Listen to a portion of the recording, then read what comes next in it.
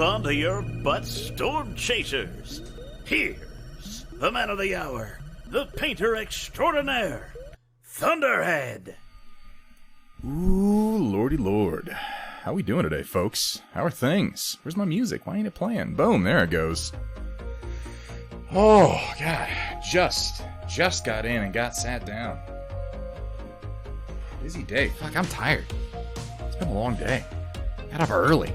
Early, you know, for me, which is probably not that early. I'm not going to tell you what time. I'm not going to tell you what time because I'm ashamed of it, and I have more pride than that. That's what pride is, right? Just hiding it. There's no sound? Yes, there's sound. There's absolutely sound. Isn't there? Can people hear what I'm saying right now? I hope that they can. Is it just Rogue? Rogue, why you fucking with me, buddy? What are you doing? What are you trying to pull? Maybe you should turn your speakers on. Sir, have you tried plugging it in? I got my little Cursala Falx right here. Look at him. Ain't he cute? Look at this little guy. Pew, pew, pew. That's the sound tanks make, isn't it? If it's not, it should be. It definitely should be. Oh, God. My brain. It can't take it, you guys. It can't take this whole waking up before noon thing on the regular. It's a bunch of bullshit, if you ask me. Where's my drink? Hang on.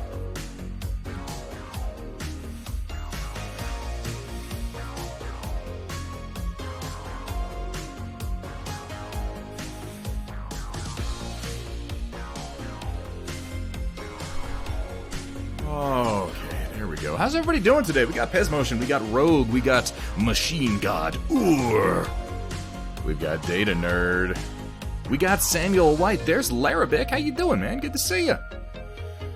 Oh, somewhere between a semi and a Humvee. I want you to do a Kiernan once it reaches viability. A Kiernan, is that something you're working on right now? I'm sorry, so many people are working on so many different things right now. Guys, there are so many projects in the Discord. At this particular moment, it is difficult to keep track and also do my own. I'm putting you in this box, little Falx, and I'm putting your tracks with you there, and I'm gonna put these other Toad Smashers in with you so you're not lonely. Here's one. Here's another one. They're gonna hang out with you. They're your buddies. Always stick with your buddies. Actually, I'm gonna lay them down so they don't fall over and break their antennae.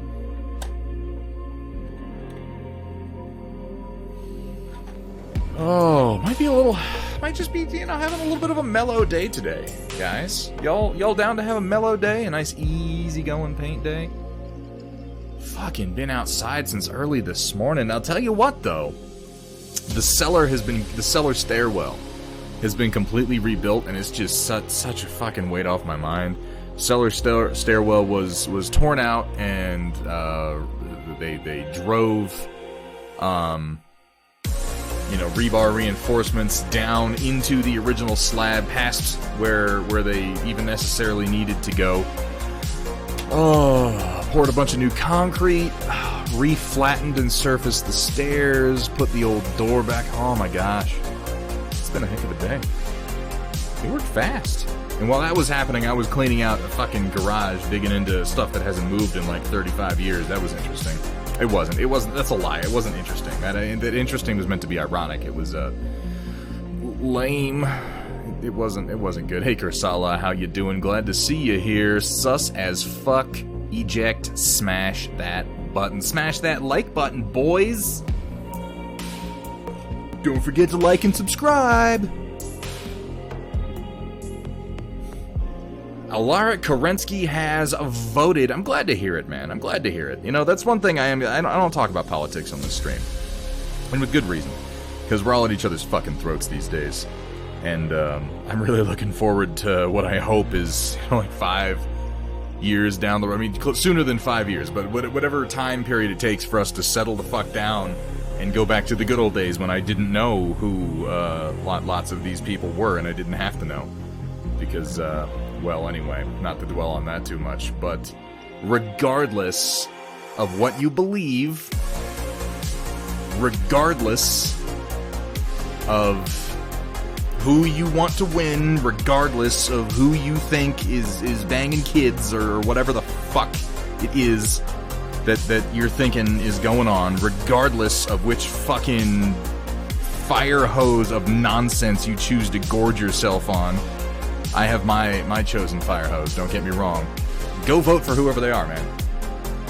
Go vote. Those of you who are in the United States, who are U.S. citizens, who you don't even have to be in the United States. There's absentee voting. Just vote. Vote this year, guys. I'll tell you, there's nothing that disappoints me more. That's a lie. There are things that disappoint me more. But I am greatly disappointed almost every election year at the percentage of voter turnout. And I know that there's a lot of reasons for it. I know there's a lot of arguments about why it happens and who's doing it and blah, blah, blah. I don't give a shit. Get off your ass and go vote. Just do it. Just vote. Vote. Make your voice heard. Even if all you have is a vague inkling of what you want to happen, just go vote. I want to see big numbers this year, you guys. Big numbers.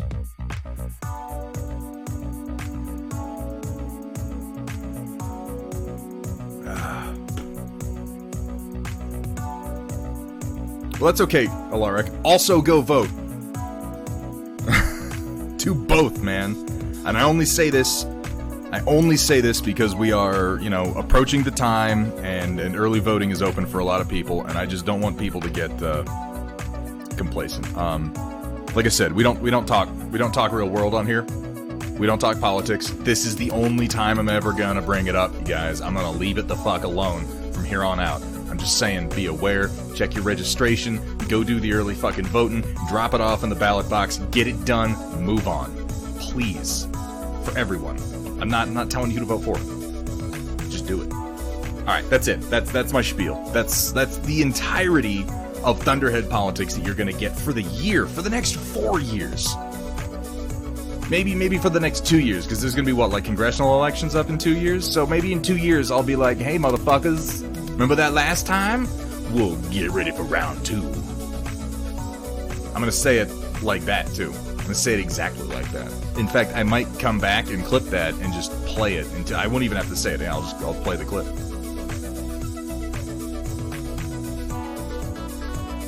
Pardon me, I'm just kind of slugging some water right now because I'm kind of dehydrated. I've been outside all day. It's dry as shit up here. It was, you know what it is? It's warm today, and it's dry, and oh my god, the flies today. It's like they know. They know this is their last hurrah before fall really sets in, so it's like a bunch of them hatched, and they're just all over the fucking place. Oh, but it's okay. It's okay, little flies. You enjoy yourselves. Take advantage of the time that you've got, because you don't have much of it, and I'm gonna laugh as you die.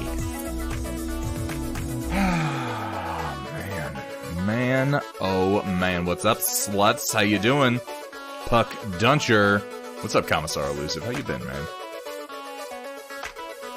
In the words of Robert Heinlein, always vote, even if there's no one you want to vote for. There's almost certainly someone you want to vote against. Yeah, and that's all I'm really saying, is just make your voice heard. Guys, again, I'm not gonna talk about it. I'm not gonna dwell on it. It's not interesting, I've said my bit. Go cast your vote. I don't give a shit who for. Just fucking cast it. I think once it reaches a working print stage, you should get one for the Stormchasers, because tonks. Dim tonks. Really, Roland? I'm sorry to hear that, man. Dude, Roland, take care of yourself. I assume you have probably already either gone in for or arranged to have a test done. If you haven't, do so. Check out health guidelines. Make sure you're taking care of yourself. Make sure you're taking it easy. Make sure that you're isolating as well as you can, man. And, get some rest. Watch out for yourself, dude. Yeah, no, nobody. I really, I get angry about things, and there are people in this world that I'm like, that motherfucker should have his intestines ripped out through his poop hole. And I don't really wish harm on anybody. And I certainly don't wish... I don't wish 2020 on anybody, but here we all are, aren't we? Right? This fucking year, you guys.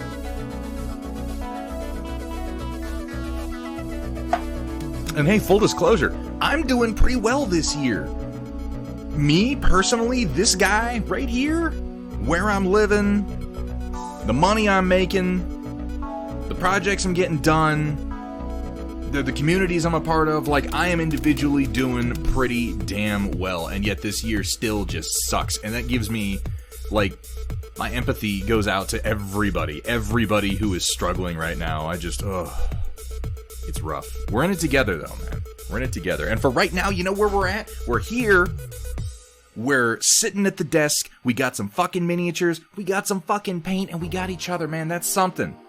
That's something. It's always important to be grateful for what you have and to recognize what it is. And I recognize it, and I am grateful. I'm grateful for each and every one of you. Thank you guys for being here today. Hey, what's going on, Joey Bag of Donuts? How you doing today, man?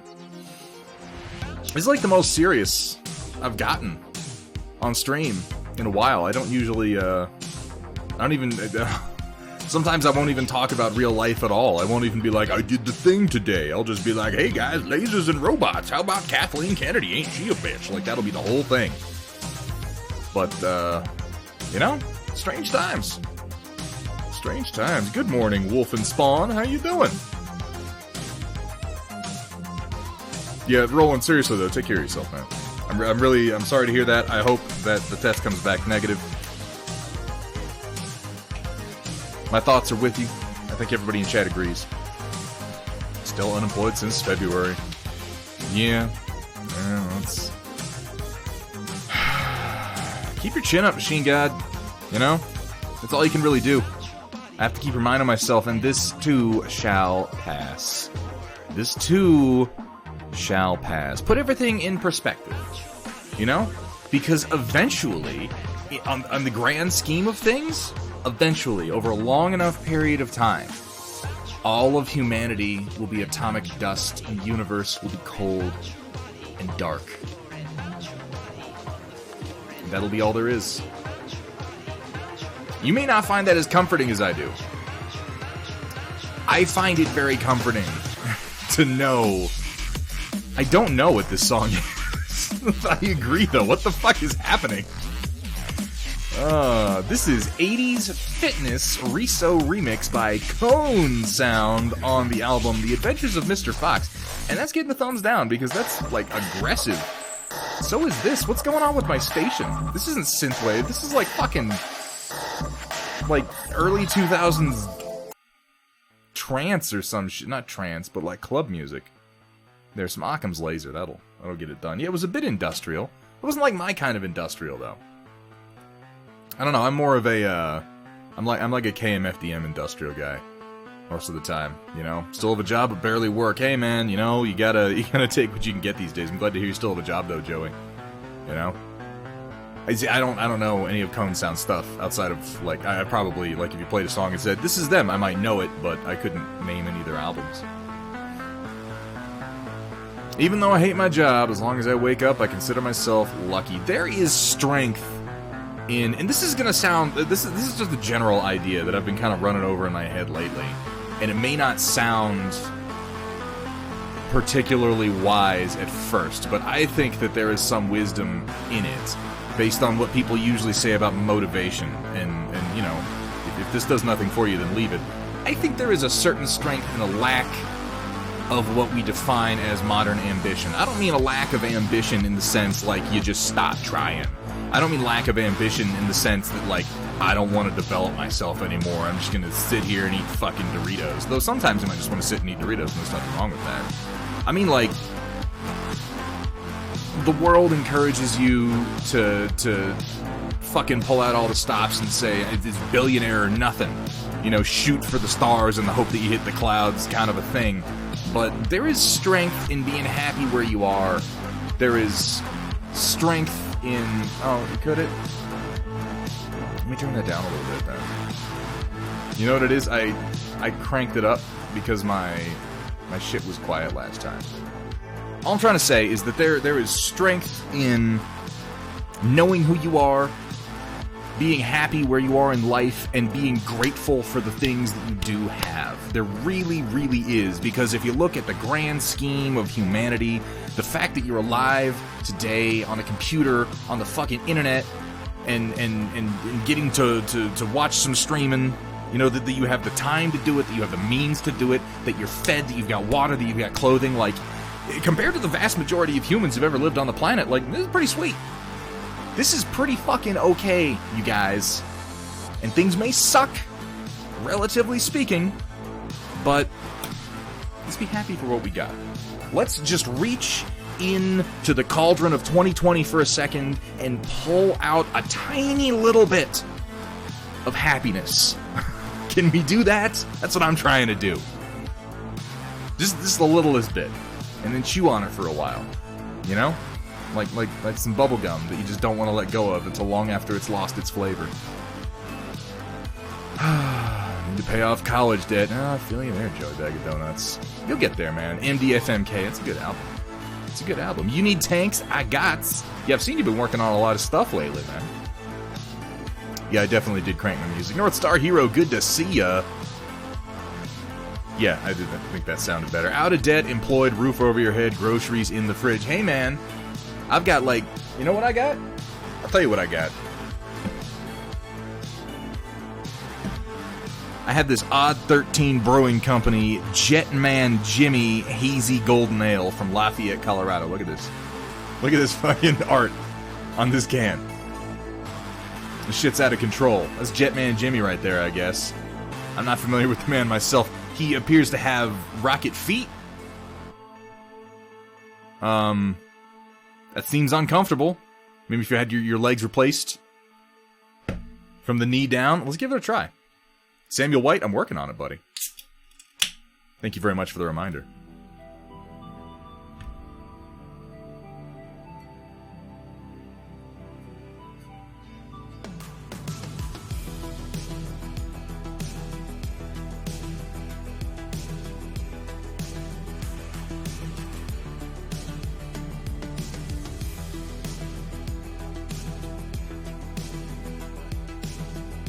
Nice, smooth pour.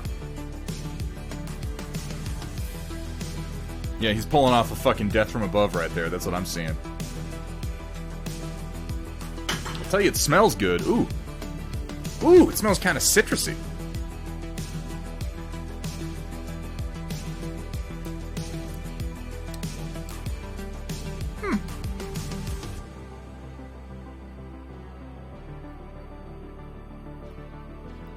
It's light, and it's a little hoppy. It has like this tiny little edge. Like taking a sip of it is a bit like smelling an IPA before you really get that hoppy hit.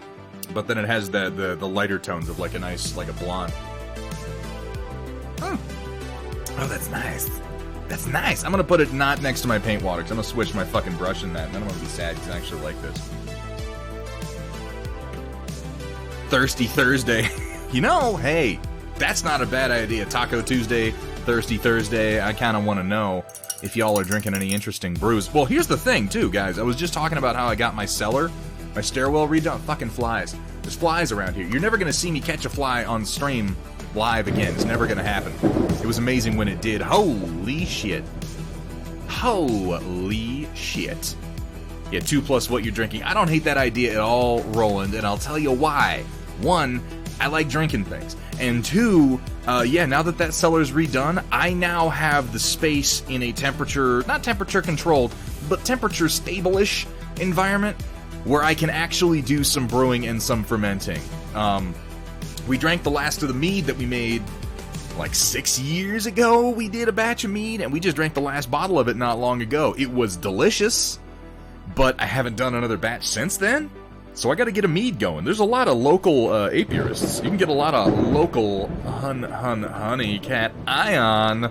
Thank you so much for the raid. Hello there. Welcome. Welcome to everybody coming over from Cat Ion stream. I suspect I know 1 or 2 of you. I suspect I do. Dude, yeah, okay, Binary Shield. You had some of that mead. You had maybe like 1 year of aging on it. Or did you have one later? I can't remember. I think you had one of the ones that had been aging for about a year at the latest. But we had a couple of bottles that we squirreled away. And like, okay, yeah, I thought that there was a later one. I thought we got together after that. You had the 1 year and then the 3 year. But yeah, we squirreled some of that away and, like, legitimately forgot about it. Like, a couple of bottles of it, and it was so good. It was so good by the end. It changed so much. And people say that. People will, oh, you let it age and it's going to be totally different. You don't fucking believe it until you've made one and tried it at every step. And you're like, oh, this is a completely different drink. That aging makes such a big difference. Thunderhead Vineyards. I could see that. Thundermead. That's what we see. You only change one letter for that. And I like that, you know? Thundermead. And I could put the logo on it. Ah, shit, this is a good idea.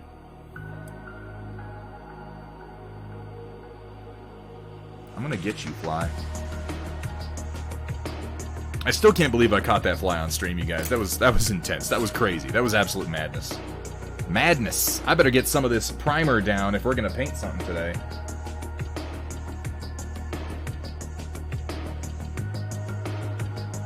So I'm starting with bare plastic today. I don't usually do that. Smops. It's funny if you know him. That's good shit, man. I like that a lot. Now, I'm under the impression that, okay, this is, you know, gaming nomenclature. Everyone's like, well, this is hard plastic, and that's soft plastic, and this is resin. Resins are also plastics, though. They're a form of plastic. Plastic is a fairly broad spectrum of substances. But resins are plastics also. When people say hard plastic, what they mean is styrene. And when people say soft plastic, what they usually mean is PVC. And then when they say resin... Alright, I can't really define the chemicals in most of these resins, but they are in fact a plastic as I understand it. Use my mixer. Ooh, this thing's always fun to turn on. Ooh, yee. Friend who caught a bee playing D&D. He caught a bee playing D&D? Okay, that's where it ends. I couldn't rhyme anything with that. It would seem to be really easy, but I've had a long day, you guys, and I'm not a poet, okay? It would have been funny if I could have, though. Okay, I'm gonna encourage everybody who's here in chat right now. Imagine that I continued to rhyme things with B and D&D for like a minute, and laugh as if I had done it. Because I guarantee your day will be better. Oh, lavender mead. That sounds delicious. How you doing, Jotun Wolfarts? Good to see you. Sma hops. That's pretty good, man. That's pretty solid. Am I drinking Franzikaner? I'm not. I have a... What do I do with the can? I was just talking about it. Here we go. Odd 13 Brewing Jetman Jimmy Hazy Golden Ale from Lafayette, Colorado. It's tasty. This is good stuff. See, Machine God, I knew that there was a joke in there somewhere. There you go. Roll with it, man.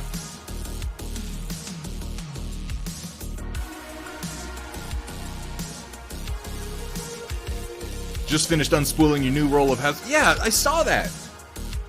See, that's surprising to me. I would have thought you'd get better from Hatchbox. I buy cheap-ass PLA. I buy, Rep Wrapper from... I just buy it on Amazon, because I can get it for like $23 a spool, usually. And honestly, it's pretty good. It has not really failed me at any point. I had worse results when I tried to use, what was that one? What was that one? Shit. It's a fairly major company, a number of people. Sunlu. I tried to use Sunlu PLA, and it jammed my printer all up. And people say that stuff's pretty good. But then this cheap-ass Rep Wrapper, like, I've never had a single problem with it. Now, I've only used one spool of Hatchbox, and it was wood.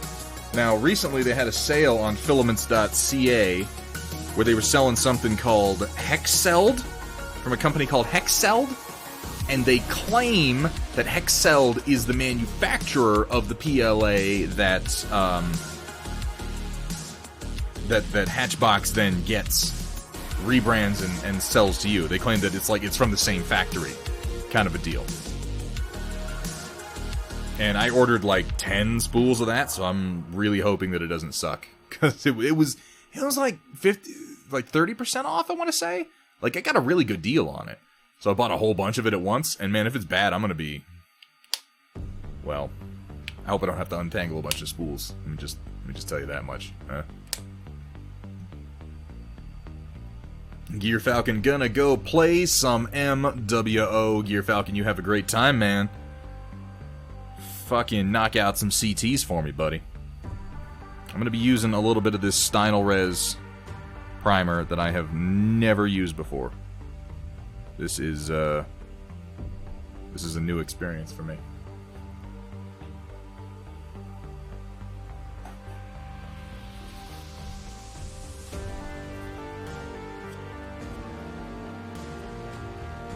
There's a little bit of a chunk right near the top there. There we go. What's everybody up to today? Y'all working on anything fun? I hope you are. Hope you're not working on anything lame. If it's lame, stop working on it. Do something fun instead. Like, you know what? Life's too short. Life's too short for this lame bullshit.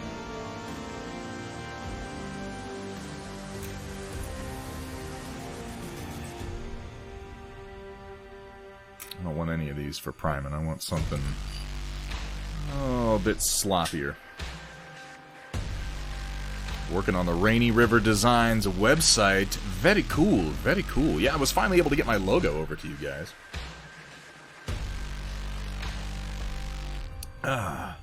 You got that email, right? I hope that got through. I'm gonna put just a teeny bit, like a touch of water in this here primer, just because it does seem a bit thick. Just a touch. Loosen it up. And let's get to brushing this on to our Toad Smasher, courtesy of Kursala at Rainy River Designs. I'm gonna put a glove on. I think it hated you the whole time, Data Nerd. It's just it finally saw its chance and it was like, ha ha ha ha! Oh ho ho ho! Working on painting some spooky skeletons. Well, that's pretty cool. What for? Any particular ones? You guys seen this new Armada game coming out from, who was it? Mantic? It's like set in the Kings of War setting. I don't know that I did, Machine God. In fact, I'm almost certain that I didn't, because I don't have a printed Marauder right now. My resin printer has been quiet for almost a week, though. So I should fix and change that, I think.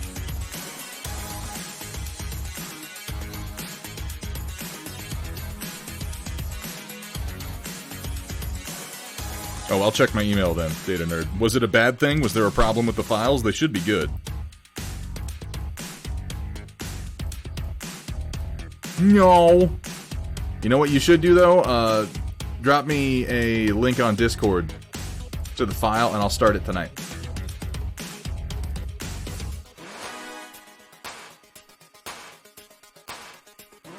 For D&D, just some random enemy minis.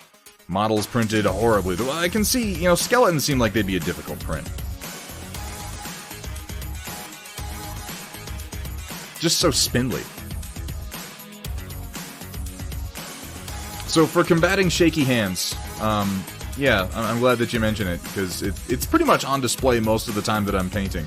Everybody suffers from shaky hands to a degree just because of the nature of hands. They're extremities, they're on the ends of your limbs just your heart beating will cause your hands to move and shake a little bit. Obviously, some people have more of a problem with it than others based on, you know, diseases, nervous conditions, just the way that you're built. You know, they say nobody looks like they do in the medical textbook, because every single human body is unique, and some of us, we get a little bit of that handshake.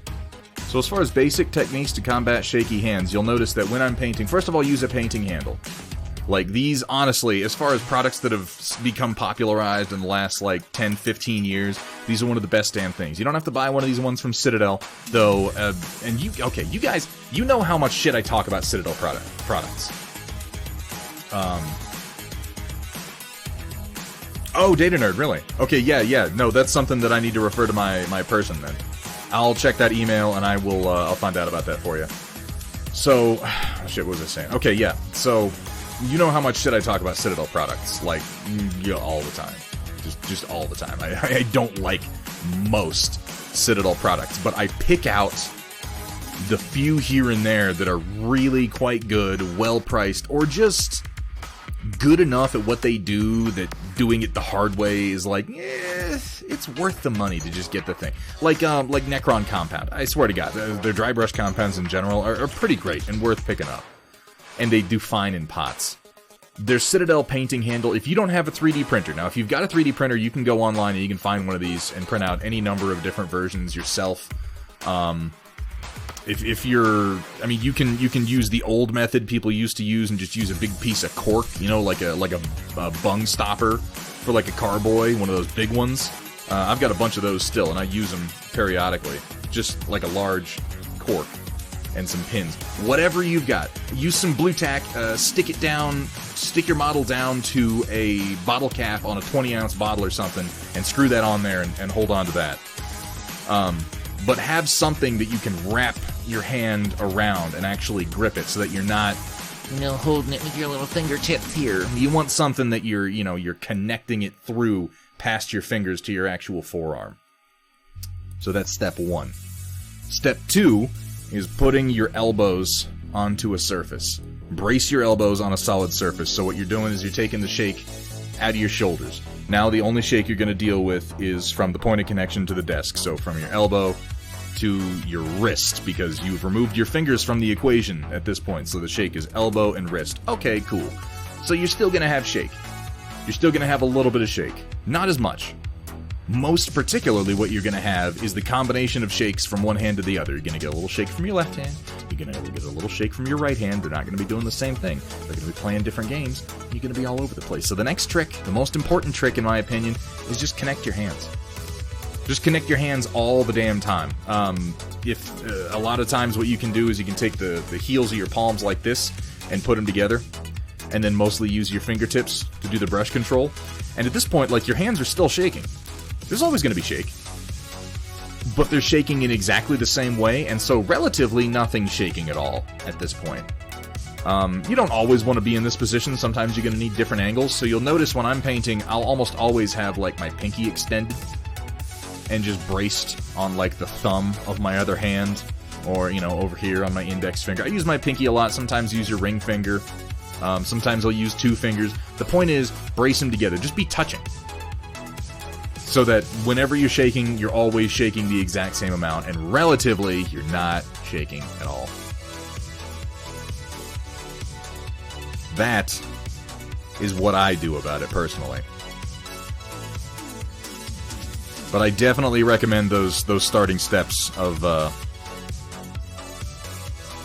put your elbows on a stable surface, get yourself a painting handle, and then brace your hands together. Alright, I guess I don't really want to thin that at all, do I? Pretty much does fine at full thickness, it seems like. I've never used this Stynylrez primer. This is my first time using it. You guys are witnessing it. I popped the seal on it here on the stream just a minute ago. I definitely do my pinky a lot. You'll almost always see my pinky extended out like this, braced on something.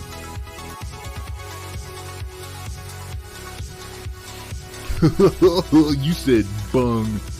Bung, bung, bung. It's a funny word. Sounds like a beehole.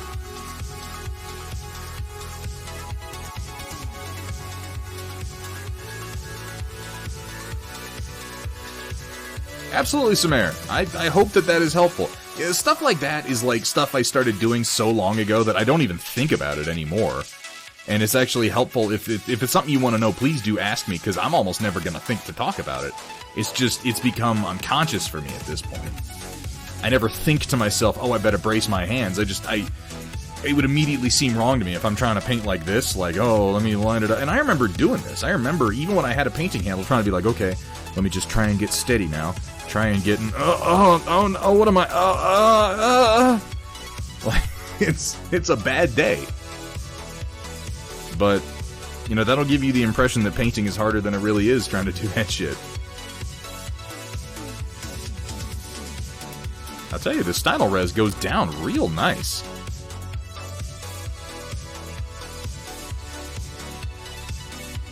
I suppose you could just go ahead and floor that paint it's on primer. Anywhere. It's not like we're trying to get inside it's the primer, lines or Rogue. anything.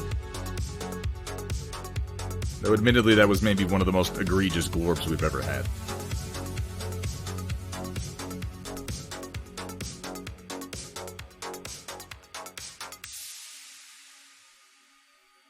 But yeah, the best way to think about it for the bracing your finger is just your hands are going to shake no matter what you do. You might as well make them shake in exactly the same way. And if they're touching, they're going to have the same level of shake.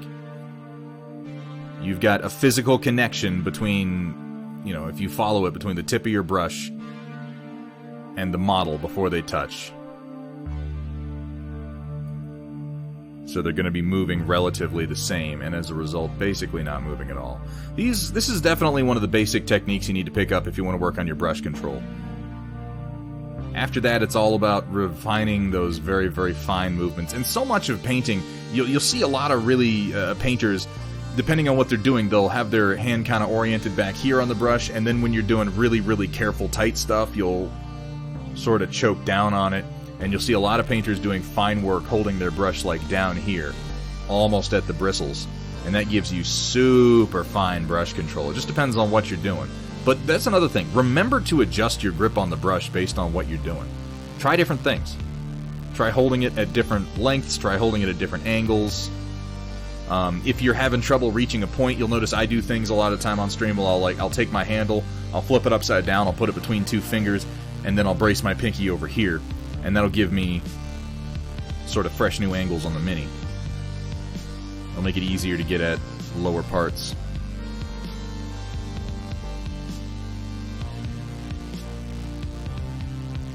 And then you can adjust it just by kind of twisting your hand.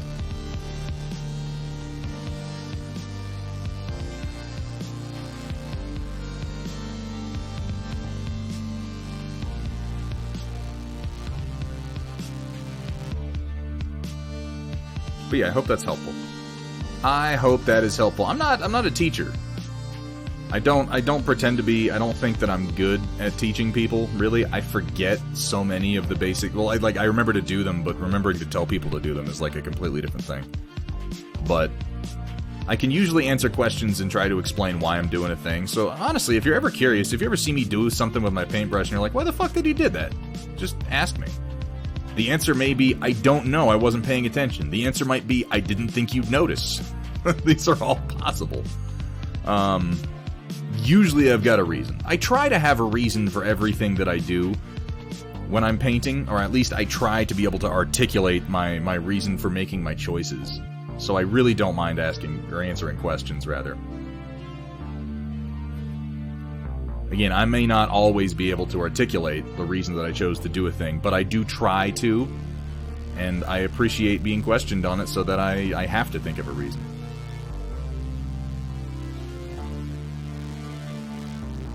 It's just, you know, it's kind of part of, in general, I've been trying in my life lately to trend towards mindfulness. Which is just, in the simplest terms, doing everything you do on purpose. Know why you do a thing. Don't let your brain... Like, it's going to happen to a degree. Your brain's going to act unconsciously because that's what it does. It's your brain. But try to cut out as much of that as you can. When something does happen unconsciously or your mind has a reaction that you're not expecting, analyze it. Try to understand it. Try to control it. Do something about it if you're able to. It's made me better able to deal with things like angry reactions. Where something happens and I get angry. And I'm now able to, I would say I'm now able to, more often than I used to, I am now able to kind of stop and go, okay, I just got angry. That's interesting. Why did that happen? Specifically, why did that happen? Was it something that the person said? If they said a thing and that made me feel a thing, did I then get angry over the thing that I felt? If so, what was that thing?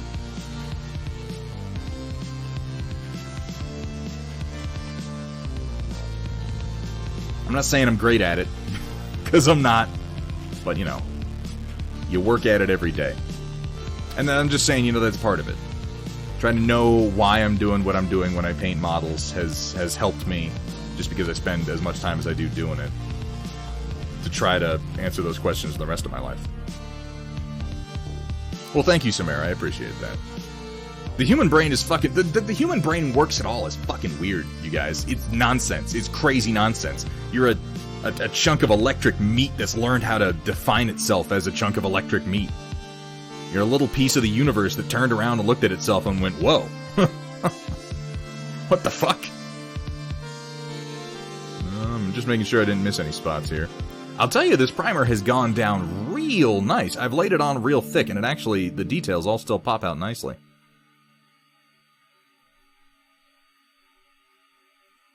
You'll know I normally don't brush on primer at all. I normally airbrush it, but I don't hate this. I'm probably going to airbrush this too in the future. I just wanted to try starting with bare plastic today. Yeah, rolling bare resin.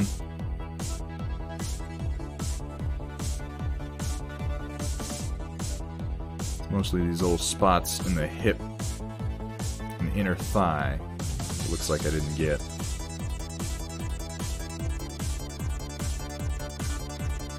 Okay.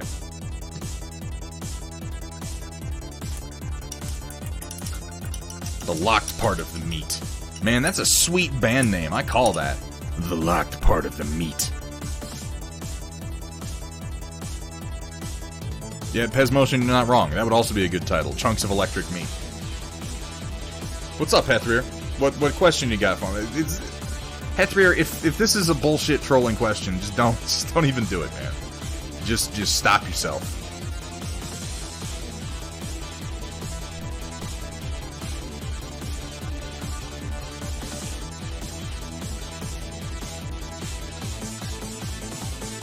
Make everything sound dirty, baby.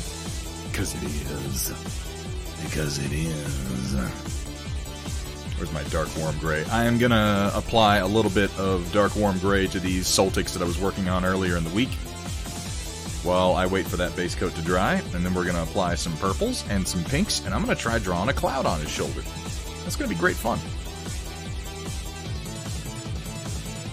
Look, I'm not saying Thunderhead's trying to brush you off, but you're just base coat, man. Just base coat, man. Just base coat. What are you painting today? Something sent to you a viewer? I wonder what that's fucking like. Oh, God. Heathrier's right. I have Heathrier's saying. Welcome, everyone, to Thunderhead Studios, where the only rule is... Please don't show me your genitals. Please don't. Have fun, be safe, and above all...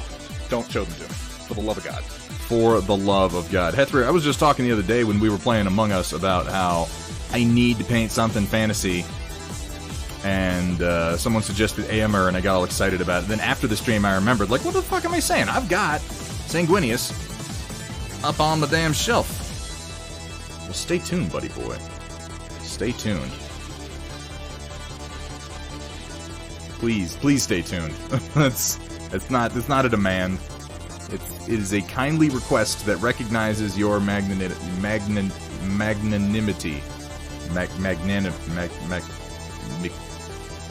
Your nicitude.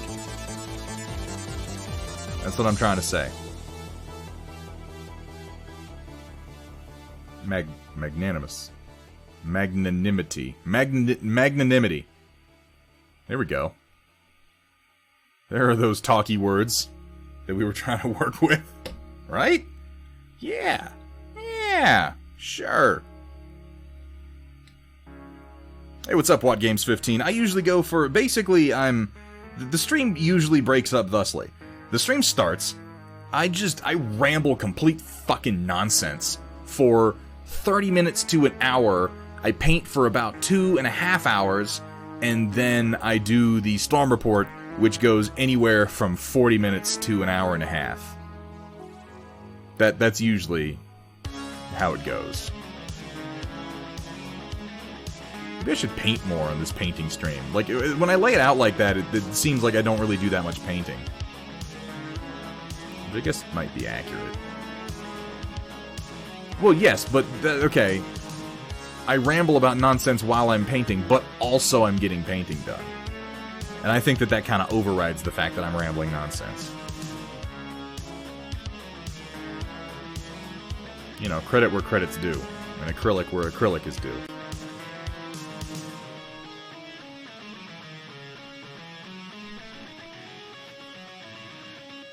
Just a number of spots that I kind of missed in here. didn't notice until later.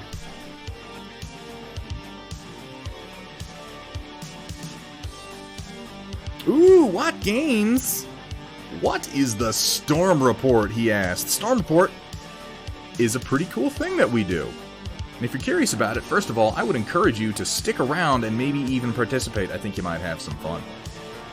It is an art share segment that we do every single stream. It's a good way for everybody in the community to kind of keep tabs on what they're doing, share their progress for the week, share their lack of progress for the week, share things that they've done before that they're proud of but don't have the opportunity or the excuse to show off necessarily, share some cool photos that they've taken mostly. It's anything creative that you're up to that you'd like to share with us, you can do so during the Storm Report. We'll take a look at it right here on the stream. It's real easy to participate if that tickles your fancy at all. All you have to do is hop into the Thunderhead Studio Discord. Go into the channel mark hashtag the Storm Report and post up to 2 pictures, unless it's Tuesday. Because Tuesday, baby, well, that's Taco Tuesday. And I want to know about whatever taco it is that might be significant to you in your life right now. Let's face it, you know. Tacos are major life events. But really, it's 2 pictures that you can post, and then on Taco Tuesday, you can post 1 additional picture, as long as it's a picture of tacos that you took. Now, this is important. I don't want Instagram tacos, okay? I don't want fucking that taco over there. I don't want them taco thoughts. Okay, that's not what I'm after. I'm after a taco that you made or consumed. I'm not looking for the fancy schmancy fucking influencer tacos. I'm not looking for your, oh, this taco has a Japanese fusion blend and is coated with 32 karat gold, and as you can see, there is a picadillo made with snow owl. Like, no, none of that shit. It can be just like, hey man, I had some taco shells and here's some cheap ass ground beef, but I want to see your tacos, because I fucking love tacos, man. Tacos are like the perfect food. They're essentially just an improvement on the formula of the sandwich. You know what I mean? Via the addition of corn and or flour tortillas. And usually some zesty meats. And God knows we're all about zesty meats here, you guys. All about them. Yeah, no problem, Watt Games. And yeah, if you got anything that you've painted recently that you would like to share, get some feedback on, or even just show off, I would love it if you felt like posting something, man.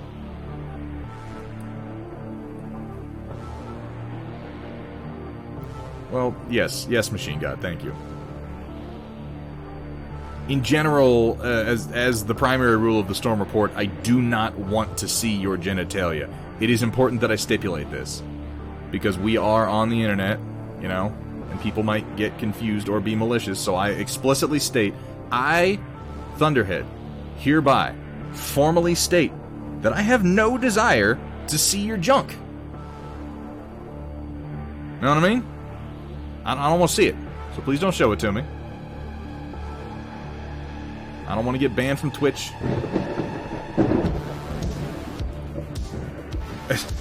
As if on cue, someone named Clothar, which I assume has something to do with pants. Do you like sexy battle mix, sexy streamers, and sexy Solaris cheerleaders?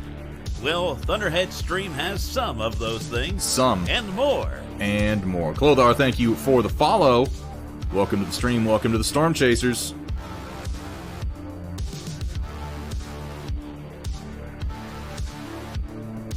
I've stopped doing the thing where somebody follows and I'm like, hey man, how are you? What are you doing? What are you painting? Do you like to paint models? Because I realize people like to lurk.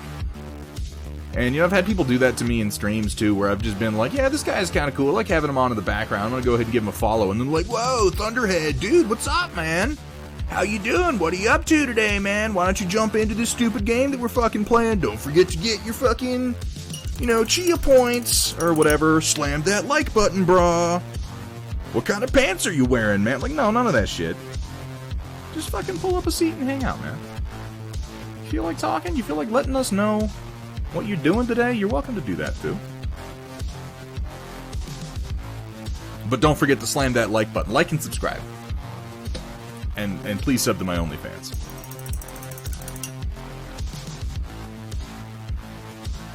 well, maybe just for you, Jack. Stay a while and listen.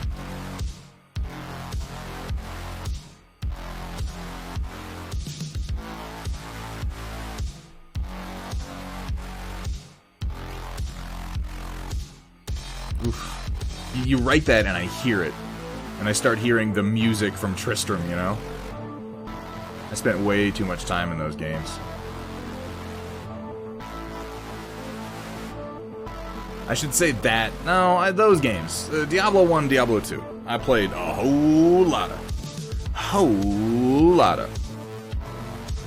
Diablo 3, not really as much, or at all, really. Like, I think a while ago, I got back into Diablo. Like, I picked up Diablo 3 when it first came out, and I was like, this sucks. And, then a little while ago, I was like, whatever, I'll give Diablo 3 a try, and I think the expansion was out. What's the expansion for Diablo 3? Not Lord of Destruction, because that was Diablo 2, Lord of Destruction, right? I don't remember what it's called. Reaper of Souls, yeah. And it was like, this chick is also Diablo, and now Diablo's got boobs. And I was like,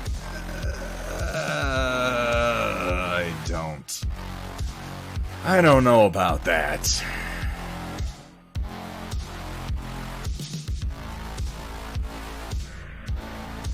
Diablo 1 Remaster would be incredible. Diablo 1's a great game. It's quite good. I mean, the gameplay in D3 is fine. D3 also visually, I felt like, and admittedly it's been a long time since I've touched it, so, you know, correct me if I'm wrong, or refute me, or whatever you have to do. The artistic direction that Diablo 3 moved in was much more cartoonish than Diablo 1 and 2. 1 and 2 were dark, and brutal, and bloody, and gross, and nasty, and a little uncomfortable, and, you know, the environments were claustrophobic, and the light was close. And there was also the cow level, yes, Jack, that is objectively true.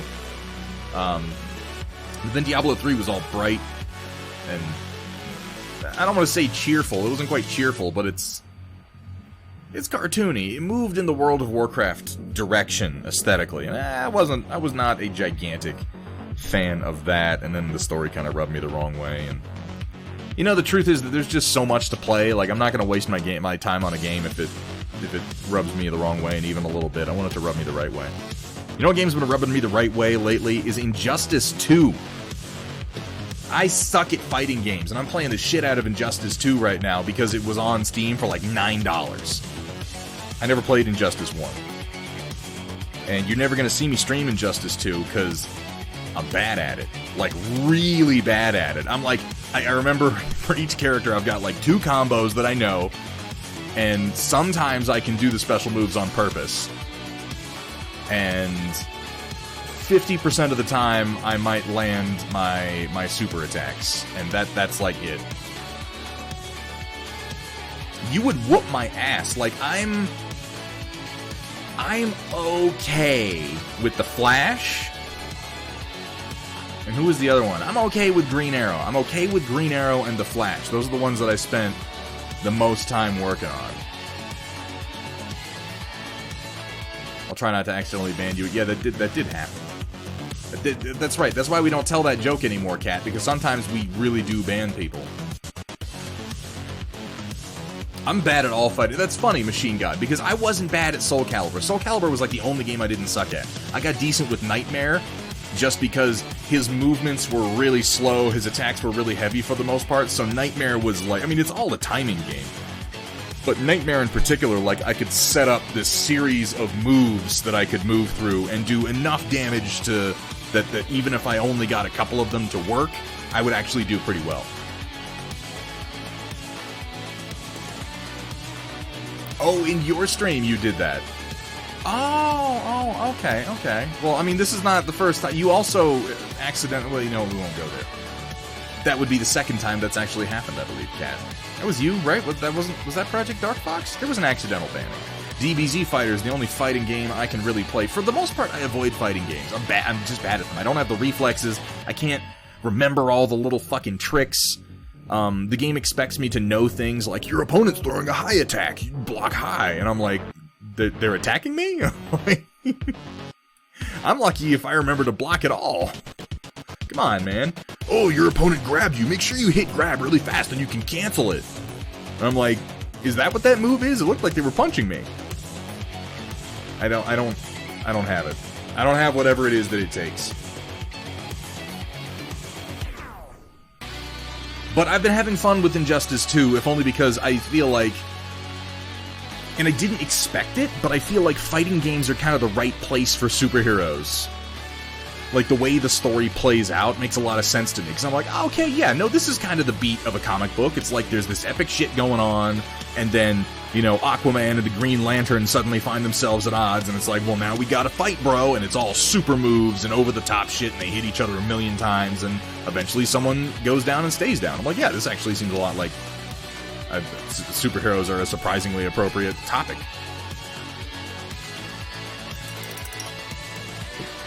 Put some paint on this damn thing. Alright. Let me pull up my reference that Kursala sent me. Where'd my mouse go? I lost my mouse!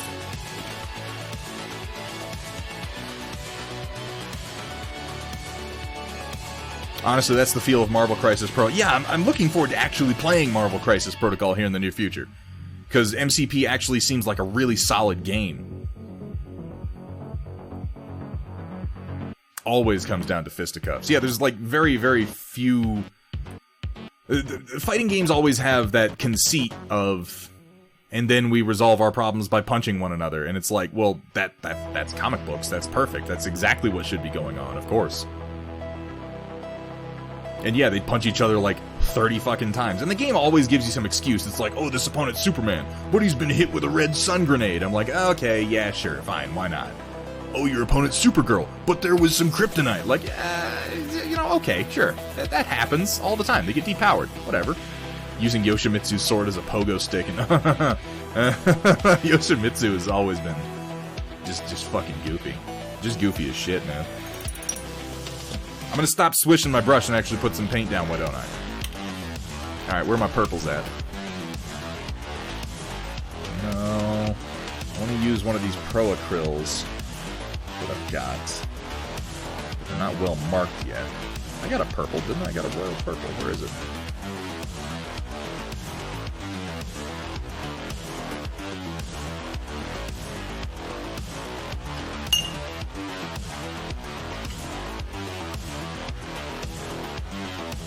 There's just purple.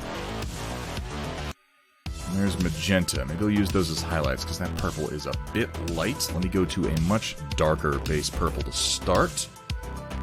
Royal... or Styx. I think Styx purple as my general overall coat, and then I can bring it up for a couple of spots.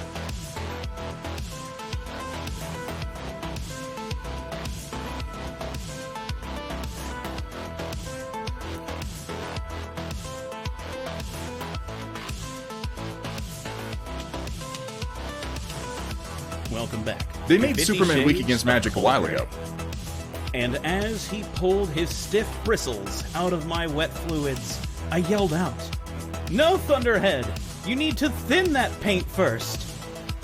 The Borealis printing at 0.12 layer height, which I recommend, by the way, has come out to about 4.5 days of solid printing.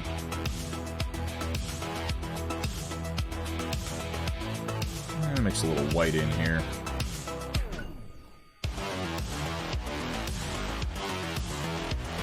Not white. What am I saying? Mix water, not white. Jesus. I told you guys, my brain is mush today. More so than usual.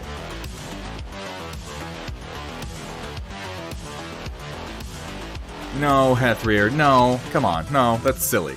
That's a silly thing you said.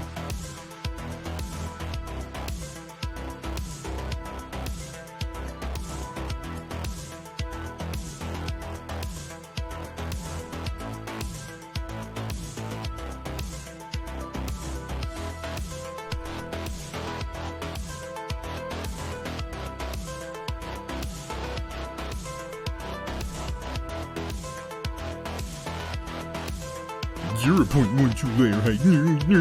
My name's Jack, and I've got an orbital space laser. You think I'm making fun of him? That's actually what he sounds like.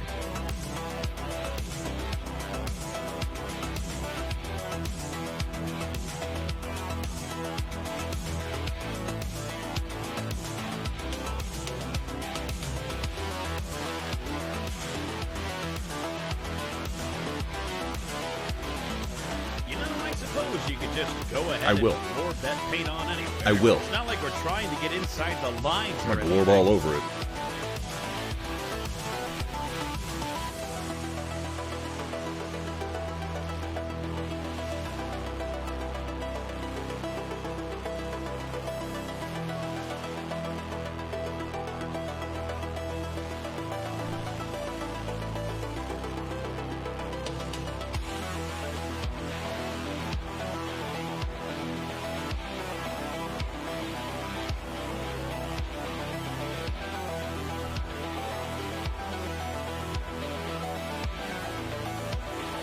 Oh yeah, no, this isn't my real voice at all. I practice this voice. That's the reason that I only do 4-hour streams, because after 4 hours, my voice gets strained and I start to talk like I actually sound. Which, you know the scientist dude in The Simpsons? This is basically that. Complete with the occasional Glaven.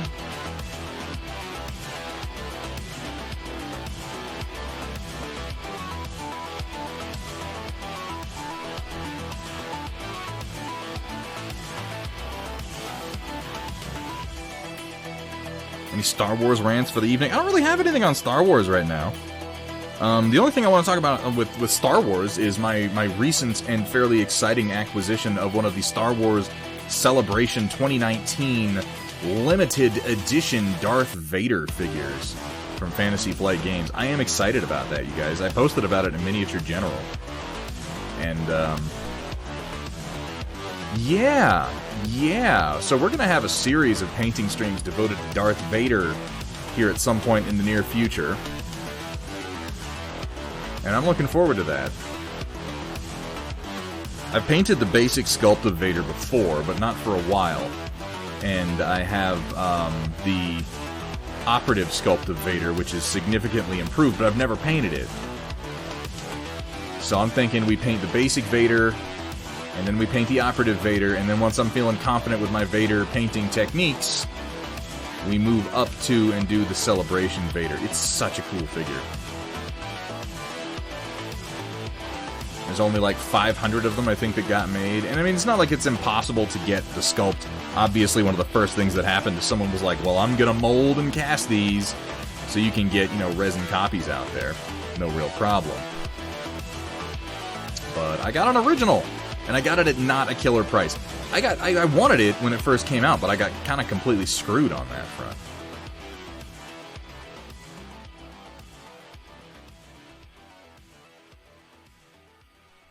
Full on the last one. Thunder Father or Thunder Vader.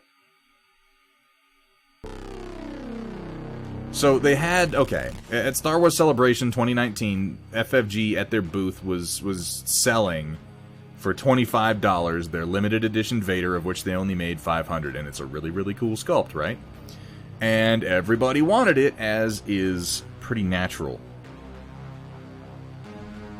Well, everybody who plays Legion, right? But what everybody wanted more was something else that was available at that particular booth, which was a Sabine Wren limited edition pin. So for all the Star Wars fans who don't play Star Wars Legion, which is the majority of them, they were just interested in the Sabine Wren pin, and I get that. So to get it, you had to make a purchase at the booth. Okay, cool, fine, yeah, sure, whatever. So you go up and you're like, I just want the pin, sell me a thing. And you look at the, you know, list of items that you can potentially buy, and at the lowest price, the lowest scale of price, for $25, was this FFG limited edition Vader. And they didn't give a shit what the thing was. They were just like, $25. Hell yeah! Give me one of those pieces of shit and give me my pin. They were just buying the pin for $25. And they had a thing where, like, they would only sell a certain number a day. but they were also letting people in with, like, press passes and exclusive passes before they let in the general public. So what actually happened was, every single day, a line of people with the exclusive passes or press passes got in first, bought Vader until they weren't allowed to anymore, got their pin, and moved on. So if you were just a general attendee and you were like, oh boy, I'm gonna go buy this special edition Vader, you'd show up and they'd go, oh, we've sold all of ours for today. And they did this every fucking day until there just weren't any anymore. And as a result, the vast majority of the limited edition Vaders went up on eBay almost immediately because nobody who got one really wanted one, which was frustrating to say the least.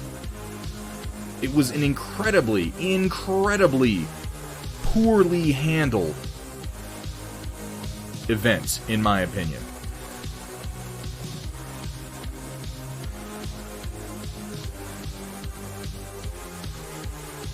I was not at Star Wars Celebration 2019, but I had multiple people who were there that I said, hey man, please get in and get me one of those. Please, please, please, I'll pay you twice, I'll pay you 3 times what it's worth, just get me one. And they tried, all of them tried, and none of them succeeded. It was very disappointing to me at the time. Particularly considering how many other people got it who didn't want it, how many of them went up on eBay. So the answer then is, we'll go get one off eBay. And yeah, sure, yeah, totally, I'll do that. That's great. Let me go check out eBay. $250, $300. Like, what? Huh? It's a $25 model, and you want fucking, like, $350 to $400 for me to take this off your hands? And these people don't give a shit. Because they only spent $25. I'm like, yeah, whatever. If you want it, you'll buy it. If you don't, you don't, nerd. And, I didn't want it that much. I did not want it several $100s worth. And recently, very recently, I was contacted by someone who watches the stream from time to time, who started watching because I was doing Star Wars Legion painting, because, you know, I was doing, I think... Which one did he mention? Maybe it was Anakin? Anyway. Watching some of my Star Wars Legion painting streams, contacted me, and he was one of those people who wound up with one because he was after the pin. And he plays Legion, somewhat, but was like, I don't play it that much, and I'm not a particularly good painter, and I just don't feel like I'm going to do it justice, and I'd rather it go to somebody who is going to. And I'm like, well, I mean, for real? Seriously? You want to sell this to me? At a reasonable price, and he did. Now, I would like to note, I encouraged him not to. I strongly encouraged this individual to keep the model. I made several arguments, including, I know what it's like to have a model that you feel like, well, I'm just not going to get around to this. And to feel like you should get rid of it, or get some money out of it, or what have you, and then do it, and regret it later. I know that feeling so well. And I didn't want him to have it, so, you know, I told him, hold on to it, man. But he was sure. So I bought it off him. And now I have it. It only took almost 2 years for me to get it. The model that was meant for me. I like to think of it as destiny, you know? Anakin is a child of destiny, after all, is he not?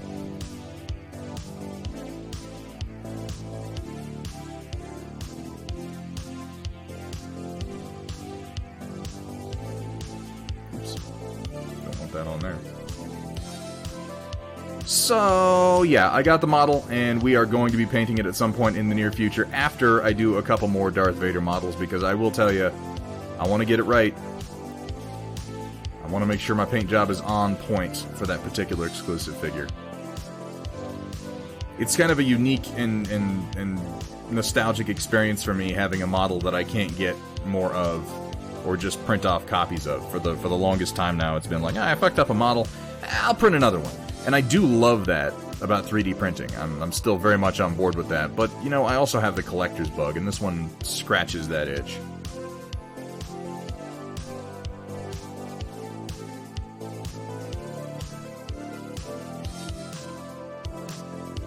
So I'm going to be doing a Storm Cloud up on this shoulder is the Theory, and that's going to be all cool colors. And then purple, this purple in particular is... It's fairly bluish, though I'm going to be moving it towards magenta. Which is going to be warmer, so do I want to use warm undertones or not? Has become my question. I think I will. I think I'm going to use warm grays.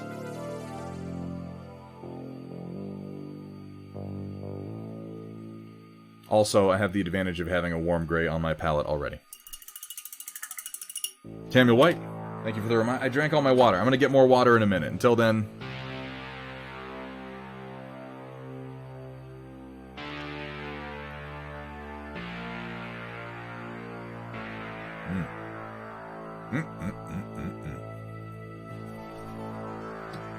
Speaking of which, I will also say that having gotten this model in my hands now, it's a nice model, you guys.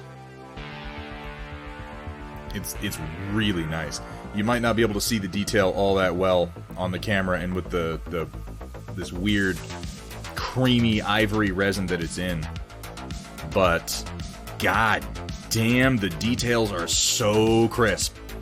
The texture on his undersuit, the details on his little shin plate here, the individual mechanical details on the chest plate and on his belt, they're so nice.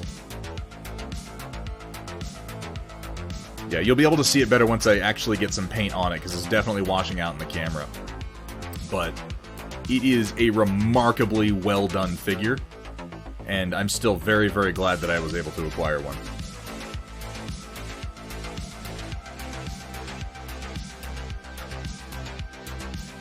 So we're going to do him last. The first one we're going to do is going to be the Vader that came with the core starter set when Legion first released, which is this fairly basic I'ma choke you Darth Vader sculpt. You asking what I'm drinking, Cat? This is Odd 13 Brewing's Jetman Jimmy Hazy Golden Ale, which I keep showing off because the can is fucking hilarious. Look at this guy. Look at Jetman Jimmy. Looks like a cool dude to grab a beer with, right? If you only knew the power of the dark side. Yeah, he's kind of got that going on there. Like, okay, he's either force choking or, yeah, he's about to do the fist clench that he does. If you only knew the power. That's the basic sculpt that they released. It's a nice sculpt. It's got a good amount of detail on it. It's a little bit of a static pose, but you know, it's Vader. He's a fairly static dude. He's not really that dynamic. Okay, fine, sure, whatever. And then when they got better at their casting and their sculpting, they then released this slightly more detailed and in a more dynamic pose, operative version of Vader. I like this one because this gives a much more interesting opportunity for me to try a more complex OSL reflection effect. Yeah, I think it's a strangle, Samuel White. It's him. He's choking somebody. But to be fair, he also kind of did that with his hand before he did the fist clench. I would totally love one where he's, you know, clenching his fist. But yeah, this one where he's about to swing his saber. And this gives the opportunity to do some OSL effects on the side of his helmet there. I know that we have to exaggerate things in miniature form. I'm not a big fan of lightsaber OSL when people do it all over a mini. And it's just because if you watch the movies, they don't glow that much. Like, if you're in a pitch black room and someone ignites a lightsaber, yeah, it's going to cast some light. But for the most part, they really don't. The light that they cast is very, very tight and very limited and fairly dim, and it only really shines on someone's face when they're holding, like, really, really close to their face. So in this one, there's a great excuse to do some OSL here on his helmet, which is very shiny, and kind of down across some of these parts on his body, and I'm looking forward to doing this one. But yeah, this is definitely a better pose than the first one, in my opinion. And then, finally, after we get through those, we'll move on to the Celebration Vader, and I like his pose on this one. This one, he's doing more of the Luke, come with me. You know? You could make the argument that he's doing like a force lift or something with his hand there, but this is more of a... This looks more like he's about to clench his fist and make a point. Didn't you hear? They started using LED lightsabers. Vroom, vroom, vroom, vroom. They started... Yeah, Vader gets his from... What's that company? I was gonna make a joke about that company that makes all the fake lightsabers. It's like, I always love when people post that video on YouTube. Yeah, straight from Empire Strikes Back. When people post that video on YouTube, it's like, oh, the world championships of Vader dueling, or saber dueling. It's a real sport with lightsabers.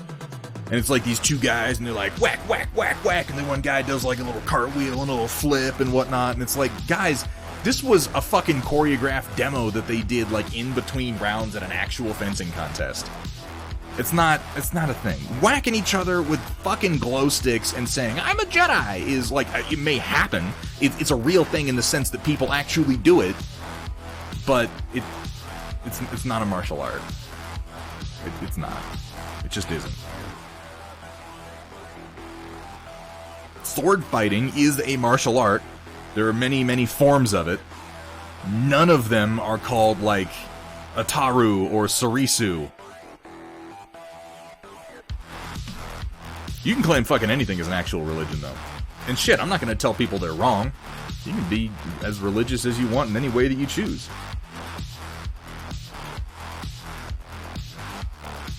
And I don't, I'm not trying to actually...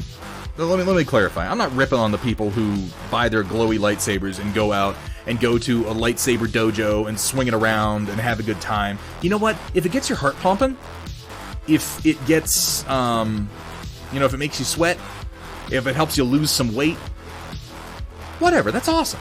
That's the shit. That's fantastic. That's what you should be doing.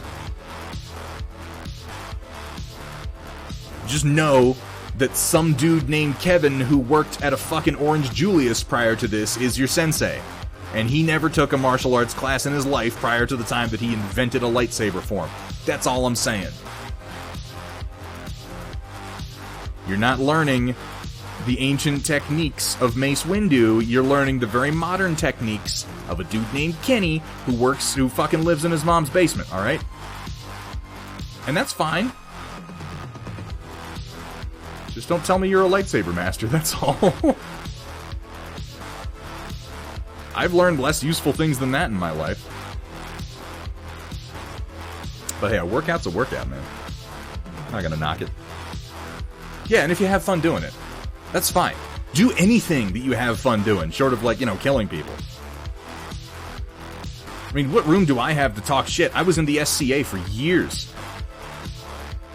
Swing sticks at people and get drunk on homemade mead at night and talk about the concept of courtly love and knightly honor. Like, it's all useless nonsense, but whatever, we had fun. Who cares? Just know what you're doing, is all I'm saying.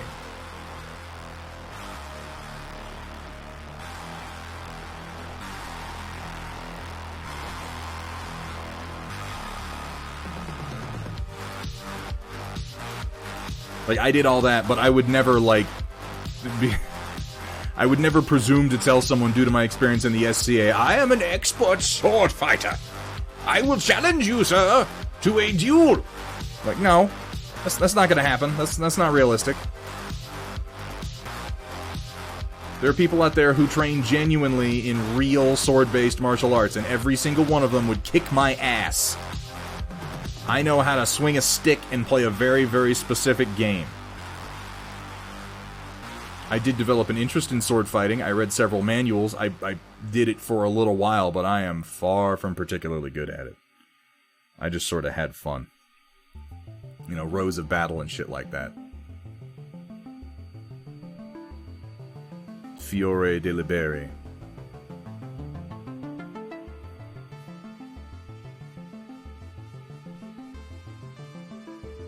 I'll tell you the fundamental problem. The fundamental problem with transitioning the concept of Jedi arts into the real world. You know what it is? Guys, I'll bet you can guess what it is. Oh, I should have removed these. You know what? I'm just going to do it right now.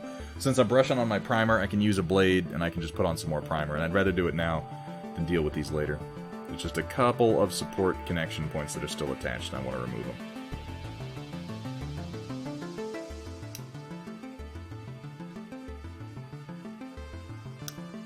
You know what the fundamental problem is?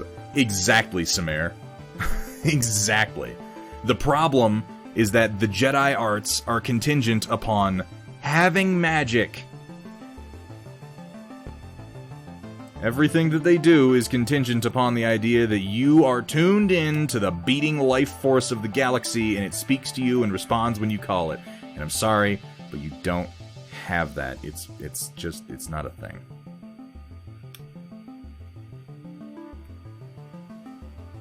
And I want to clarify. I really don't want to seem like I'm trying to pick on anybody. I'm not. Like, it's all fucking fun and games. You're having fun doing it. Do it all day long. Talk about your force powers. You know, roleplay that you're a Jedi or a Sith or whatever you want. That wouldn't even be... Like, look at me. What am I doing right now, guys? I've got a camera on me, and I'm painting a robot from a fictional version of the future where, you know, General Motors pioneers the first walking combat tank. I don't really have that much room to complain about how you like to have fun. It's just when people get serious about it that it bothers me. There was a guy we knew. Oh my god, I haven't thought about this dude in a long time. He was one of those weebs who claimed that he had gone to Japan and, like, trained in the ninja arts from a master. The problem with this really was that we weren't, like, in high school when he was claiming this. This was a claim that was made by someone who was enlisted in the United States Army to other enlisted members of the United States Army. And he would say things. You know the type. You know the type. The one who's like, "Oh, I could do it if I had my tabby boots, bro." He made such outlandish claims. Oh my god. He was one of those that literally would say things like, you know, "No, I can't get in fights, man, because I black out and then I wake up and people go to the hospital." It's like, no, they don't. No, they don't, man. Look. We all know people here who know how to fight. Every single one of us has some idea how to fight, because the government made sure that we know how to take a punch, okay? And that's not real. I can run up a wall. I can't do it right now because I don't have the right equipment. I mean, it's funny. It's also kind of sad because I know that, like, in his heart, that was just, he was just a kid who, he wanted to be cool. He wanted very, very badly to be cool.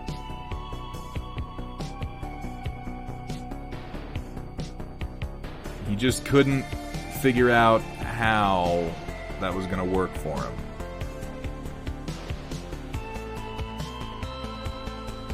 And unfortunately, he chose very poorly when it came to how he was going to become that cool guy. He decided, I'm gonna lie about some things that I saw on Naruto.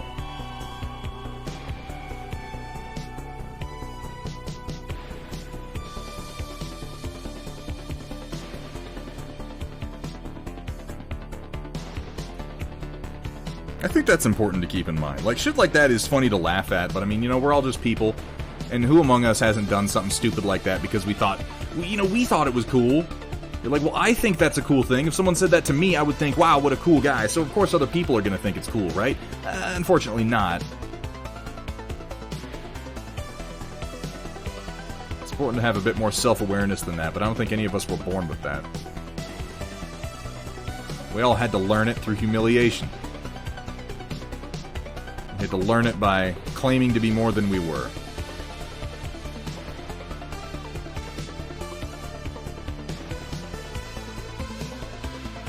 And then he joined the army.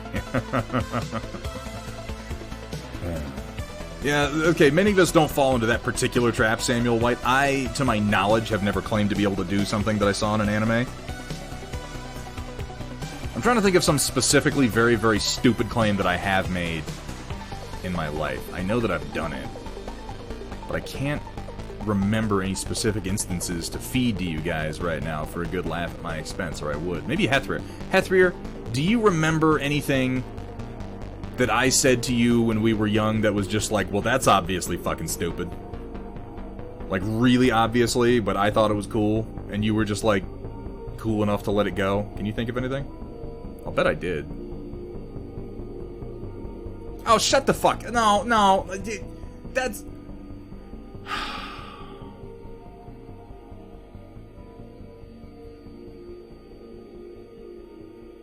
Alright, why am I asking you guys? I should fucking know better than that.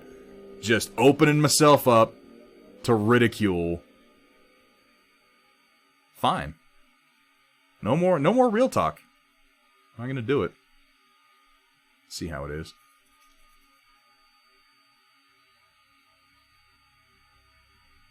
That's cool. That's cool. Y'all got jokes. Y'all got your jokes, and you tell them, and you laugh. We'll see. We'll see how long you got those jokes. See how long your fucking jokes last.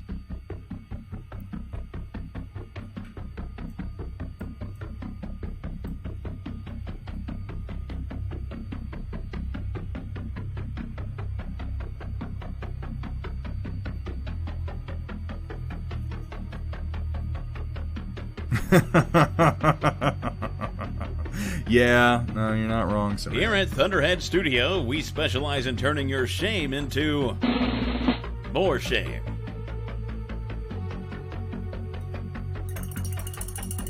Well, that's the thing, Justicar, about, like, actually fighting people. I am not ashamed to admit.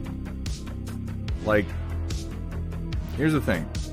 I have, since I've been a very young kid, been fascinated, as many people are, with combat and with martial arts. It's fascinating. It's kind of like how anything that can kill a person is fascinating, particularly when we make them super efficient and we study them, and then we make movies about how badass the people who do it are.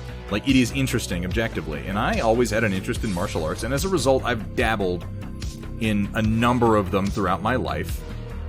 I've trained in a couple for longer periods of time. I have picked up enough of some of the more useful ones to actually use. I remember the important parts. You build the muscle memory. You know your limits. But some of the most important things I've learned in martial arts are about how very, very fragile the human body is.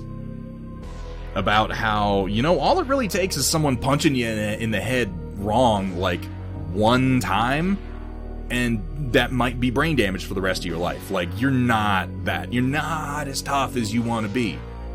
Someone hits you in the joint at the wrong time when you're not expecting it, and that joint might be ruined for the rest of your life. So the best way to fight, you guys want to know the secret? You want to know Thunderhead's secret of fighting? The ultimate secret? Are you ready for it? Because I trained in Japan with a master of the ancient art of Niji-Su, I will have you know. And I can run up walls and land silently as long as I have my tabby boots. So do you guys want to learn from me? Yeah, don't fight. Don't get in fights. Fighting is bad, and you shouldn't want to do it. You should only ever fight a person when that is literally the only way that you can possibly remove yourself from that situation and then get the hell away from it the moment that you're able to. Don't stick around and try to dominate people. Don't press the advantage and when you think you've got it and fucking, you know, drag the fight. No. The moment you see an opening to leave, fucking get the hell out. That's the secret. The secret is you don't want to be in a fight.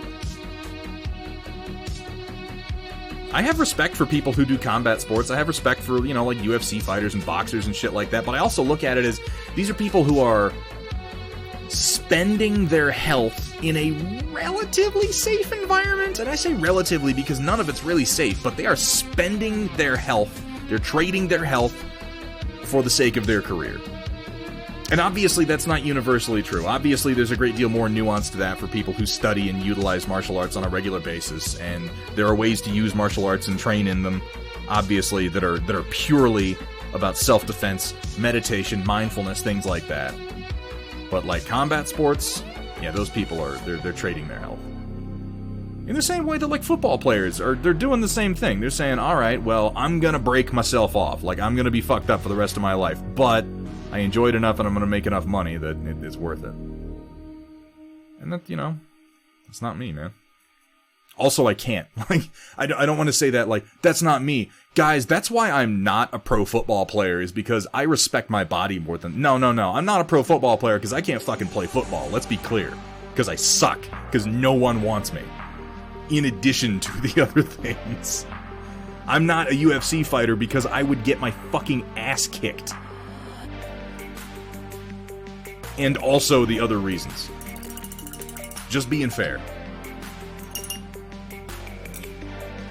I find your lack of violence disturbing. I just try to be self-aware, Samuel White. Yeah, I was picked last in Halo. You were picking people, Hatsweer, you son of a bitch.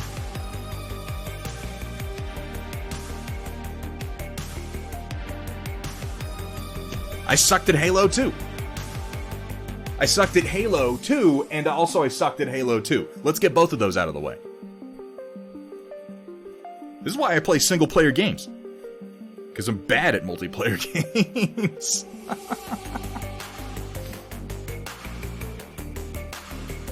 If violence is the answer, you're asking the wrong questions.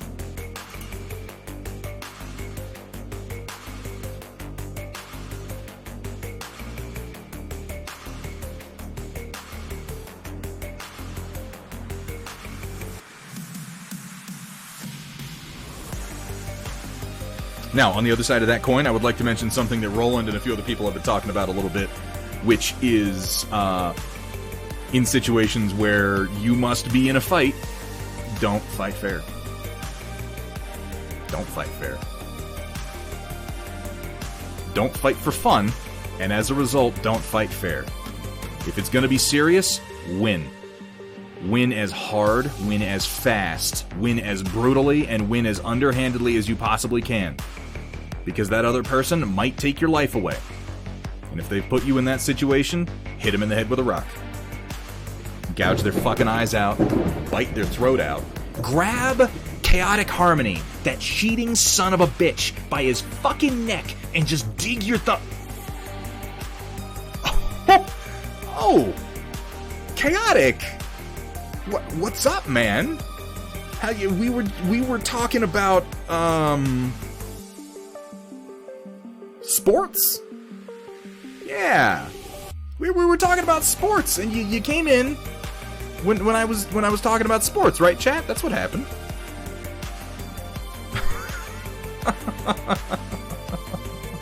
What's up, Chaotic? How you doing, man?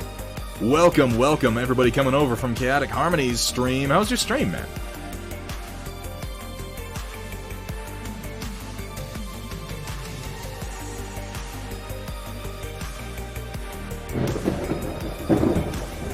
Ooh, Mamoff, thank you so much for the follow.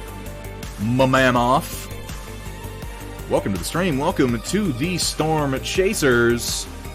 Congratulations on upgrading from Chaotic Harmony. You know what I mean? Good salvage in BTA. I need to dig into BTA. We talked before a little bit about trying to do a co-op game of that, using that hot seat method you were talking about, man. I'm still on board for that. I know, life gets in the way, projects crop up and everything like that, but I'm down to try it out. Everyone has had too much of now. From megacities like Central to the vast and desolate outlands, nobody wants more of it. Yeah, man, whenever you feel like it. How it used to feel is what the people want. And Rememory offers us exactly that. Retros. That double stack kill. Remembered treasures of the forgotten. I think that, yeah, that's from, because you drop bits, Gear Falcon. You get that little lightning bolt for dropping biddies, my man. And they say my channel doesn't have rewards. But you put little lightning bolts next to your name. What more do you need, really? Your life should be complete after that.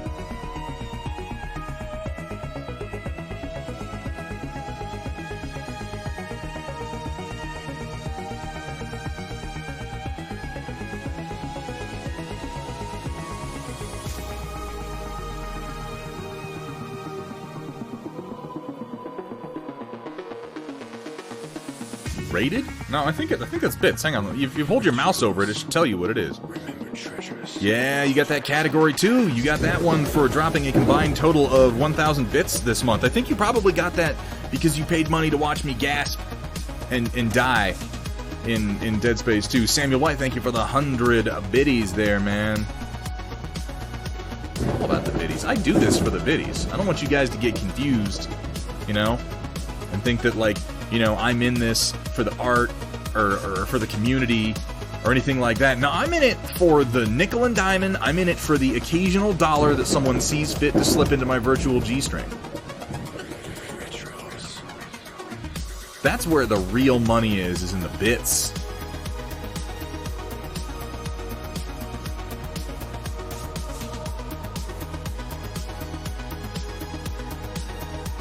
look at all them pog champs. Guys, thank you for the biddies. I do appreciate it. Roland, thank you so much, man. A Lumix G7, that would be a new, much, much nicer camera for the painting cam, is what that would be. Something where you could get a much more accurate view of everything that I'm doing. Sharper, clearer, better colors, more extreme close-ups. That's kind of a, I feel like that's just kind of a long-term goal. I put that up there and it's like, hey man, maybe in like a year or so, we'll get to it. Of course, I didn't count on guys like Samare coming in like, oh, let me drop $69.69. Roland, thank you for the 100 biddies, man. One after another. Thanks. Samuel White with a what's going on? What are we doing? Where are all the biddies coming from? Guys, thank you. That means a lot. 1,000 biddies, that's like, that's really cool, dude. Thank you so much. I should make fun of people for dropping biddies more often. Apparently that's what brings in the donos. Pro streamer, guys. Stand back. Seriously though, Samuel, that means a lot, man. Thank you. And Roland, I always appreciate your support, man. You know that.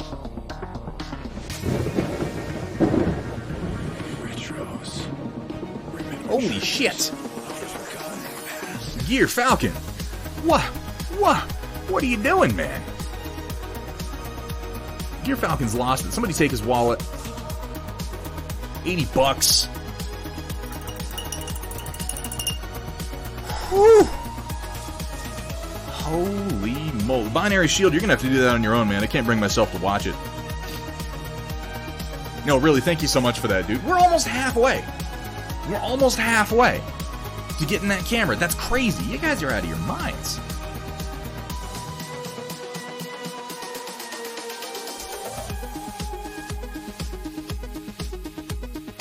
You're asking about the biddies, Jack. Bits are the internal Twitch donation system. You can buy bits from Twitch and then give them to streamers in their channels as long as they are at least affiliated.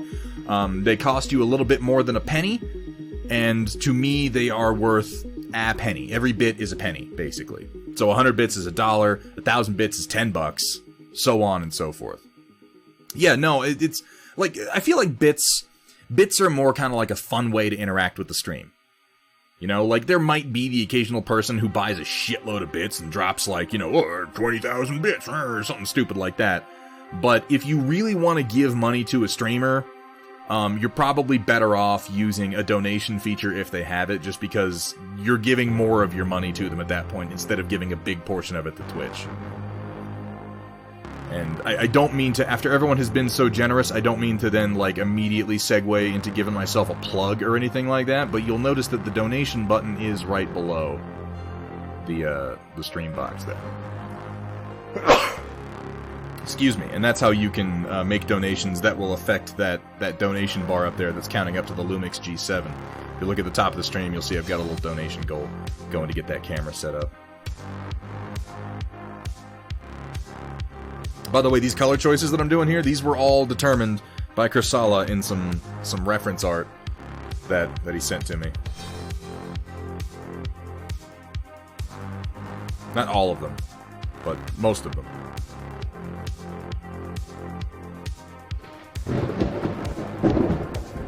Jesus Christ, Jack.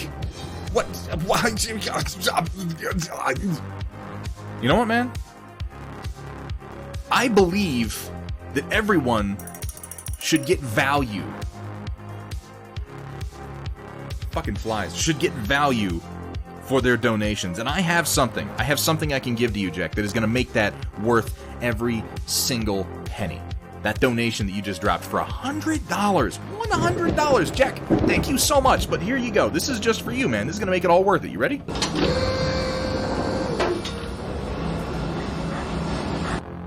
You're welcome. Jack, thank you so much, man. I really appreciate that. And thank you to Gear Falcon. Holy crap, man. I like the donation goal, and I like the donations just because there is a more direct value I can give you for that one. The money going towards the donation goal will directly improve the stream. If you like the stream, if you want it to get better, you can contribute to me making it better, and I will in turn make a better stream, give you better visuals, use that money to make everything just a little bit better. Y'all have been so generous so far. Y'all, through donation goals, have bought me my microphone. You have bought me a paint mixer that I now use instead of just doing this on camera every single time I need to mix some paint. Hey, what's up, We're the Gamers? How you doing? Can we get a shout out for We're the Gamers? Y'all should really take a look at this guy because he's got a weird face. No, that's not what I mean. We're the Gamers does some pretty cool streams involving 3D sculpting and modeling. Just kind of trying to get started and get going. Fairly new to streaming here on Twitch, but give him a follow and check him out. I command you to follow We're the Gamers. No, that's not the nature of our relationship as far as I know. Samuel White, you don't, dude, we've had over $180 in donations today. So you don't have to make a donation. I'm gonna make that very, very clear. But you can by using the donation button that is down below the main stream box. There should be a button in the About section that you can use if you want to. Binary Shield. You know what, dude? I'm gonna use that $20 to get myself some more beers, what I'm gonna do. That's just you buying me a couple of drinks. I appreciate that, dude. I'm gonna pay that one back when you come up here. I'm gonna pay you back in some homebrew, my man.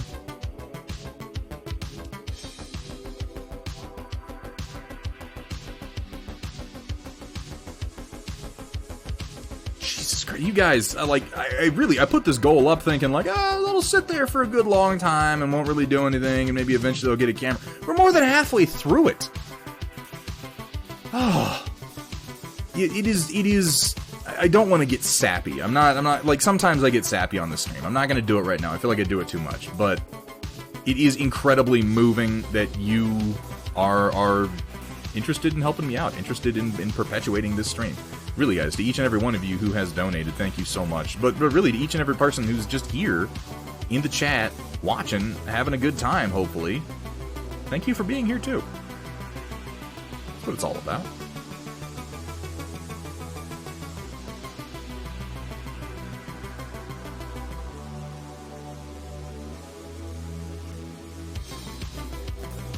I feel like my camera's really dark. Box. You're gonna get stuffed in a box. It is pretty dark. Hang on, I'm gonna give myself just a touch of gain. Actually, you know what? I'm gonna lower my gain. Change my exposure, that should help. Yeah, that looks better. That's more like the color I'm actually using.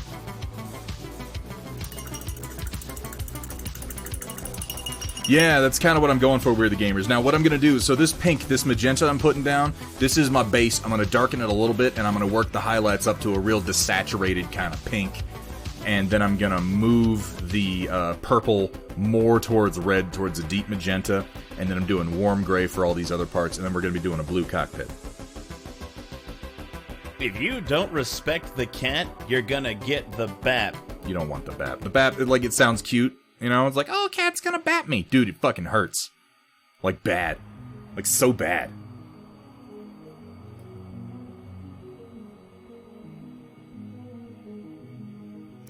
I would say you got roasted, but you couldn't handle the heat.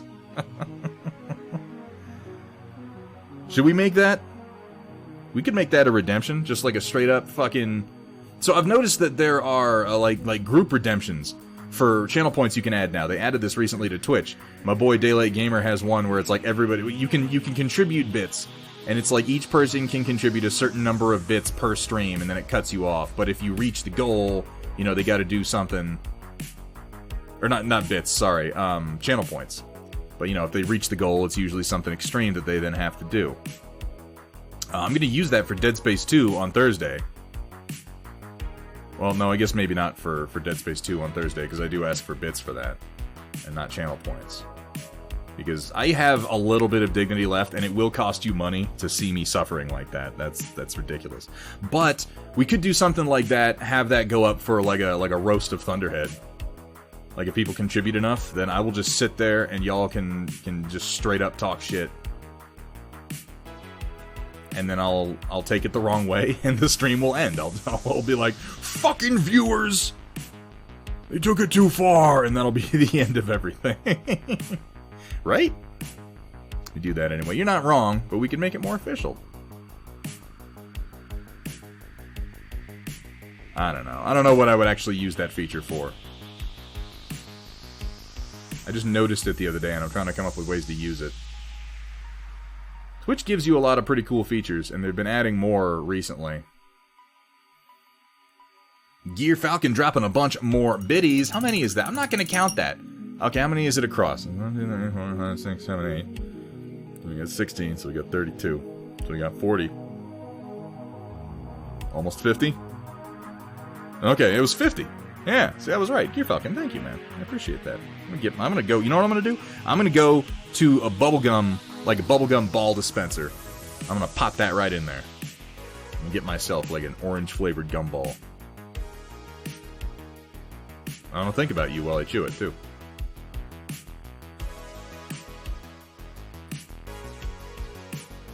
Ah, 49. Ooh! Gear Falcon? I appreciate the bits, but why the lies, man?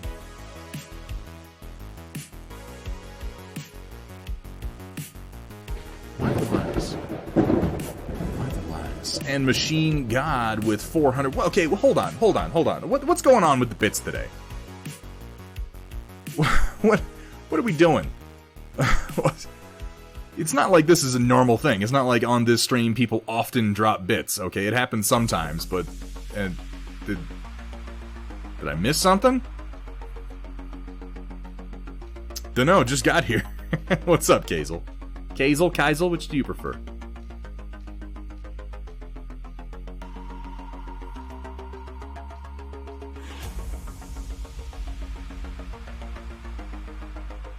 Yes, no, this is, we have a little mercenary company built around the brand and the channel known as the Stormchasers, and this is conforming with their general scheme of colors.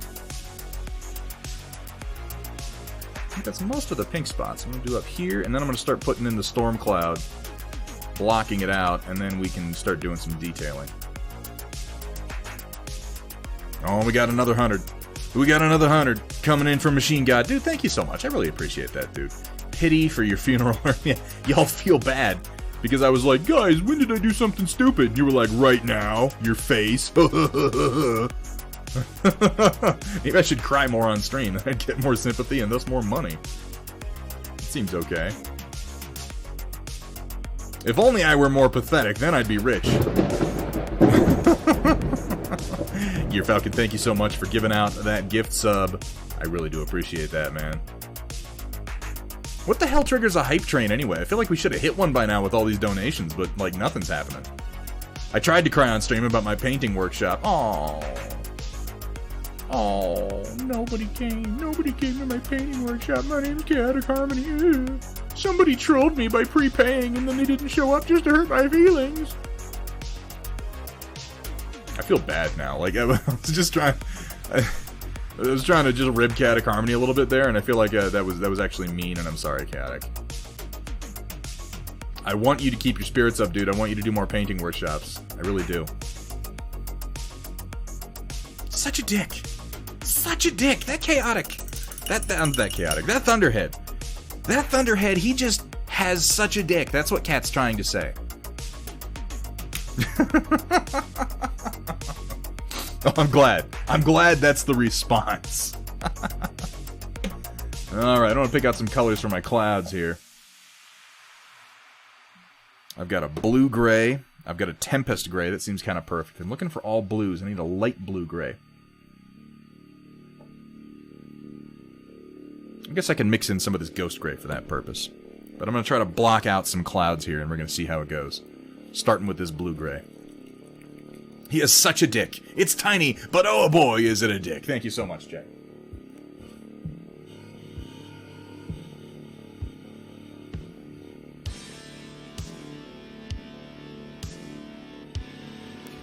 Hey, thank you, Mammoth. I'm not like saying, hey guys, let's get a hype train going. Like, that's not what I'm trying to do here. I noticed that we got a lot, and I realized that I feel like we've had hype trains before for less than that. And I was like, what even triggers one of those anyway? Oh, we're using brush sizes to describe dick size now. We are truly a painting stream now.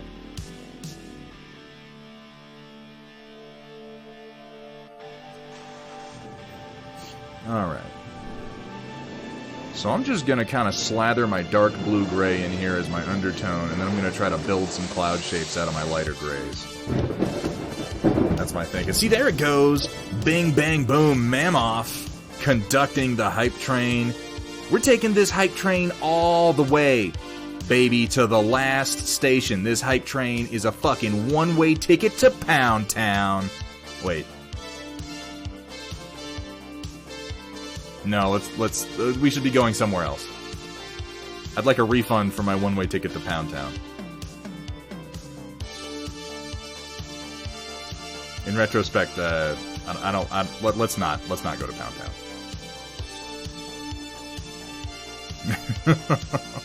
You new to the stream, Casel? It's about this stupid most of the time, man. To the Thunderdome, there we go! Hell yeah, that's on theme, right? To the Thunderdome.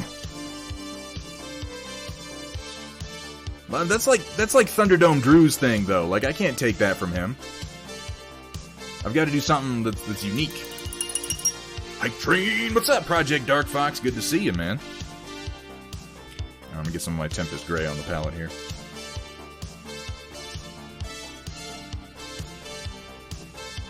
On brand, on theme. You know, it's all the same thing. It's all the same thing. Just woke up from a nap. You've missed some ridiculous bullshit. The most ridiculous thing of all being that apparently my chat is, like, super crazy generous. Like, out of fucking control. Like what the fuck is that? This is... Samuel! What are you doing to me? Samuel, thank you so much, man. I really appreciate that. Oh my god. I don't... You caught me. I don't know how exactly to respond to this level of generosity. I respond to most things with just sarcasm and cynicism, but that seems so wildly inappropriate for this scenario to me.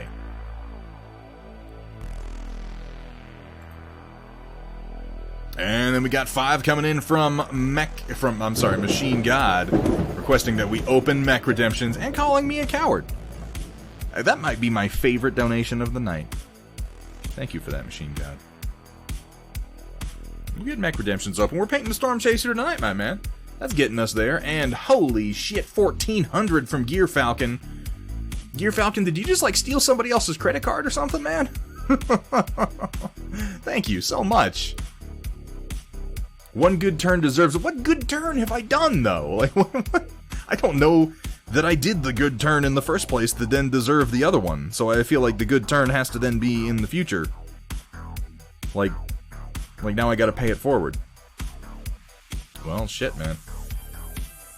You guys want to see a nicer camera in here? Well, let's see what we can do.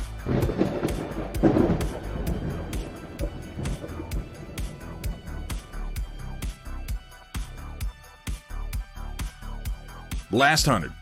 Last 100. Gear Falcon sounds like an addict over here. Okay, last one. This is the last one, I swear. This is just one more. This is the last one. Gear Falcon, thank you. Gear Falcon, seriously. Thank you so much for your generosity today, man. It has been absolutely fucking huge and it means so much to me. I really, really appreciate it. Jesus Christ. We just completed level 2 on the hype. Have we ever done level 3 on a hype train before? I don't know that we've ever been here before. It's almost always ended in level 2.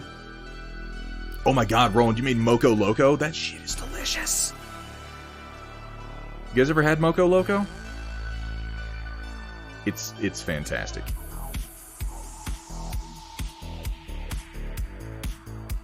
You put an egg over top of it and everything, man.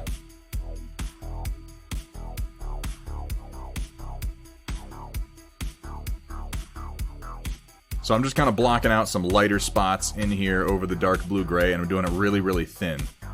Because I just want it to kind of blend and smear about a little bit and give us sort of a vague impression of clouds, and then I'm going to come in and try to define them some more. Homemade mushroom and onion gravy? Oh, that sounds amazing. Machine God, if you don't know what Moco Loco is, look it up. It's going to change your damn life. Mammoth, 950 bits. Mammoth. You're new to the stream, man. You don't need to be throwing so many bits at me. Like, I appreciate it, dude. I really do. Like, holy shit, it means so much to me. But you can, you can just relax and enjoy the stream if that's what you want to do, bro.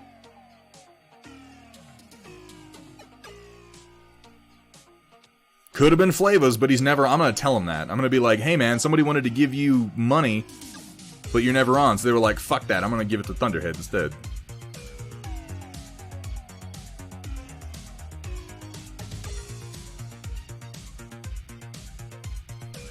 Alright, let that set for a little bit and then move up to a slightly lighter color.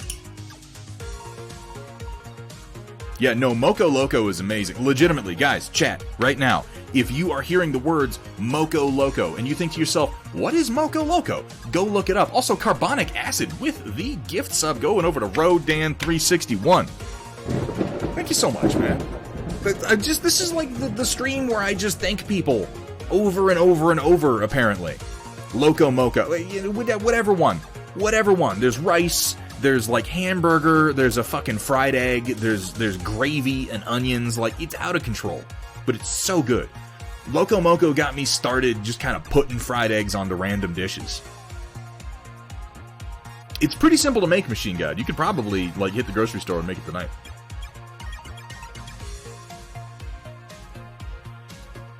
You just got a gift sub, Rodan. You don't have to watch commercials anymore, but more importantly, you can use our Chaotic Harmony voice commands.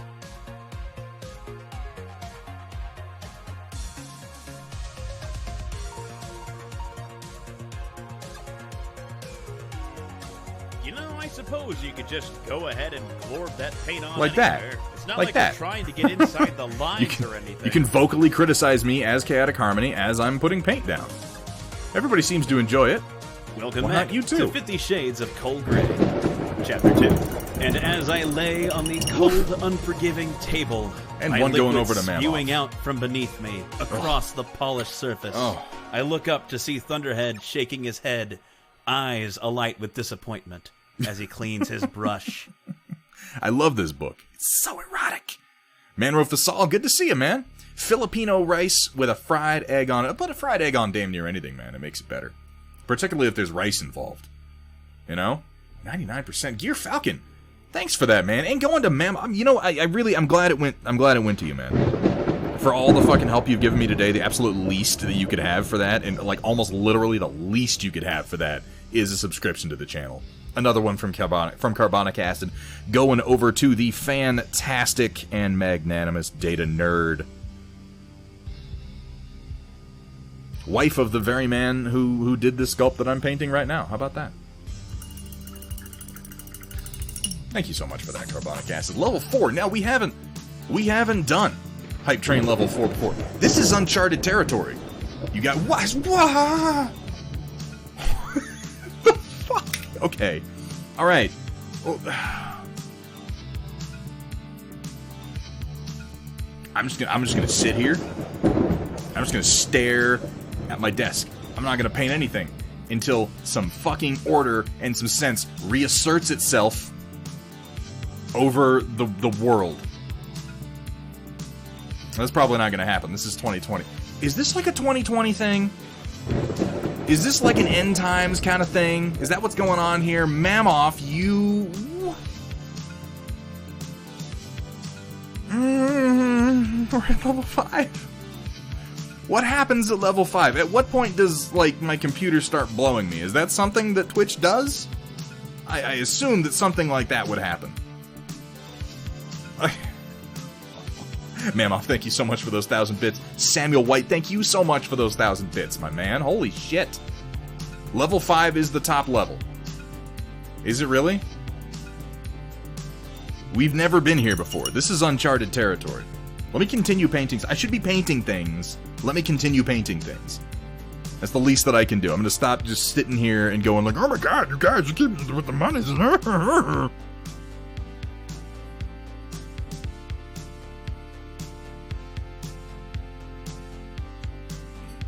Alright. Busting out some of this Pro Acryl purple here, which I think I have to break the seal. I haven't used this yet.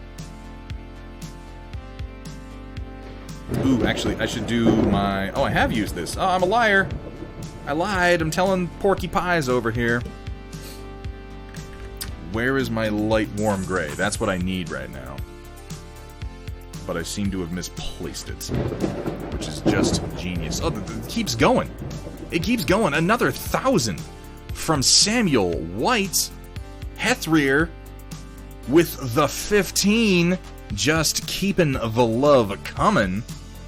Guys, where are we taking this hype train? Where do you guys want to go? Where are we going to drive it to? It's a real train, right? At some point, like, we hit level 4, and a train is going to arrive at my house, and it's going to be like, here's your hype train, sir. You earned it. I think that's how it works. And another 100 coming in from Rogue 19. At this point, Carbonic Acid, I legitimately no longer know how to respond to this. I'm just kind of watching it happen. And I'm like, do I keep saying thank you? Do I, like, start ironically berating people for not, like, it would be funny, for instance, for me to be like, holy shit, we hit 600 with the donations. What?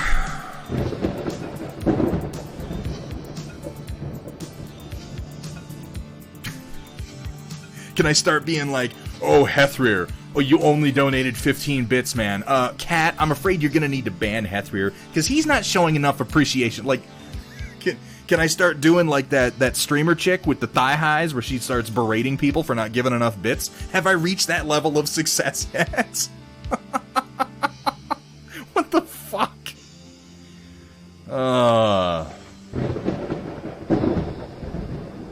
How would it? What? I'm losing track of this. We got another 1,000. How do you know what your paint scheme is? A real question. This is fantastic.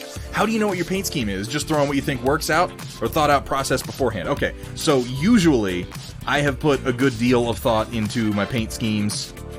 Okay, a good deal of thought might be exaggerated. Usually I've put some thought into my paint schemes and I know what's going down before I do it, and I use a reference.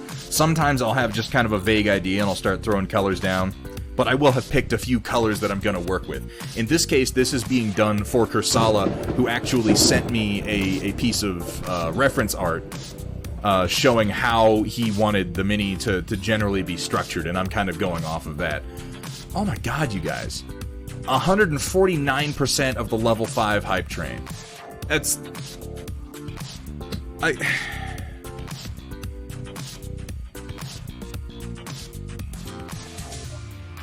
What do we get? What do we... What's next?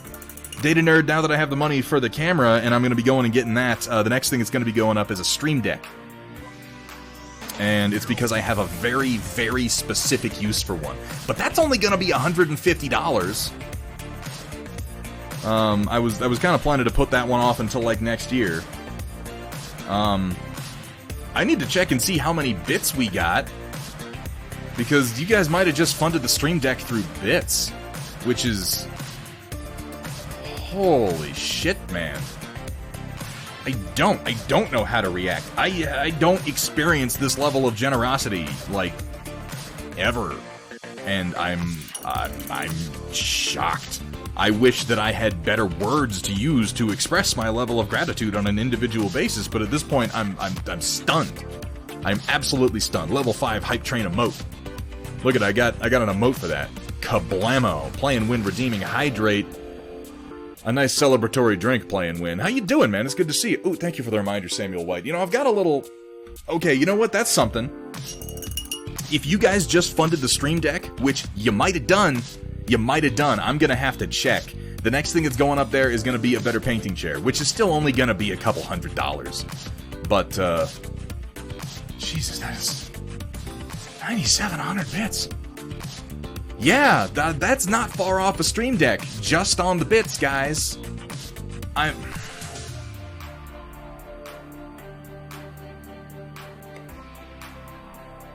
There's $97. There's $97 in bits. Already going to his head. It's only, you guys, come on, it's only a couple $100. You guys shouldn't have trouble donating that, right? Yeah, that's where the attitude's gonna go. The gratitude is gonna turn directly into conceit. The quickest transition you've ever seen. Play and Win in the chat. How you doing, Play and Win? It's always good to see you, man. How are things? I haven't seen you in chat for a little while. Here at Thunderhead Studio, we specialize in turning your shame into more shame. That's accurate.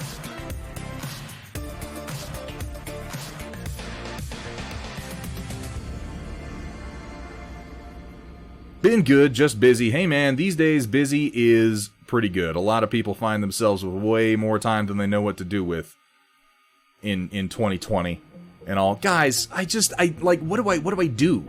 What do I do now? How, like,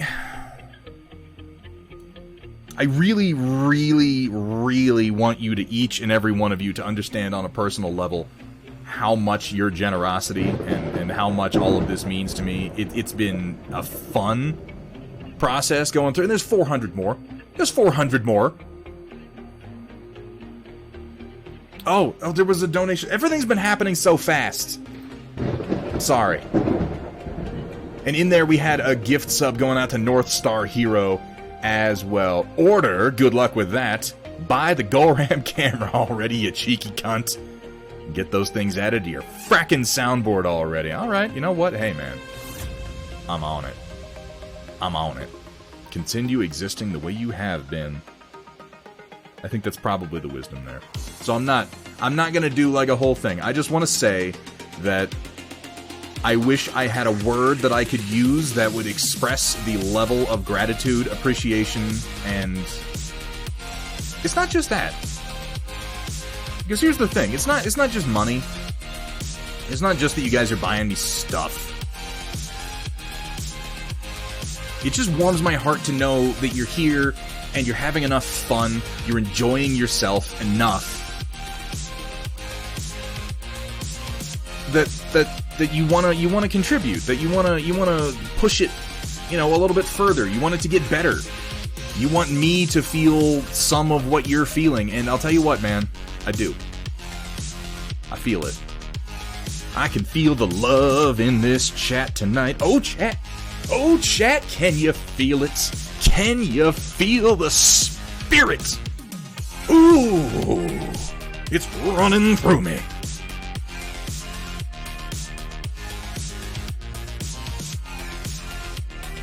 Okay, I'm gonna stop doing that now. I'm not a preacher.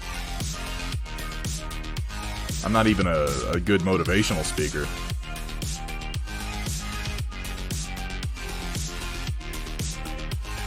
I'm just sitting here trying to really like comprehend the what just happened. Yeah, okay. Yep, you know what? I'm just gonna paint my mini. I'm gonna sit here, I'm gonna paint my mini, you know? I'm gonna do my fucking good deeds for the day.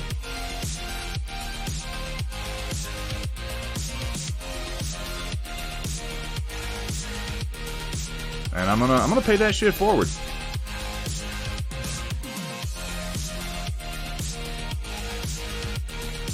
I'm gonna go make some streamer's day lately. Yeah, no, nothing ran through me like the 4 Horsemen burger, buddy. Because the 4 Horsemen burger ran through me and dragged my guts out the other side. I am a completely overwhelmed painter. Yeah, look, you know what? Let's just do that. Instead of me sitting here trying to be like, I need to think of the thing to say. Let me just say, I am overwhelmed. I am staggered. I have never made this much money in this short an amount of time with my clothes still on. And that time, they were paying me to put my clothing back on.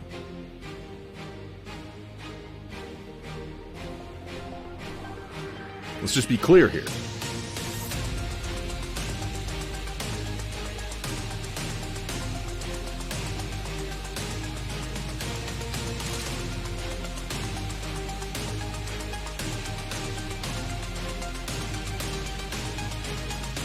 Almost making that lawyer rate. Yeah, man. Look at me now, Mom! You said streaming would never get me anywhere. God.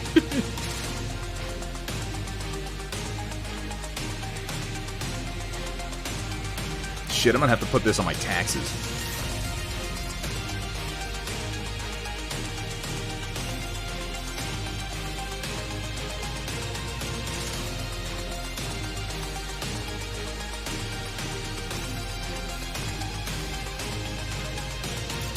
Jesus Christ, is that really 11? Oh my god.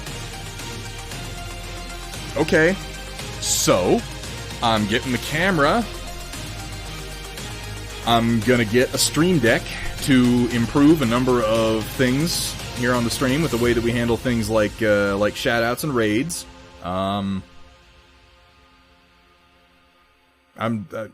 Okay, you know what? Help me decide something, chat. You can help me decide something, okay? Help me decide whether this is acceptable or tasteless.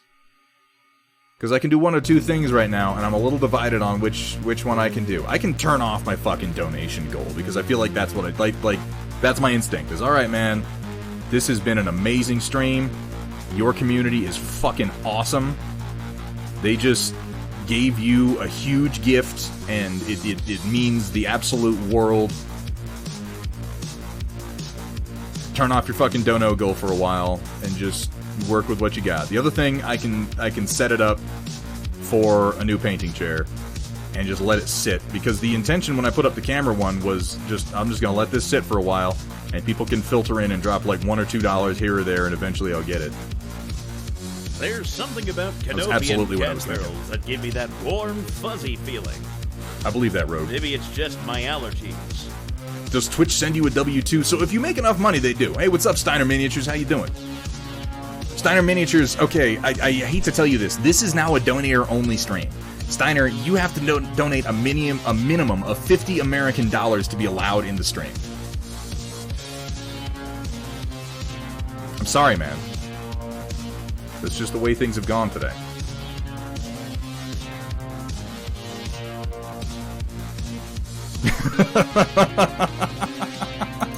What's up, Avash? How you doing, man? I'll donate 50 blow me's. My name's Steiner Miniatures. Did we get a shout out? We did get a shout out. Thank you so much for being here, Steiner. No, chat just lost their fucking minds, and I don't know if they, like, stole a bunch of credit cards or something, but, what was the count, Cat? How many bits have we gotten this stream? You know what I'm gonna fucking do? You know what I'm gonna do? Part of those bits are going to Cat Ion. Some of those bits are going to Cat Ion. Because the fucking truth is this stream would not be possible without Cat. It would not be possible. Abso-fucking-lutely not. And Cat has put up, on a few occasions, her own money to get shit for us, guys. These emotes that I have, in my opinion, really, really cool fucking emotes. The hype, the lurk, all that. You know how we got those? Cat surprised me.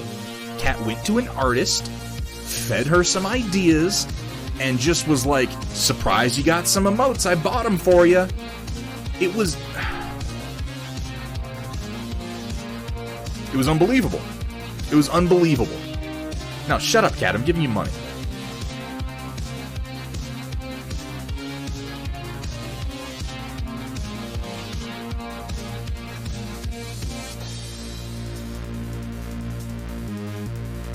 Cat needs to accept that she is as responsible for the quality of this stream, or lack thereof, as I am, at least.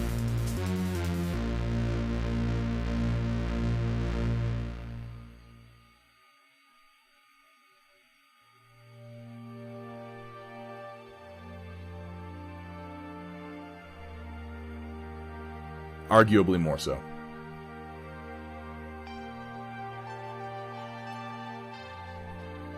Yeah, it was... yeah, you do kind of have to do that with Cat, though. It has to be, like, shut up and take my money. Like, I'm gonna have to, like, send her an anonymous PayPal so she doesn't just send it right back, and then convince her that it's not really from me.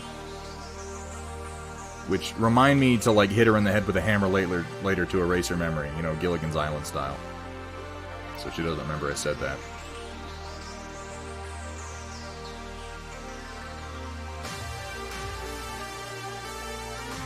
That works, right? Random blows to the head just to erase your memory? If you don't respect the cat, you're gonna get the bat. I think the BAP is actually, that's the memory eraser. Ooh, reaching this dude's hip is a bit of a challenge. It's okay, I'll just have to do a little bit of cleanup afterwards.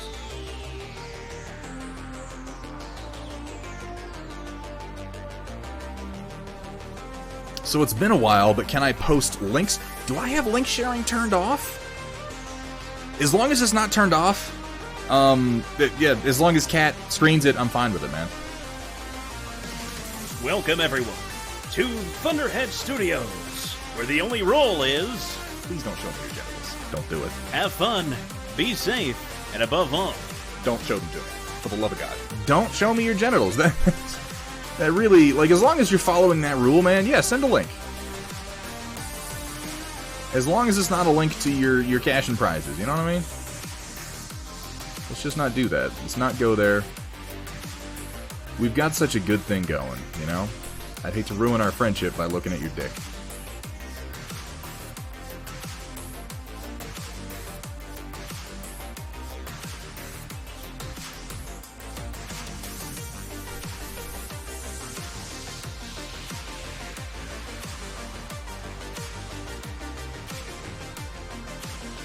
Yeah, or donate to her directly. That's something else you can do, Mammoth. If you'd like to give money to Kat directly... Wait, does she have a donation button on her stream? If she does, go to her stream right now and use it before she takes it off.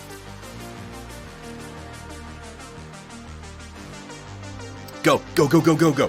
Go, go. She's gonna turn it off. Guys, now that I've said it, she's gonna go remove the button, okay? You have fucking seconds. Rule number 2, I'm not laundering your money. That's what... That would be the cherry on top of today, wouldn't it? Like, the stream ends and I get contacted by, like, the Chinese government and they're like, that was all us.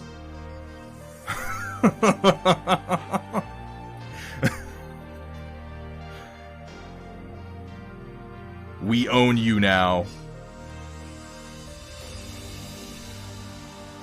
Nice! I'm glad to hear that, Gear Falcon. Yeah, see, like, you also will use the money for something far more important than what I'll use the money for, Cat. Jesus. I'm over here like, guys, I need more toys. I don't have enough toys yet, you guys.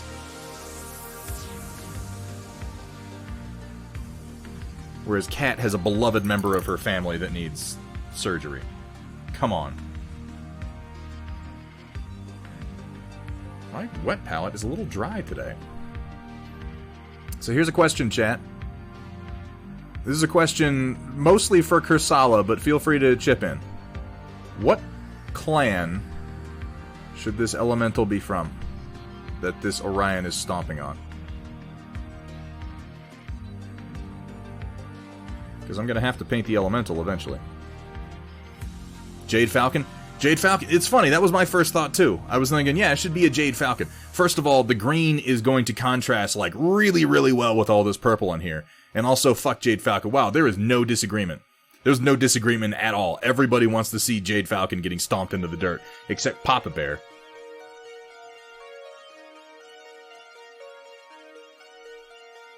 Thunderskunk does make the most sense. Now here's the thing, it's really just a choice of primary colors, because I'm not going to do, like, decals or anything. Now here's the wonderful thing about that Papa Bear. Both Jade Falcon and Thunderskunk are green. So I'm going to say he's going to be stomping on a green elemental. And you get to decide in your own head what your canon is. Whether it's a fucking chicken or a skunk.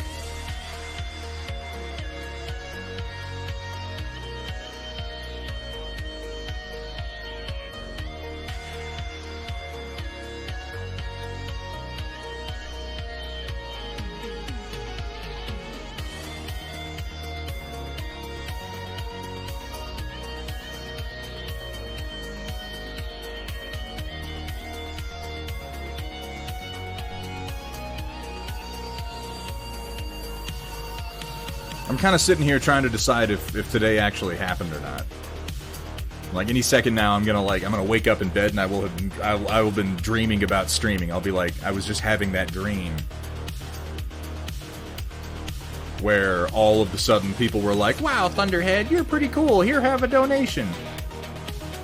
And it's all gonna go away. I'm slowly gonna remember. I'll be like, oh yeah, that's right. Nobody really likes you. Oh yeah, that's right. Don't you hate those dreams? Don't you hate the dreams? Like, you're supposed to like the dreams where amazing things happen to you, but aren't they somehow kind of like worse? Like, it's one thing when you're dreaming and it's cool and you can like fly and stuff, and in some part of your head you're like, eh, no, this is a dream. And you know, whatever, we're having fun. Something outlandish but cool is happening to you, and then when you wake up, you're like, wait a second, that was never possible. And on some level, you knew that, and it's fine. But the dreams where something realistically good happens. You know? You succeed at that thing you've been trying forever at, or you jump ahead in life and you're like some champion, and you're like, wow, it really did pay off, all that hard work and effort. And then you wake up and you're like, oh, wait, oh, shit. And it takes you like 5 to 10 minutes to kind of put it together and remember, like, oh no, I exist in the real world and that doesn't happen. Those are the worst. Those are the worst. Way worse than nightmares, in my opinion. Of course, I admit, you know, everybody dreams differently. I don't really have nightmares very often. I do have them, but not very often. I know some people would probably say, no, nightmares are worse. Because some poor bastards out there have, like, night terrors and shit.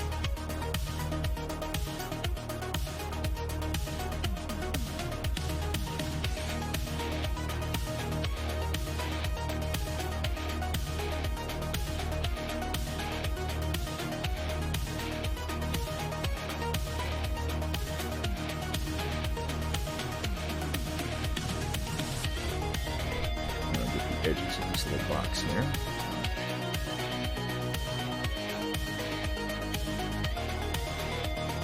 I used to have dreams about shitty shifts at work. I've been unemployed long enough that I miss them. The closest thing I've had to a nightmare in recent memory, and it seems so stupid. It seems just like dumb from the outside, but it's just like you'd have to understand how stressful I found it at the time. But like, I go into my nightmare, and I'm still enlisted. Like, the last period of years where I haven't been enlisted were the dream, you know? Like, oh, I was just dreaming of a time when I didn't have to do this shit. And I'm just back in it, and I've got more time, and the same fucking people in charge of me, and it's just back to the shit. And it's like, you dumb son of a bitch, you thought you got away from this. It's hard to call that a nightmare, because it's not like, I'm not being ripped apart or eaten alive. It's not about zombies, it's not about monsters, it's not, you know, the worst thing that's ever happened to somebody. It just fucking sucks. To be like, all those good things that you've done, they're not real. This never ended.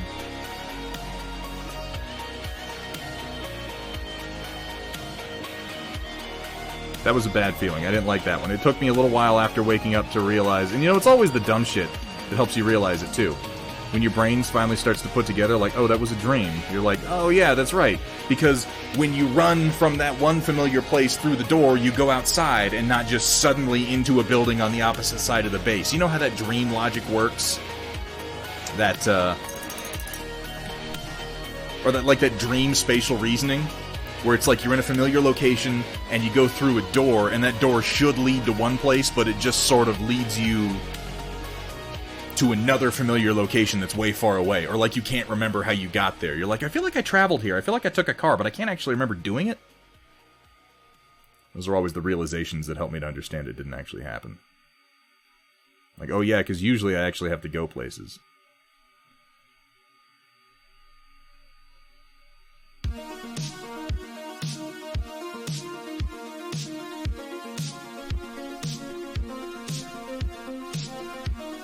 I'm just ignoring a fly right now that keeps landing right on top of my head, and it's going to slowly drive me insane.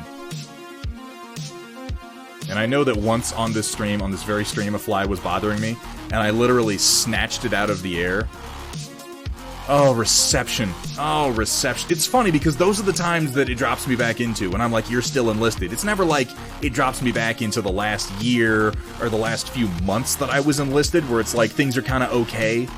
You know, you're in the groove of things, you know how much it sucks, but it's like, whatever, you've got some friends now, and you know your commander pretty well, and maybe you're in a job that you don't hate.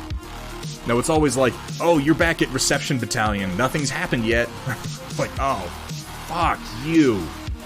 No, I don't want to do this again.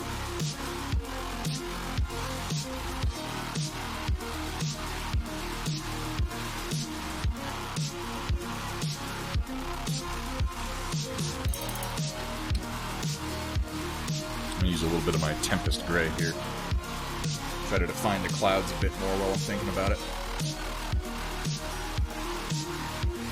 Worst one I've had that fucked me up: collision while driving to national championship racing event.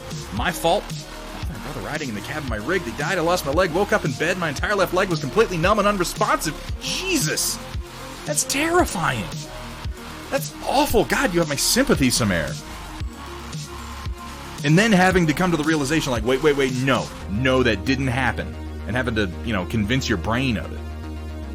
Because it releases all those same brain chemicals that you would have in that situation. Not all of them, obviously, but enough of them that you're, like, upset. Worst dream I've had recently was someone waking me up and saying, "Happy 2020! It's New Year's, you dumb son of a bitch! We still think everything's fine! Coming soon, potentially World War III, and then a plague!" Welcome.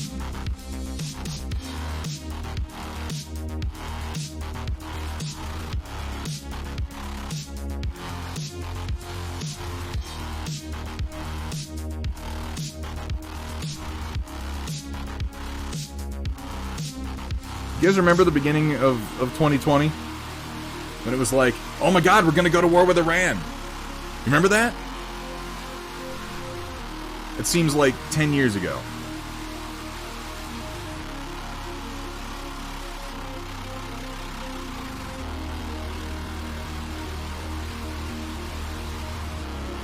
Still feel guilty for things that didn't actually happen. Jesus, that's rough. I know, Aeon Drummond. I'm just saying, as far as, the general, the zeitgeist goes, that was the panic of the time, is what I'm trying to say.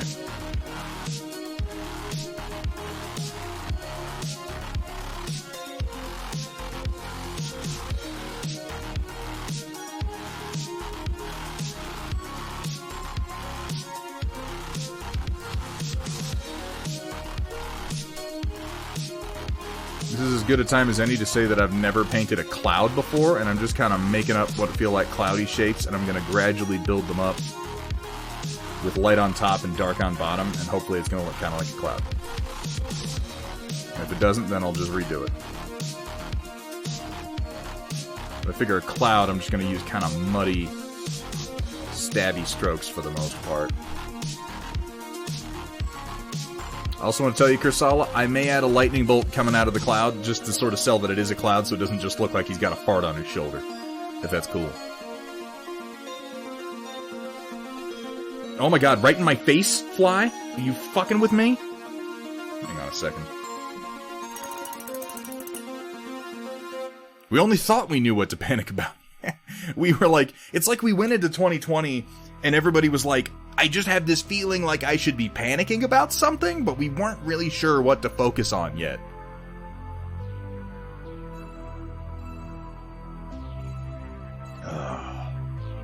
Would love to see you do a Karita Ghost Regiment freehand sometime. Interesting idea, Manoff.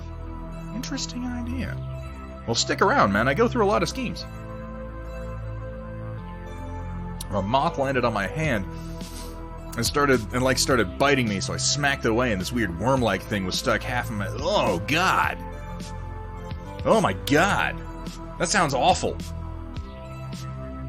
I get really skeeved out about body horror stuff like that, like parasites.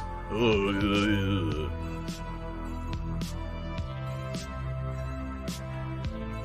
We get through a couple more Stormchasers, and I'll open the Merc Company back up for you, man.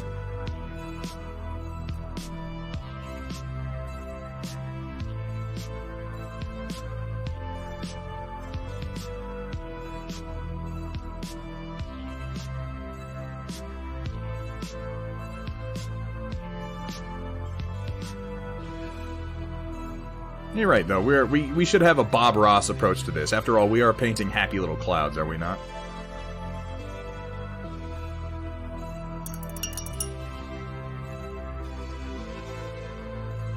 The fly does not like me. The fly wants to eat me. I'm out of things to drink, Dark Fox, so I'm gonna get something to drink. I'm gonna grab a beer, I'm gonna grab a little bit of water. How about that? I'll be right back.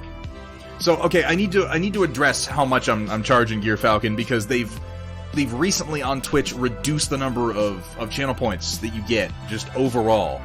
And I'm not sure exactly by how much, but it was a reduction of like at least half. So, yeah, I'm going to be dropping it down from 50k. What that actually was, okay, I didn't look at the source of the painting. I looked at the painting. I didn't realize that was a Bob Ross painting, but now it all comes full circle, Data Nerd.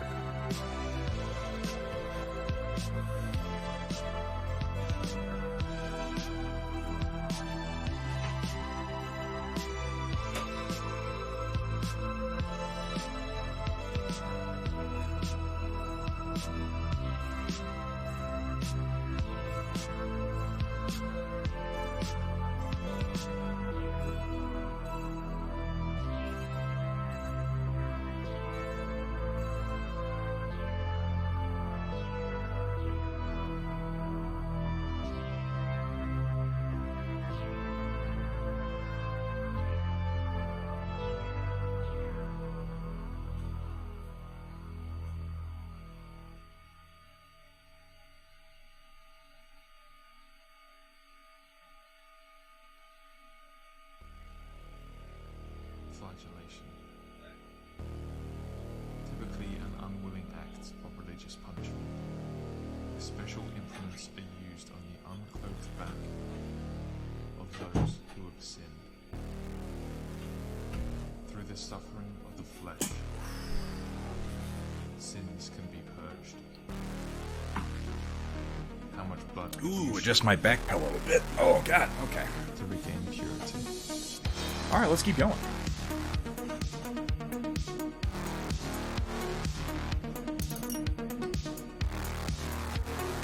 Toss a little bit of Ghost Gray into my Tempest Gray. Do a little bit more cloud work.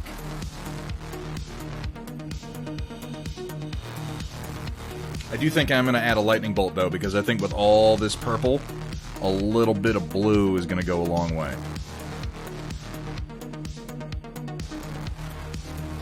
These game colors are thick.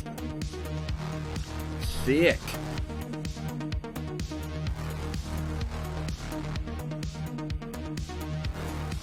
Might have been a bit much. That's okay, I can do a secondary mix. Yeah, holy shit, that Ghost White just overpowered that Tempest Gray.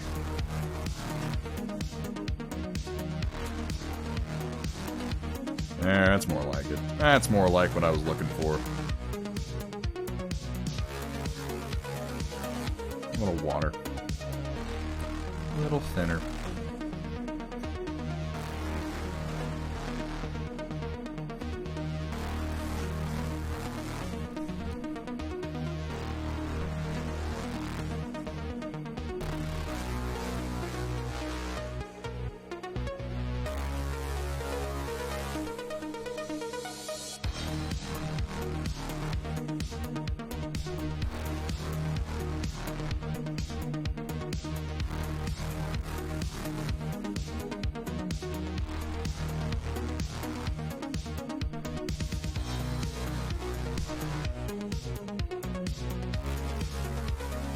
Trying to get this kind of multi-layered, tumultuous cloud thing going on.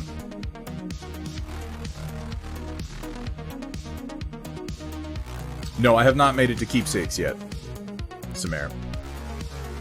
I am at... Ah, fuck, I can't remember the name of it.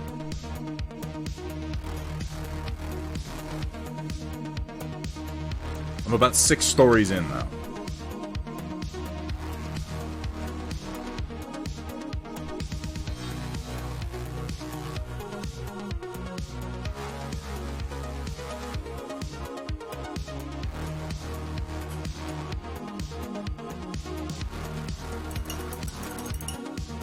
So I'm thinking blue.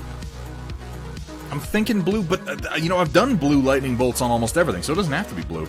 It could be a crazy color. I could do, like, a green lightning bolt. Prophecy sounds right, Samara. Yeah. Why don't we do something other than blue? What do you think, chat? What's a good color for a lightning bolt? I'm kind of thinking green could be fun.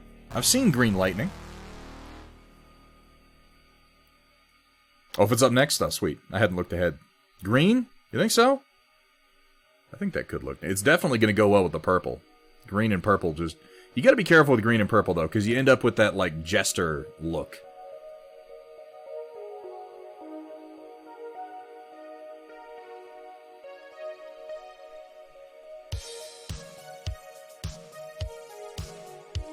Gold bolt for Pikachu.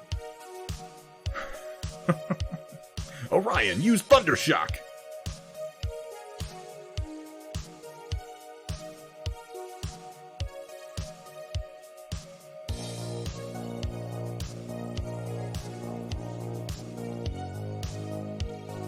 Yeah, I think the lightning bolt is going to help to sell the effect that it's clouds, because it's just that it's such a small area. You know, it's a decent area of the mech, and in real life it would be, you know, like 5, 6 to 8 feet across. But, you know, on a miniature, it is quite small. And it's difficult to sell that something is clouds without having a good amount of surface area to do the texture on. That or I'm a bad painter. I suppose either of those are possible.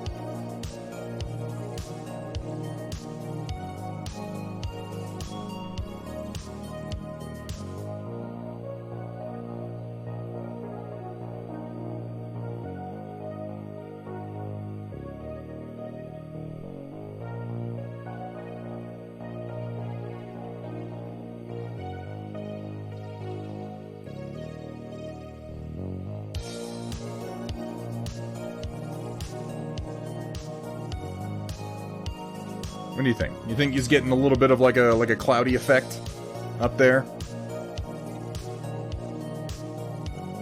We don't have any detailing on any of the purple or pink, so they look a little stark by contrast. But with some layering, I think that they'll match up better.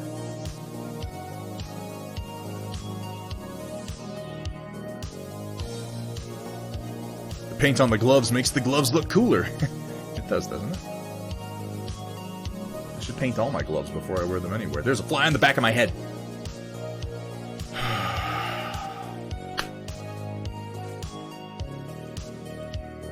I mean, I doubt that worked. Oh, Bob Ross will definitely tell you how to paint a cloud. If there's one thing Bob Ross knows how to do, it's how to paint a fucking cloud. But again, I would note that even Bob Ross uses a much larger canvas than I'm using.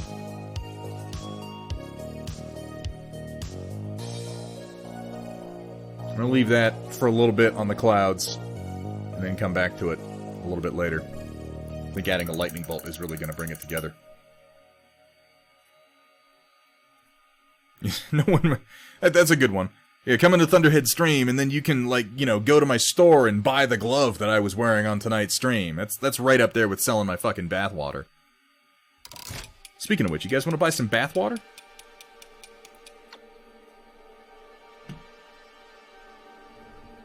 Mix up a little bit more of my gray.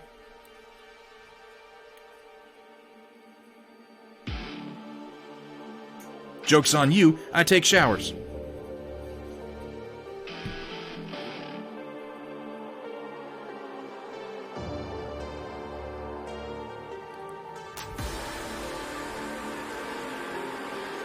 I'm pretty sure people will pay you not to sell the shower. Yeah. Give me money, or I will send shower water to everyone that I have the address of, which at this point is several of you. Pay me money, or Kursala is gonna get jars of my bathwater, you guys.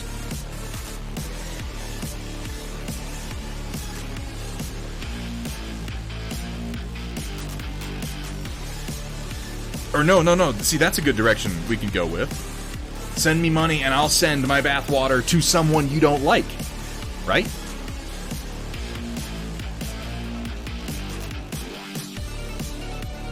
I'll keep that in mind, Samara. That's interesting. I know that there's a lot of personal shit in those stories.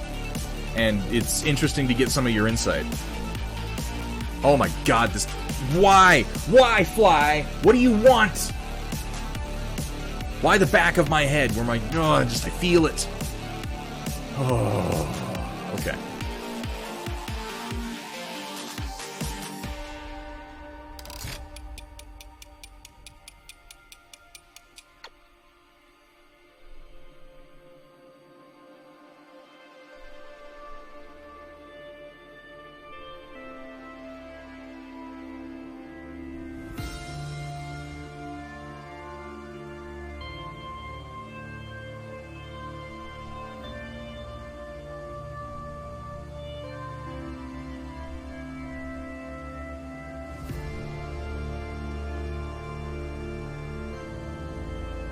Now it's on the side of my head. I can feel every touch, every little thing. Joke's on you, I just drink. Oh, God. Oh, no. How fucking obnoxious is it that I'm printing a filament clip in Sunlu to hold the filament so I can hand wind my hatchbox? That is kind of perverse, Datron, to be fair. You know what? It's because we're right now in Colorado. We are experiencing like the last fucking gasp of our fly population. They know that fall is almost here. We've had a number of cold days. This has been one of the first warm days in almost a week. Well,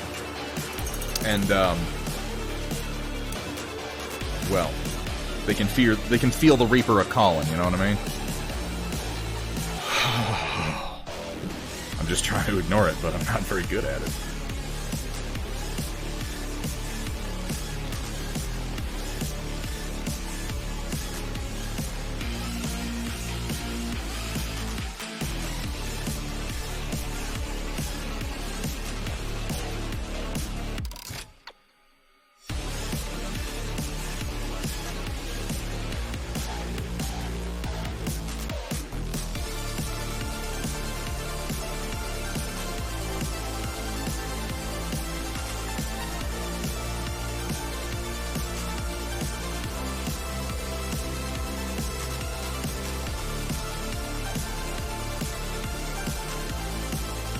Focus on painting the mech. You focus on painting the mech, the fly can't hurt you. The fly can't hurt me anyway, which is really the funny thing about it. It's not actually capable of doing me any damage, but man, can it annoy me. It's kind of impressive for a creature its size.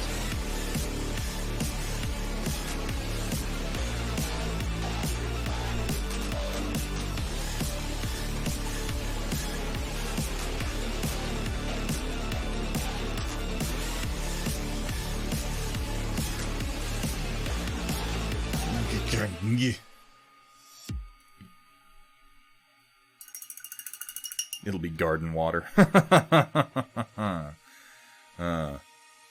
Yeah, he's saying, Hethrier, these last few rolls he's got, or at least, did you say 2 rolls or 1 roll? I think he said 2 rolls. Oh, just 1. Okay, yeah, it's just the 1 roll. Yeah, just tangled. 37 tangles. That was the number I was remembering. Yeah, I know, Hethrier. People say good things about Hatchbox all the time. I was kind of surprised to hear it, too. It seems like, I feel like what must have happened is, like, you got the 1 roll of Hatchbox that, like, somebody at the factory or maybe at the distribution center, like, dropped and it unwound, and they just sort of hastily rewound it and stuffed it back in the box, hoping their supervisor wouldn't notice. Like, you got lucky and got that one.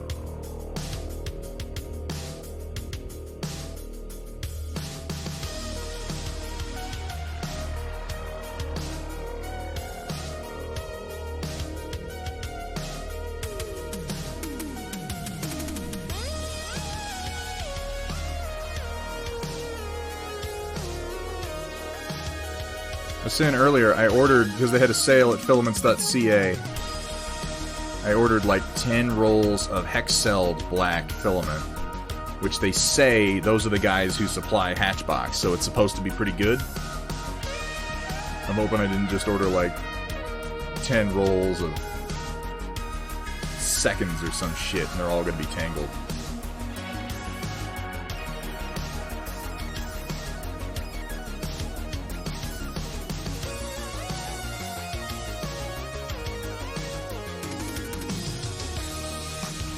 Well, the recommendation came from Imperial Terrain.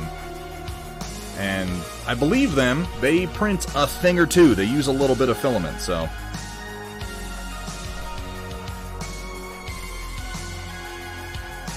I still left a little connection point down here, but I'm just gonna put some battle damage on the bottom of this weapon.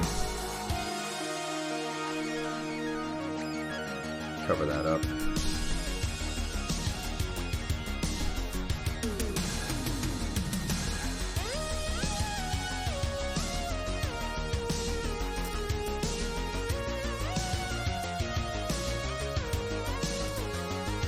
See, I use, like, some of the cheapest shit that's rear, and I don't have that problem with it, which is why it surprises me so much to hear that Hatchbox is sending out tangled spools. Because the jackasses that make Rep Wrapper and sell it for $20 a spool on Amazon, like $18 a spool on good days, are not having any such problems.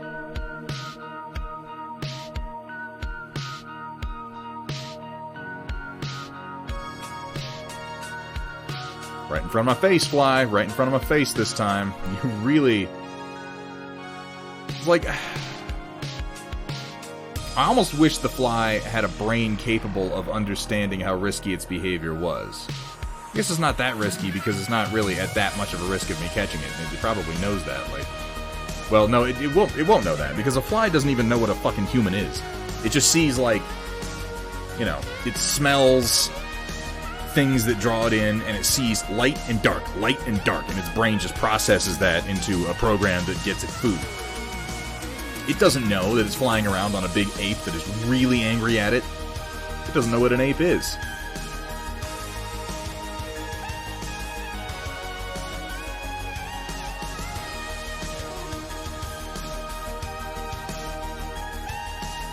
Yeah, Sunlu, see, that's what's funny. I heard good things about Sunlu. I've heard people, like, swear by Sunlu, and the first roll of it I get was a nightmare. It wasn't tangled or anything like that, but it just didn't print for shit. The bed adhesion was garbage. Why are you on my microphone? You trying to talk to chat? What is it?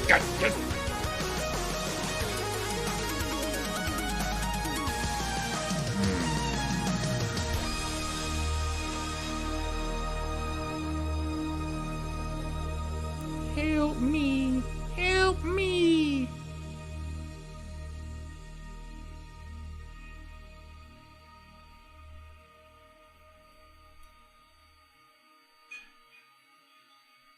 Nightmare with Steel, like a nightmare you had about Steel Warrior Studios, or a nightmare scenario involving Steel Warrior Studios?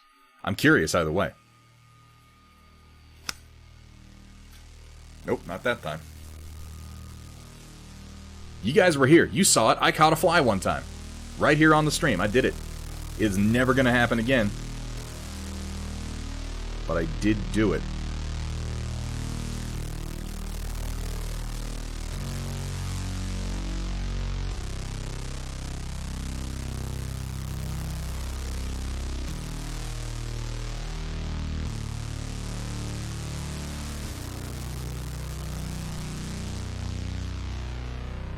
Don't believe me? Look at my clips. It's there. Somebody clipped it.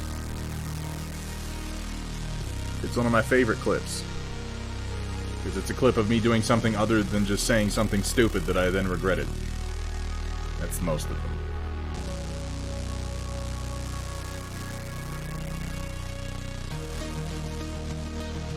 Really, Roland? Did you contact him about that? Because that seems like that must have been a bad batch of filament he was using. Don't get me wrong, I've had 3D prints deform, but it's been when it gets to be, like, over 90.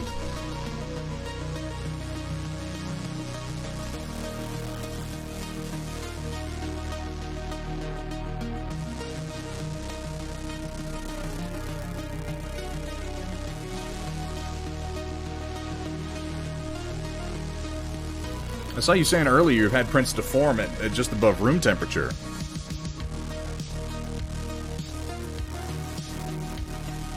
Okay. I hope that he corrected that.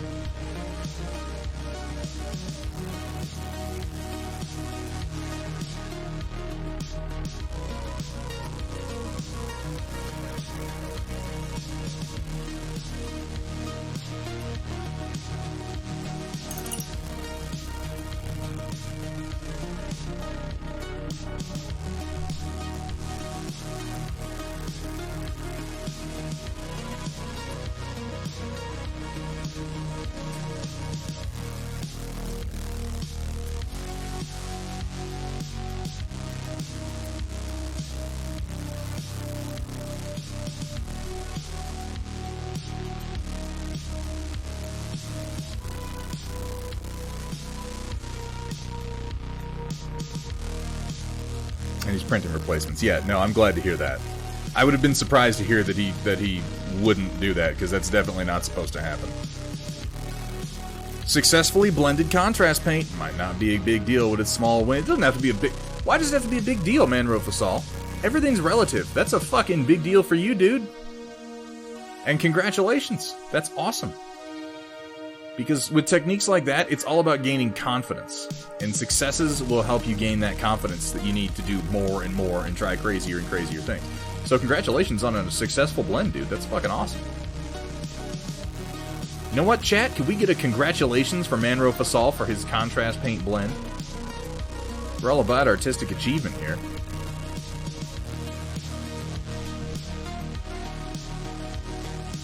Not that I achieve anything artistically, but, you know, I like to think other people might.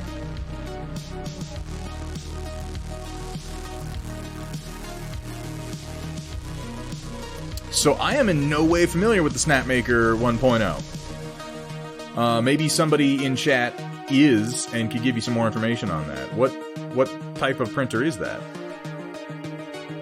Like, I'm genuinely completely unfamiliar with that.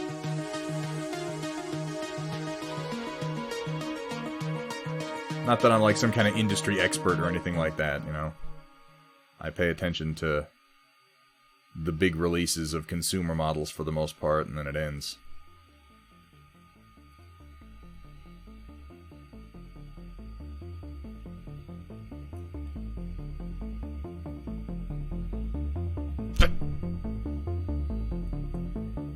I hate you, Fly. Did you hear it? You probably didn't hear that, but I just heard it buzzing over my monitor. It was silly. I heard a little... It's pretty impressive, microphone. Good job, man.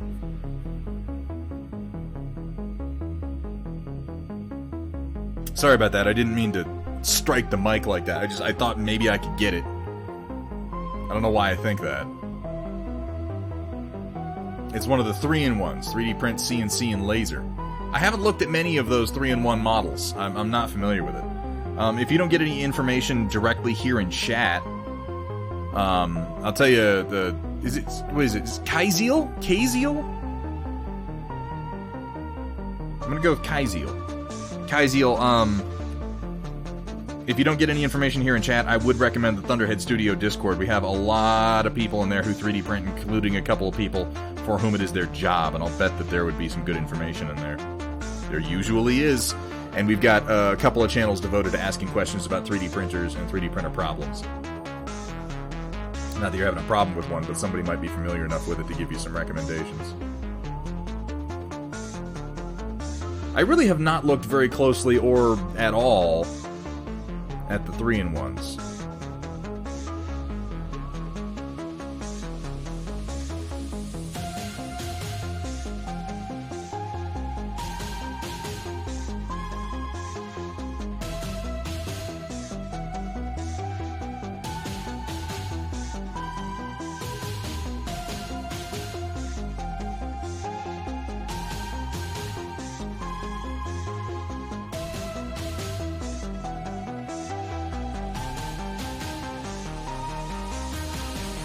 What's up, Roland? What can I do for you?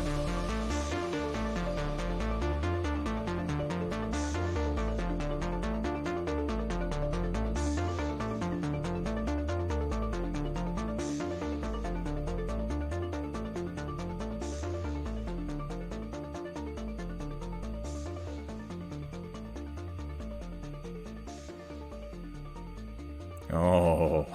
What the fuck is it with the frescas? What is it with the fucking frescas, Roland? I don't understand it. Talk to who? Who can help me out? Well, first of all, man, you want a fresca? Like, what the fuck is going on with the frescas?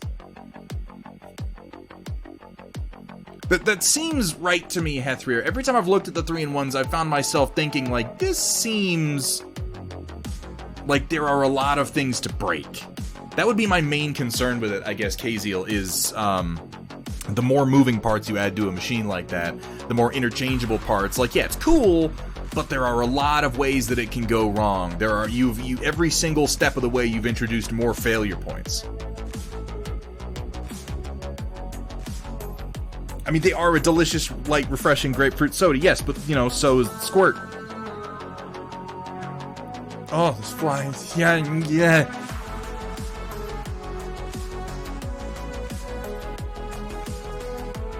Yeah, I'm with Hethrier on that. Like, with all the troubleshooting I've had to do on a much simpler model, I would imagine that I would have truly lost my shit by now if I was trying to work out something with that many more potential failure points.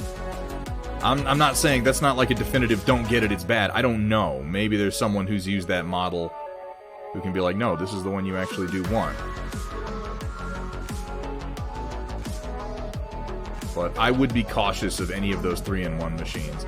None of the 3-in-1 machines have come along so far, because I feel like what's going to happen is one day someone's going to release a 3-in-1 machine or more, and it's going to be like really good. It's going to be the one. It's going to be simple enough for anybody to operate. It's going to do everything well. It's going to be like really easy to change out the various heads on it.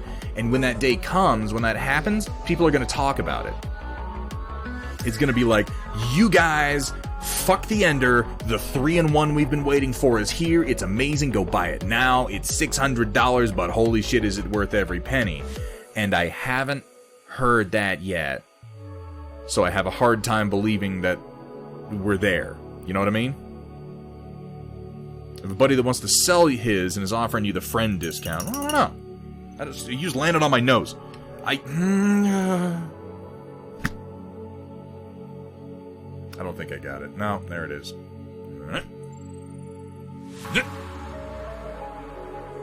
Maybe I need chopsticks.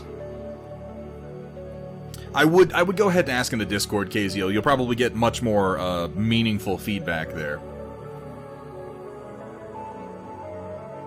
It's a good question, Hethrier. It's a good question. Because you're making buffalo dip and you ran out of buffalo.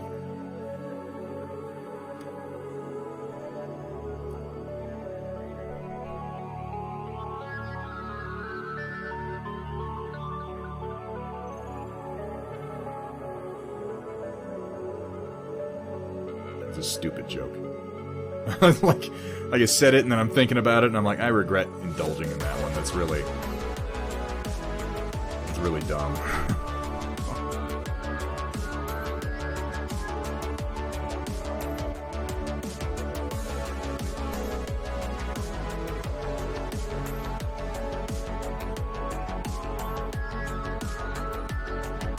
You want a Fresca? Oh god, that weirds me out so much. And I know it's gonna be like, it's gonna be a thing, right? It can't be something as simple as the Fresca is mind controlling people. That would be too easy.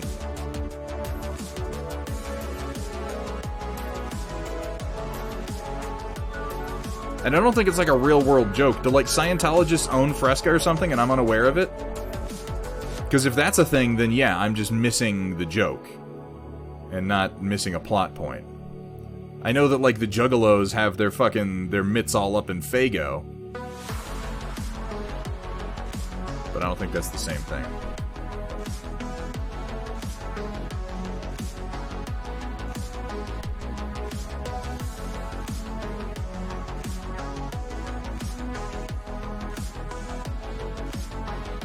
Yeah, okay, guys, there's a very good reason. There's a very, very good reason that I didn't say, like, hey, guys, we're canceling the stream tonight because the presidential debate, I'm not fucking watching it. Like, really, no matter what political beliefs you have these days, no matter who the candidates are, it could be two completely different ones. Presidential debates have not been real debates for decades at this point. Presidential debates are crazy-ass nonsense, and I don't understand why we keep doing them. And I say that, again, regardless of what you may believe politically, I think that we should all be able to get behind that. They're just soundbite generators. Yeah. I used to do debate. I used to do formal debate. Long time ago. And what they do on that stage is a fucking high school level debaters would be embarrassed to be a part of even the formatting that they use for those debates. It doesn't make any sense. And then you get, like, the big ones where there's, like, a bunch of people on the stage, and you can't even, like, none of them even have a chance to say anything. There's no real argument being made. Oh, yeah, I need to record that for you, Chaotic. I need to record that for you. I was trying to decide what attitude I want to have when I do it. You know what I might do? In fact, I think this is probably just smart as I say it out loud. I'll record a few and send them your way, and then you can pick which one you want.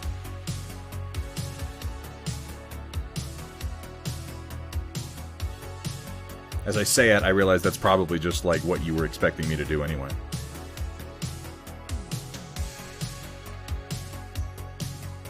A master debater and a cunning linguist. Get it? It's oral sex jokes. Well, I guess not strictly, but, you know, in general. Jokes about wieners and vajayjays.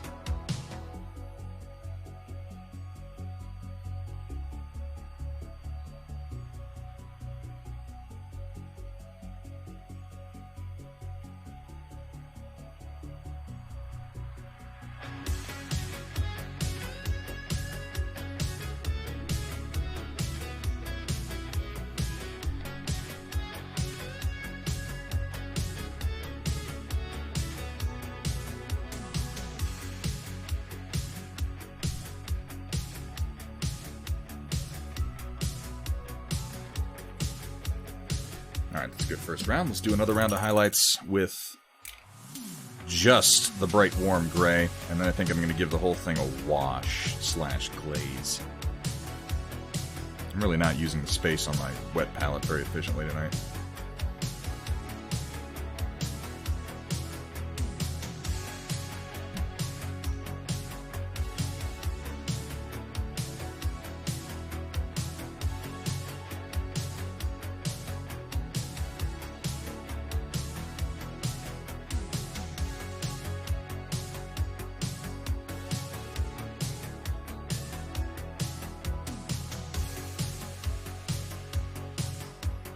You didn't have the debate skill.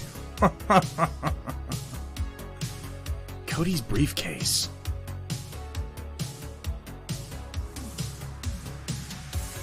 I remember it existing. What am I forgetting about it, Hethry? Okay, yeah, this may be some interesting context for y'all. Hethrier and I were on the forensics team together in high school for a little while there. Oh, yes. No, you're right. I do remember that. Yeah. Oh my God.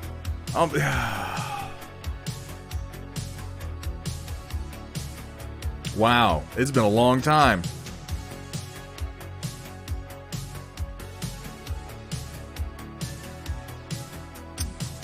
So's everybody knows. This is a funny thing about being in the organizations that I was in high school. Debate team, forensics club, and like JROTC, like rifle team color guard type shit. It's important to know that these organizations, which seem to parents like, yeah, forensics is like debate, student congress, performing arts, stuff like that. I don't think I was there for that, Hethrier. Him going through TSA. I remember it existing.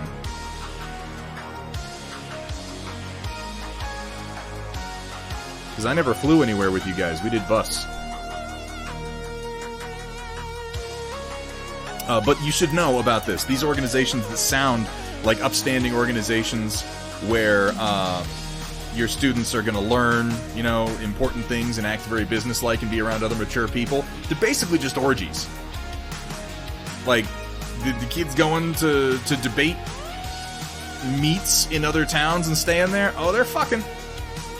The kids heading off with the JROTC to do their little, we're going to march around in a square and we're going to spin a rifle type thing for a little while and then stay in hotel rooms. Oh, they're fucking.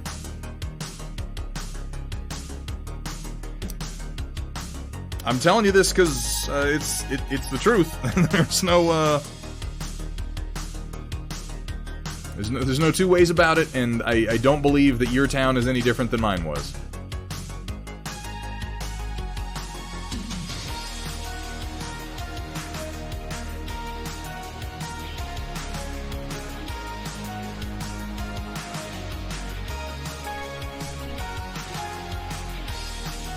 You guys had clubs? We did.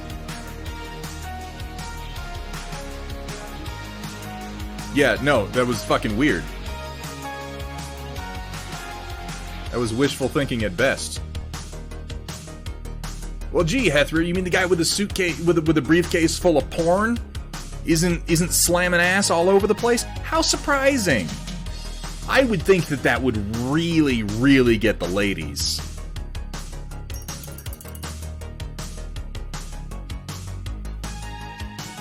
See, it's funny you mention that, Dark Fox, because I graduated from a very small school in the middle of nowhere in Colorado, and there were clubs. Yeah, like, you just described our hometown. Wait, I could have been doing that on math and science team? Dude, yeah, you missed out. You missed, and let me tell you, Aeon, those math chicks, they're freaky. They're freaky. They got the angles, you know what I mean? Maybe that's Geometry Club, I don't know.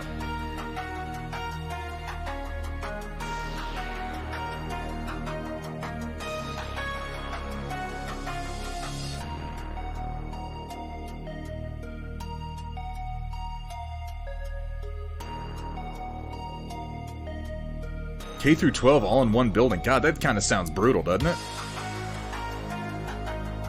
No, you're absolutely right. It was nowhere bad as theater. And theater, in my experience, was nowhere bad as band. But I feel like band kind of gets that rep anyway. You know? Hey, what's up, Necrobob? It's good to see you. You know, like, nobody has any illusions about the notion that the band kids are all a bunch of fucking sex freaks. Like, we know that.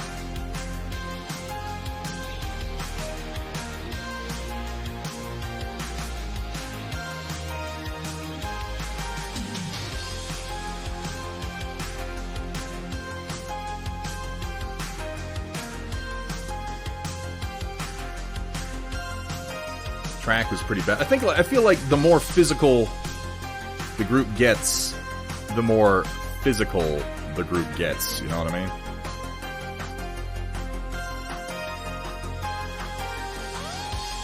ROTC was bad. ROTC was like... I'm just saying... If it's a late night, and we're on the bus, you know, and it looks like everybody's sleeping, just watch where you look and watch where you sit. Alright? Just watch out, because you might sit in something. I wish I was, like, kidding about that, but really, it was kind of gross.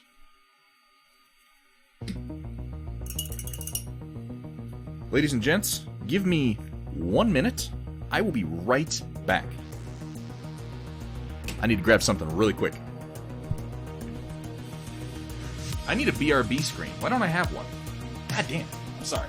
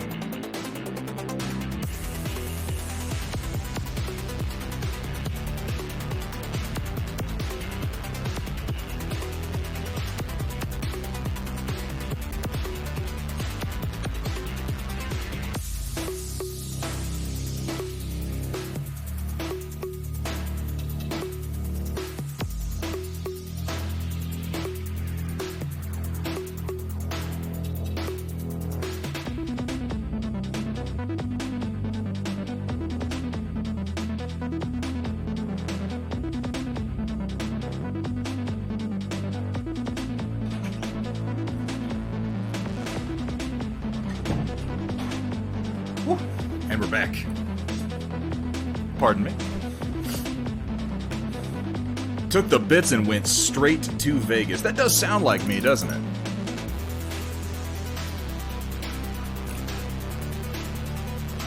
Speaking of gambling, I'm gonna go order out. Oof. Watch yourself. Ah, cha-cha-cha-cha.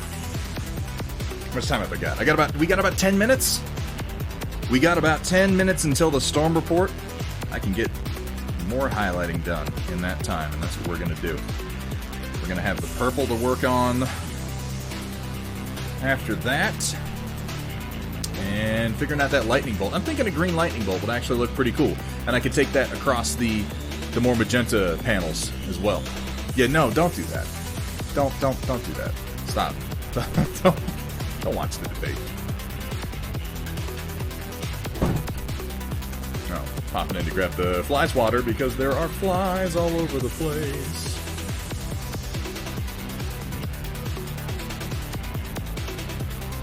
Yeah, there are better ways to kill brain cells than that.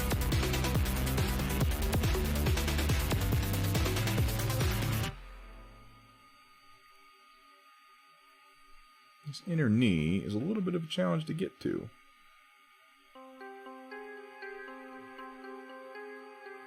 Has anyone else been noticing that Koreans have been doing, like, really solid zombie movies lately? I guess maybe, okay, maybe lately is, a bit of an exaggeration, because Train to Busan happened, like, a couple of years ago now, didn't it? But have you, I guess my real question is, have you guys seen Train to Busan or Hashtag Alive, either of these movies? Hashtag Alive, like, just came out on Netflix.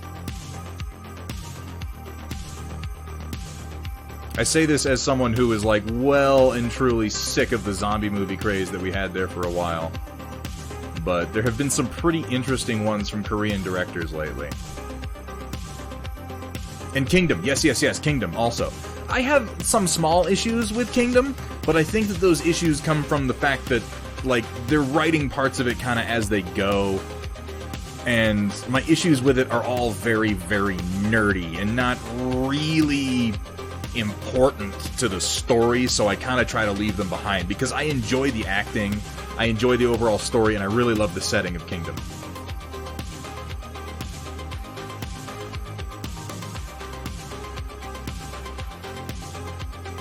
That, and they still have a chance to fix the issues that I have with retcons, so, you know, I should just let that go.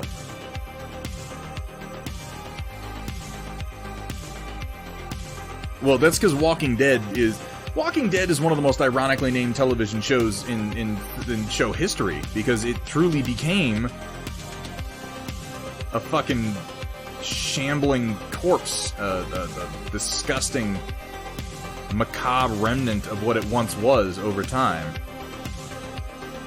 The show, The Walking Dead, is The Walking Dead that it claims to be about. I'll bet I'm the first person to make that joke. Nobody has ever said that before. Definitely. It's not one that you're sick of hearing.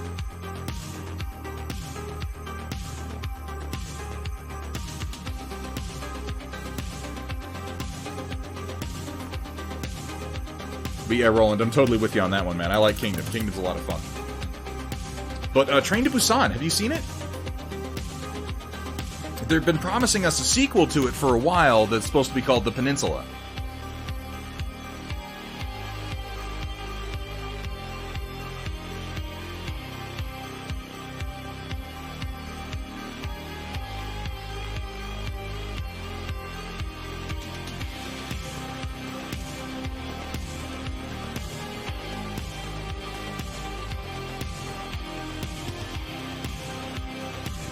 Yeah, if you haven't seen Train to Busan and you have ever in your life enjoyed, I say ever in your life because it's perfectly acceptable at this point, to have completely moved on past the zombie craze, because, man, we did that shit to death.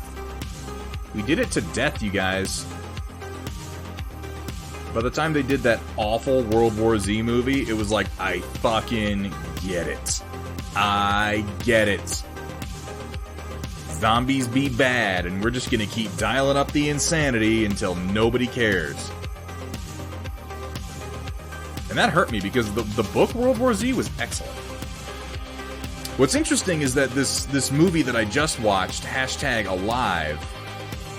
See, Samuel, it's interesting. I haven't heard many people complain about the ending of Train to Busan. I thought the ending was pretty solid. It was thematically on point. It was the culmination of story arcs for the main characters that had been building. Exactly, Justicar. Zombies are a setting for stories about human drama, at least when they're done well. That's, you know, in my opinion. And that's why I like Train to Busan, is because ultimately the story of Train to Busan is it's about human drama. It's about the people who are in the situation, and the zombies themselves are just a backdrop to make the situation happen. And I thought that Train to Busan actually had some fairly cathartic ending moments for a number of the main characters. I think this movie I just watched the other day, #Alive, had not as good of an ending. But the rest of the movie was pretty watchable. It had some dumb stuff in it, but you know, they've all got some dumb stuff. I mean, they're about zombies. They've got dumb stuff in them. But what I noticed about #Alive was that it was kind of playing off of the premise of one of the stories that was in the book World War Z, which, if you've not read World War Z, I recommend it. Particularly if you, like, saw the movie and thought, well, I'm definitely not reading that book, because let me assure you, that movie has fucking nothing to do with the book. Like, nothing to do with the book at all. World War Z is completely... The story of World War Z, the movie with Brad Pitt, is not even in the book World War Z. It's crazy how far removed they are.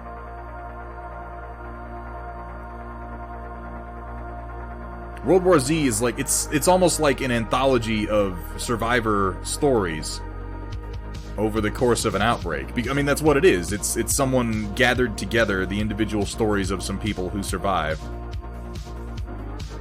and put them together into like a history, like a past tense narrative. Oh yeah, he has famous parents. His fucking father's Mel Brooks. Mel Brooks' son wrote World War Z.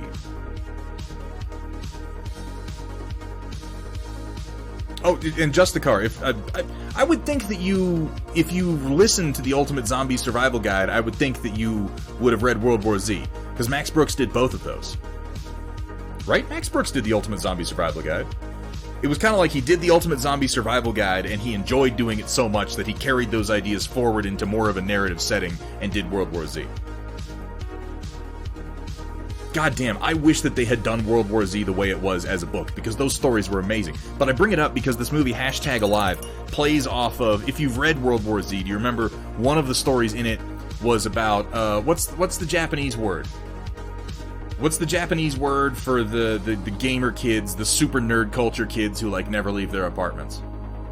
There's a word, and it's a really, really well-known one, and I can't remember what it is. Otaku? Is it otaku? Neat? Hikikimoru? I don't know. Yeah. Otaku sounds right, but I don't know necessarily for sure. Damn you, fly.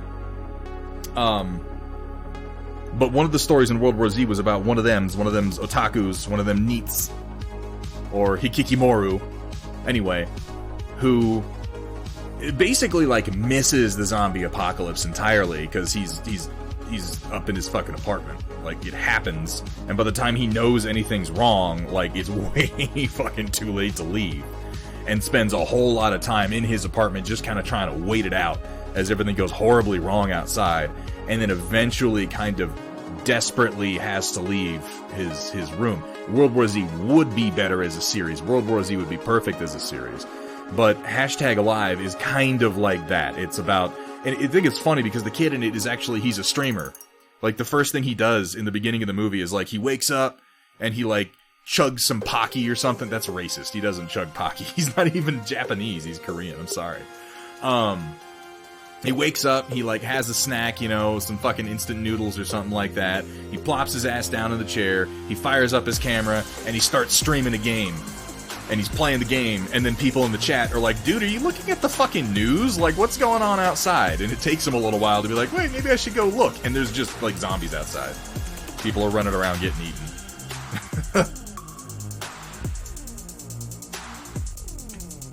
It's pretty cool. It's not great. I think that they were leading towards an interesting ending, and then they chickened out at the last second. That's what it felt like to me. Like, they were leading towards an ending that was going to be really, really dark, and they couldn't bring themselves to quite do it. To quite go that dark. But it's worth watching. It's on Netflix right now. I think it just came out. I watched it last night over dinner.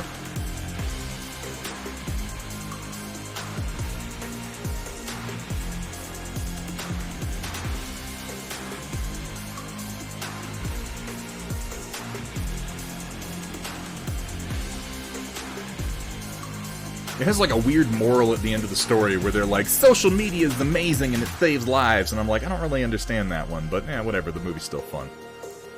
NEAT acronym stands for Not in Education, Employment, or Training. That would definitely describe it, Agusaku. That would definitely describe the kid. Like, he lives with his parents well past the point that he probably should. Haven't we all become Hikikomori? Am I saying that right? Hikikomori, in some extent due to COVID? Arguably, yes. Extreme social withdrawal. Oh shit, that's me. Oh, damn it. I was gonna do a soft launch on the site tonight for people to order tanks and flock, but then it decided to hate me. Data nerd. Data nerd, that's terrible. The site doesn't hate you, it doesn't quite know how to love you yet. It wants to. It doesn't know how. It doesn't know how to express itself. Ooh, looks like we have crossed the threshold. At this point, I'm just looking for excuses to use that button, but the threshold I'm talking about this time is that of the Storm Report. We have hit that time of the night. Submissions are closed. Give me 1 minute, and we will get right over into that. Welcome, everyone, to Thunderhead Studios. This is important. Where the only rule is... Please don't show me your genitals. Please don't. Have fun, be safe, and above all... Don't show them to me. For the love of God. I'm asking, please. I'm asking you, please. Please, please, please, will you not show me your junk?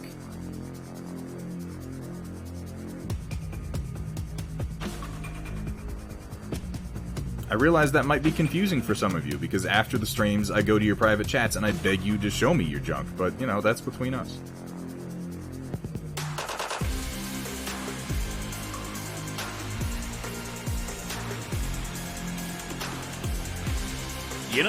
There's something about mech paint jobs that really just brings a tear to my eye, and sometimes a tightness to my pants. This stream has a lot of the latter.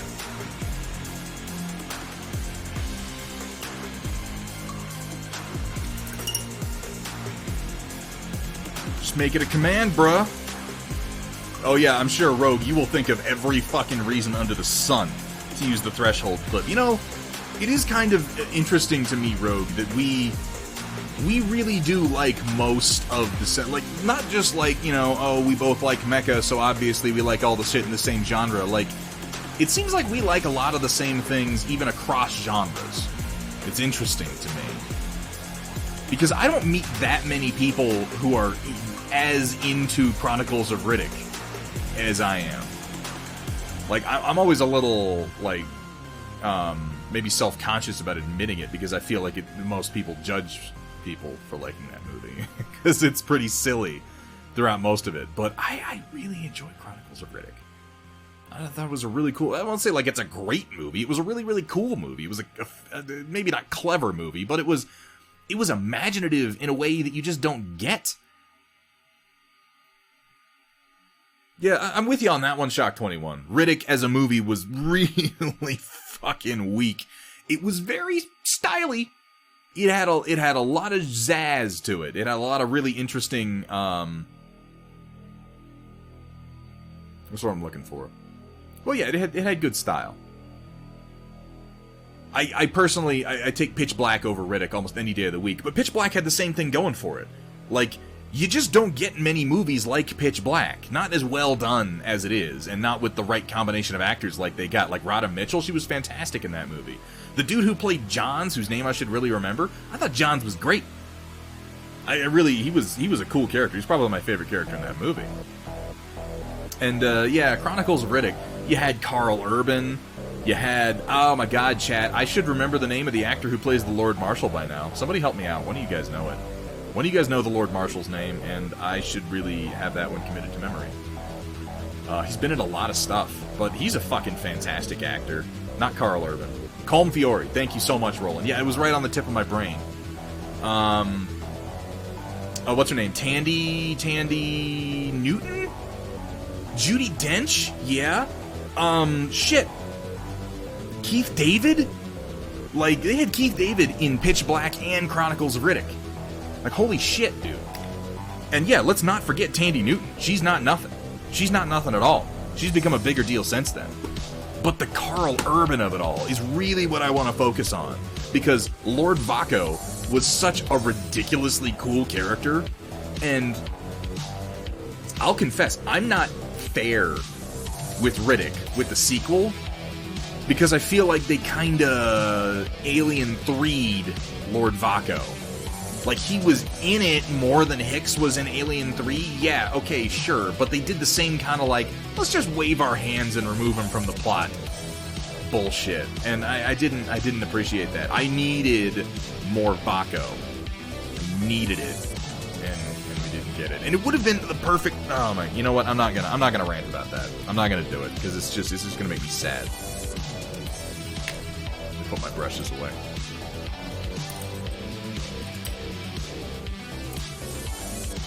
Colm Fiore, that dude is fucking excellent. He's one of those guys who's just everywhere. He's one of that guy that was in that thing. He's not quite as ubiquitous as Xander Berkeley, who's just kind of in everything, but he's in a lot of stuff. I mean, he's in Umbrella Academy now. Speaking of, I feel like I need to finish Umbrella Academy Season 2. The last should have ended up Riddick's Regent Lord Marshal. Yeah, Vaco, that would have been more interesting. Like, a movie about how Riddick becomes the Lord Marshal, but doesn't want to be the Lord Marshal, so he just kind of, like, outsources that work to Vaco, and he takes up his career of drinking and, like, banging space whores, you know? Iron Eagle 2. I have not seen Iron Eagle 2. I can confess. I've seen a lot of bad movies. I've intentionally watched a lot of bad movies. I have not watched Iron Eagle 2.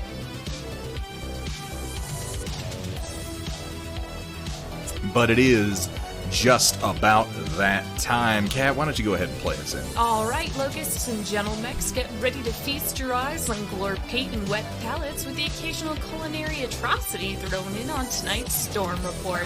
Brought to you by viewers like you. Oh, yeah. Oh, hang on. All right, locusts and gentlemechs, get ready to feast your eyes on glore patent wet palates with the chaos here. Sorry about that. I was not in the right chat. I was in a private chat that doesn't show anything bad, but it is a private chat, and I feel like that's rude, but I clicked over to it before we got going.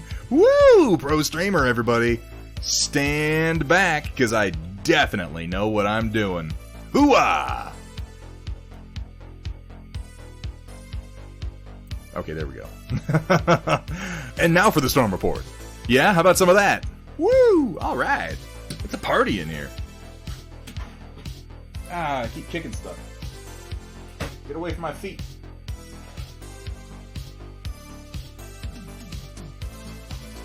Stream is not over yet, Avash. No. We are only entering the last part of it. That's all. Welcome, Avash, to the Storm Report. Literally all the buttons. I was doing well up until that point, too. I don't think I had anything that would be classified as an audio problem. I still wouldn't count that, you know? Because that wasn't an audio problem, that was a brain problem. You know? You know what I mean? You know? You know how it goes.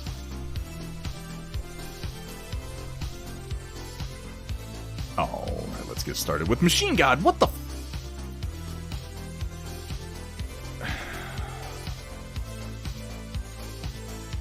And here's the thing about this. Here's the thing about this. This is probably delicious. This is probably delicious. In the sense that all of the Trolley Sour Bright candies taste the fucking same. It's all the same thing. But why candy corn? Because that makes me think it's going to be disgusting. Like, I don't think this has anything to do with candy corn. This is just the same goop that they make worms out of. In the shape of candy corn, which is a way to take something delicious and make it look unappetizing. And then they made the candy corn into bats, which is extra confusing. I do like avocados. I do like avocados, Waffles. But hold on, Waffles. Are you saying you like candy corn? Like plain old candy corn? What the fuck? How does this keep happening? How are there people in this chat who are like, hey man, avocados suck and candy corn's delicious? Like, when I click start stream, am I like ripping a hole? Am I like transmitting my video through a fucking wormhole into a parallel dimension? Are you all like alternative versions of regular people? Like if I go over the mountains to visit Hathrir and Kat, they're gonna be like, whoa man, what's up? I haven't talked to you in years. Well, no, I know that's not true because I know that Hathrir has awful taste and doesn't like avocado.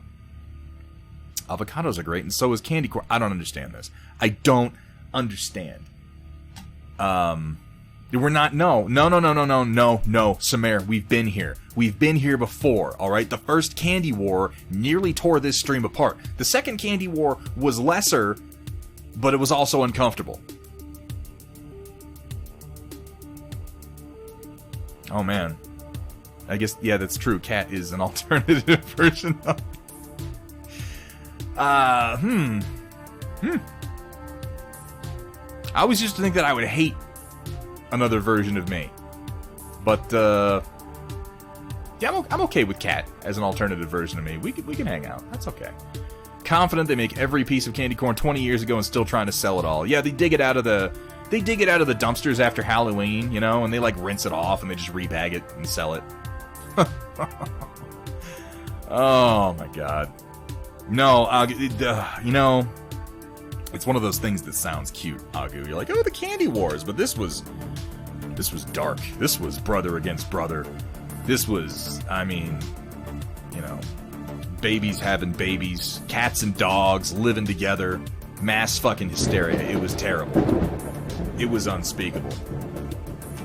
Mosquito Boy with the follow. Welcome to the stream, my friend. Welcome to the Stormchasers. And thanks for being here.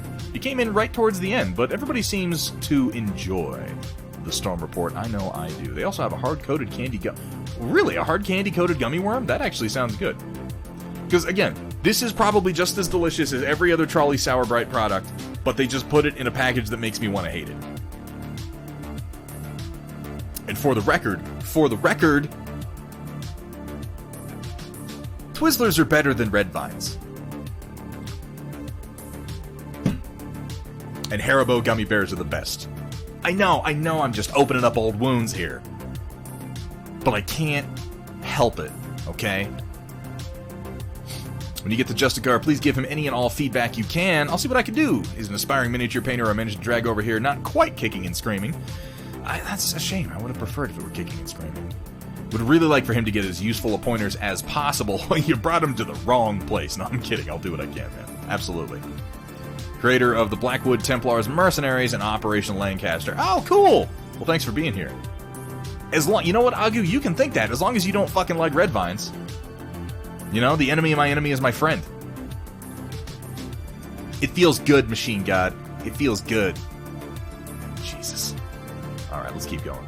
Here we have from Wolverine DH Next Gaming Table for Alpha Strike. Only city is boring. It's true, you need more than cities, man.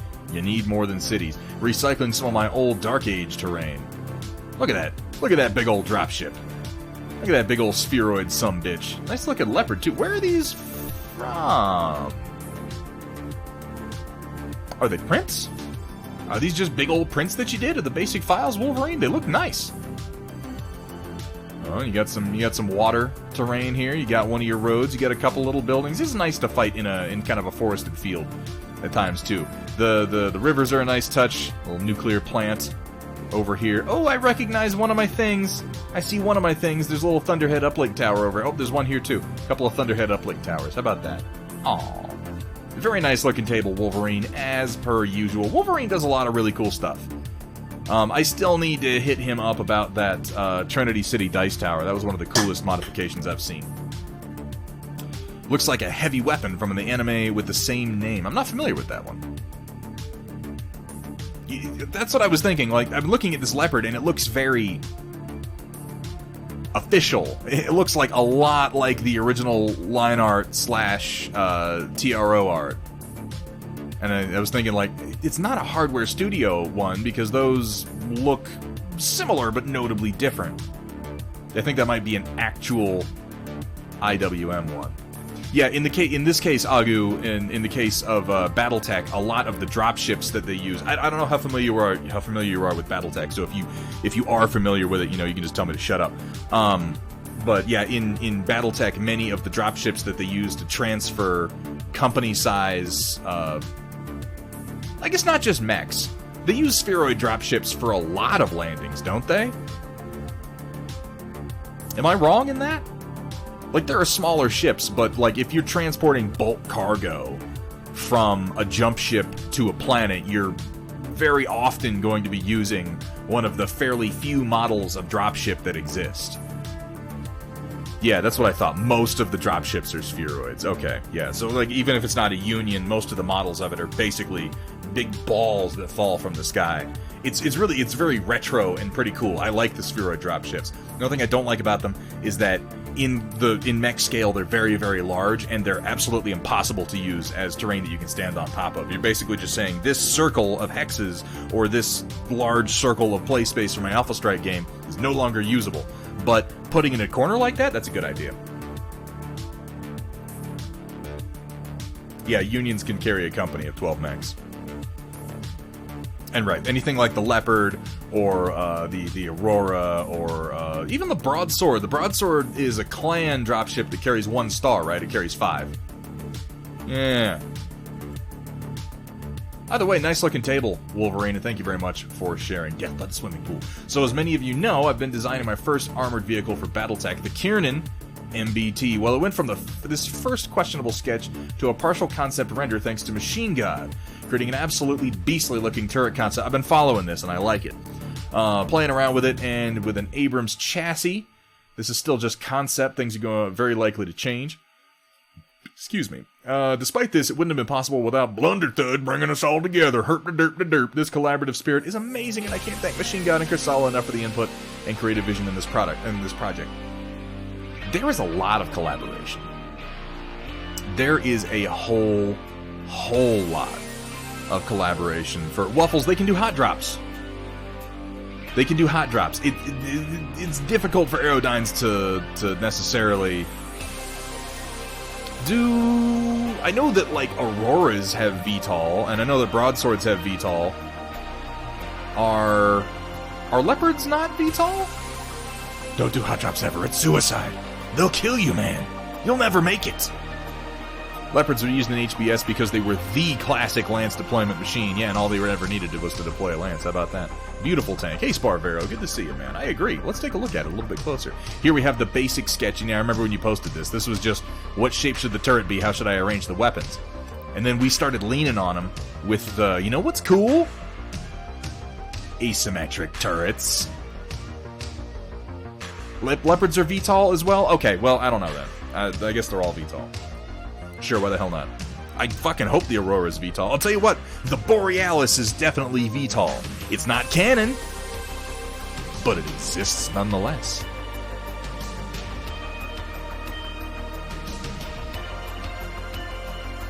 Oh, yeah, no, okay, just to address this, Avash and Waffles, no, it doesn't make any goddamn sense. It would be a terrible idea to put a cannon that large, that far over on a turret, because it would just rotate it right around when it fired. But we exist in a world, or this exists in a world, where people took tanks and they thought to themselves, you know what this tank needs? It needs to be standing on 2 legs. And the moment that you accept that conceit, shit like this really doesn't fucking matter. Like, at all. It becomes, yeah, the magic space metal makes it okay. As long as we have Myanmar, sure, why the hell not, right? That overcomes the fact that a machine that large, weighing that much, putting all of its weight on 2 very small points would just sink into the fucking dirt for the most part. Let's just have 5 different tank barrels. So what we've got here, now, as I recall, this is not, don't take this as the final version, because this has been going through iterations in the Discord for a little while, and I think one of the first things somebody noted was that those 2 barrels in the middle, those are lasers. And they're too large. I think they're probably too large. And then it's like you see a bolter over there on the side for the machine gun, because they're just pulling assets and shoving it in. This is a collaborative, iterative project, so don't take this as a final design. This is working out how the weapons are going to be arranged. You have an AC-10 and an AC-2, and I'm under the impression that the AC-2 is going to get closer and then get linked into the AC-10, so that it's more of a, coaxial setup. Oh, and there we have for machine gun. Yeah, and then 2 medium lasers, 2 machine guns, 2 SRM-4s or LRM-5s. Yeah. So that bolter standing in for the machine gun is probably going to get smaller, and the 2 medium lasers are probably going to get smaller. As a result, it's going to be mostly focused on the combination of the autocannons on the side. But I love the arrangement. I'm all about those asymmetric turrets, though. Somebody brought up, oh yeah, like the tanks from Tron, and I'm like, yeah, that's exactly what I was thinking of, actually, as it so happens. Yeah, definitely. The big one's actually the artillery too. Yeah, this was thrown together. But the point that I really want to make here is that there is a stupid amount of artistic collaboration that's been going on in the Discord, and I'm 100% with you there, man. It's inspirational as hell. I'm a part of a lot of. I don't want to. I hate to become that guy who's like, guys, we got the best Discord in the world. But I'm a part of a lot of Discords, and these days I don't spend that much time outside of mine, which is crazy. It's just crazy. Y'all are coming up with these cool projects, and you're bouncing ideas off of each other, and you're designing files based on one another's art. I pop in, Flavolicious. I drop, updates in the Hextech channel, pretty much is what I do. But I mean, like Project Dark Fox did the concept art that I then used to make the Borealis dropship that we're going to be releasing here over I'm going to be sending the files over to Steel Warrior Studios like tomorrow for the Borealis dropship, and that was all based on Dark Fox's work. It's unbelievable. Yours and mine, the only ones I'm ever really in. Yeah, like I'm in, because I'm in everything Battletech, and I'm in what are the other ones called? I'm in like 3 Battletech servers. Classic Battletech, everything Battletech, something else. I guess I'm in 4. But I jump into those, I go to my channel, I post my updates, I might go to the general hobby channel and go, hey man, good job on that work you did. And then I'm out. I'm back in mine, and there's always a conversation going on. There's always a conversation going on. And I made the point early on, I don't want to add a bunch of channels to my Discord because I'm not sure they're all going to get used, and I hate being in a Discord where there's just a bajillion channels and most of them aren't really for anything, and they fracture the conversation instead of focus it. But most of our channels get used multiple times a day for different conversations, and I think I violate the rules on what the channels are supposed to be for more than other people do, for the most part. Yeah, EBT is a very, very busy server. It's busy to the point where it's I can't meaningfully parse the information most of the time. So I go to my channel and the hobby channel, I make my posts, and I get the fuck out before shit gets too crazy. Either way, this is another tank project I look forward to seeing continue to come together. This will be the second tank being born in my server. Not that I take credit for it, I do not. I have only provided the petri dish, if you will.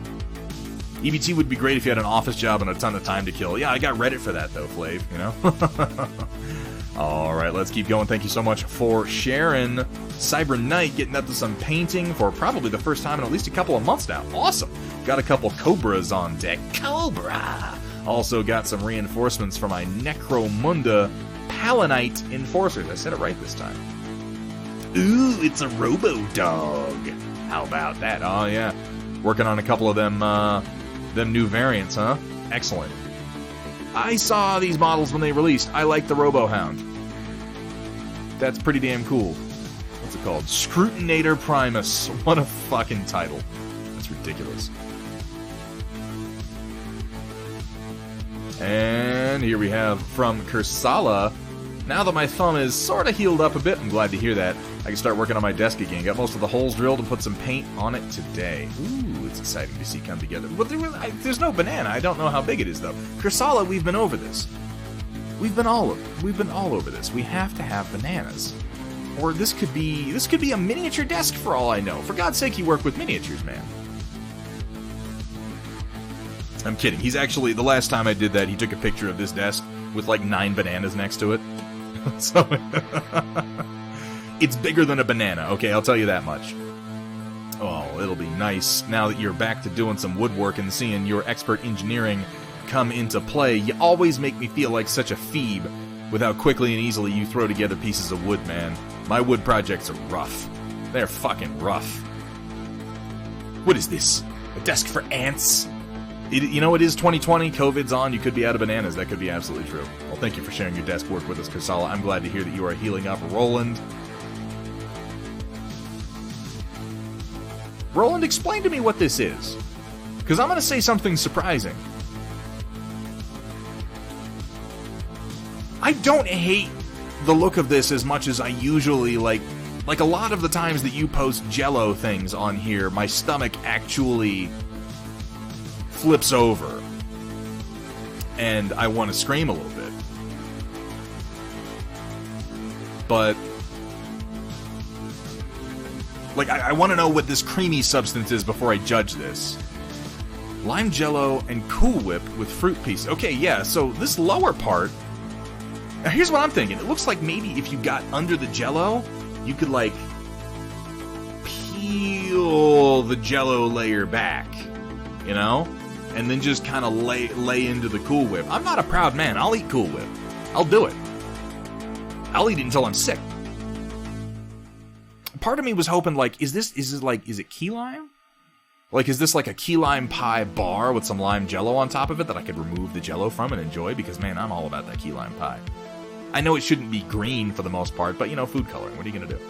Looks like some soap made from goat's milk that people sell at farmers markets. Well, thank you, Data Nerd. There goes what limited appetite that I had for this monstrosity. I really appreciate that. An acceptable Jell-O? Yeah, that's what I'm thinking, Shadow 31. Like, this is a Jell-O that I don't hate, which is strange to me. Always wonder if it's just sort of meat hidden in disguise. So I didn't actually wonder that before. I don't generally look at Jell-O products and think that could be meat. That could be meat, and they've just disguised. I feel like now I'm gonna think that though. What a disturbing life you must have lived, Sparvero. Meat Jell-O. Ooh, Jesus. That's horrifying. No, Machine God, let's not do that. This is less appetizing. This just looks like Jell-O all the way through, and I'm not, We've talked about this, Roland. We've talked about this. You know what? Here we go. Oh, Lord. I like the radishes on top. That's an interesting touch. We got some of that tomatillo salsa kicking. Plenty of fresh onions. Ooh. This, my friends, this is what Taco Tuesday is all about. What kind of meat are we looking at in here? Is this like it looks like maybe a carnitas? Or it looks like maybe it has like a crispy outer skin on it, too. Avash, you just walked into, like, a delicious picture of some tacos. And you're welcome. Yeah, carnitas. Oh, okay. Those are some quality fucking tacos right there. I'm all about the fresh onions and the tomatillo salsa, man. Squeeze them limes on there. The radishes are an interesting touch. Has a delicious aura. Sparvero, I don't like everything you say about food, but I like some of the things you say about food. Yeah, where'd you get them? So you got them. You're on a paper plate here. So I'm curious where you got them from. By the way, guys, for those of you participating in the Storm Report, Tuesdays are Taco Tuesdays, and we extend our usual 2-picture limit with one additional picture as long as it is some tacos that you yourself have taken the picture of. We don't want those fucking Instagram tacos. We don't want those Pinterest tacos. We want your tacos. Food porn. You got some good taco places, Roland. I'll give you that. You make the best of Taco Tuesday. Well, thank you for sharing at least one of those pictures. I'll say two, because the lime one was kind of interesting. Yeah, I'm down with that. Rio Hassenpfeffer. Just weebing the shit out of chaotic harmony. Look at this.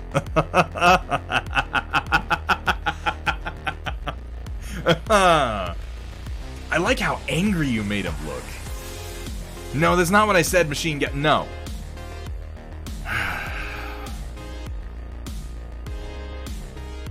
For the love of God. I really, really like how angry you made him look. Because in the picture, in the original picture that this is based on, Chaotic is like, he's trying to do a little bit of an angry face. He's trying to give his war face is what he's doing. He's all, like, and if I'm being honest, and I'm being a little critical, he's not quite nailing it.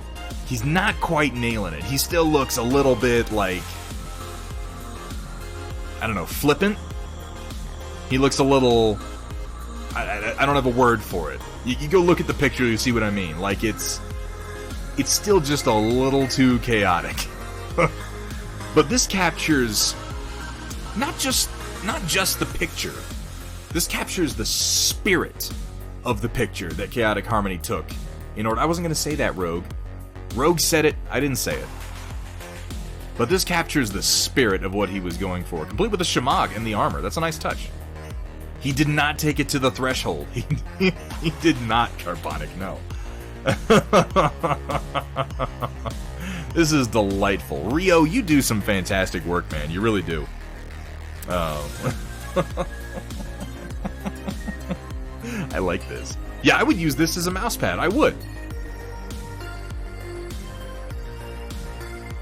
Oh, I didn't see the second part of that. A mouse pad with tits.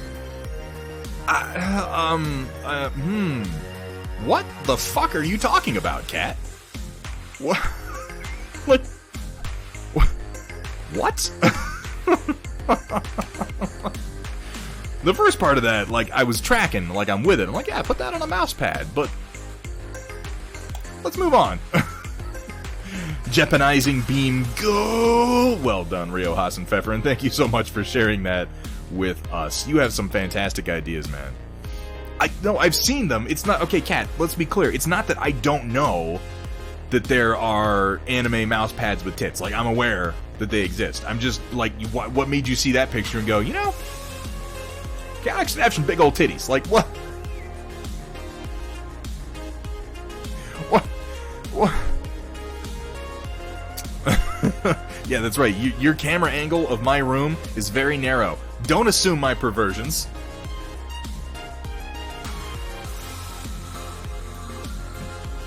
You don't want to know my weeb factor. It's very, very high. In certain ways. Yeah, yes, anyway. Moving on. Here we have from Sparvero. Hey, and thanks for participating, man. It's wonderful to see you. Just finished this wooden glider from Blueprint. Size is about 1.5 feet wingspan. Shit. I wouldn't have guessed 1.5 feet at first until I started looking at some of the reference pieces around. Wow! What did you make this out of? Is this like you did this out of balsa wood? And what is the fabric? Is that like a paper? This is really cool. Okay, yeah, balsa construction. I mean, I'll own it. I'll own it, Rogue 19. I was born in 1987, and I spent my, my growth years in the 90s, and I was young in 2000. So, you know, yeah, a little tentacle hentai. What are you going to do? That's life. It's life. Come on, we're all on the internet, for God's sake. Maybe I shouldn't admit these things on screen. You know, let's just... okay, well, there it is. And tissue paper. No, this is really fucking cool, man. What is life without... And Lustness chimes in. I'm glad that we're all on the same page. And then it's the furry who comes in and is like, whoa, guys. Whoa. Let's take it down a notch. Shit. I gotta turn off clips. I felt myself being summoned. Woo! Well, that's all you had to hear, right, Kat? Jesus Christ. Can we focus? Can we focus? Because Sparvero has done something very fucking cool here. And this is all hand-built, yeah? You said from blueprints, not from a kit? This is really, really nice work and very, very cool.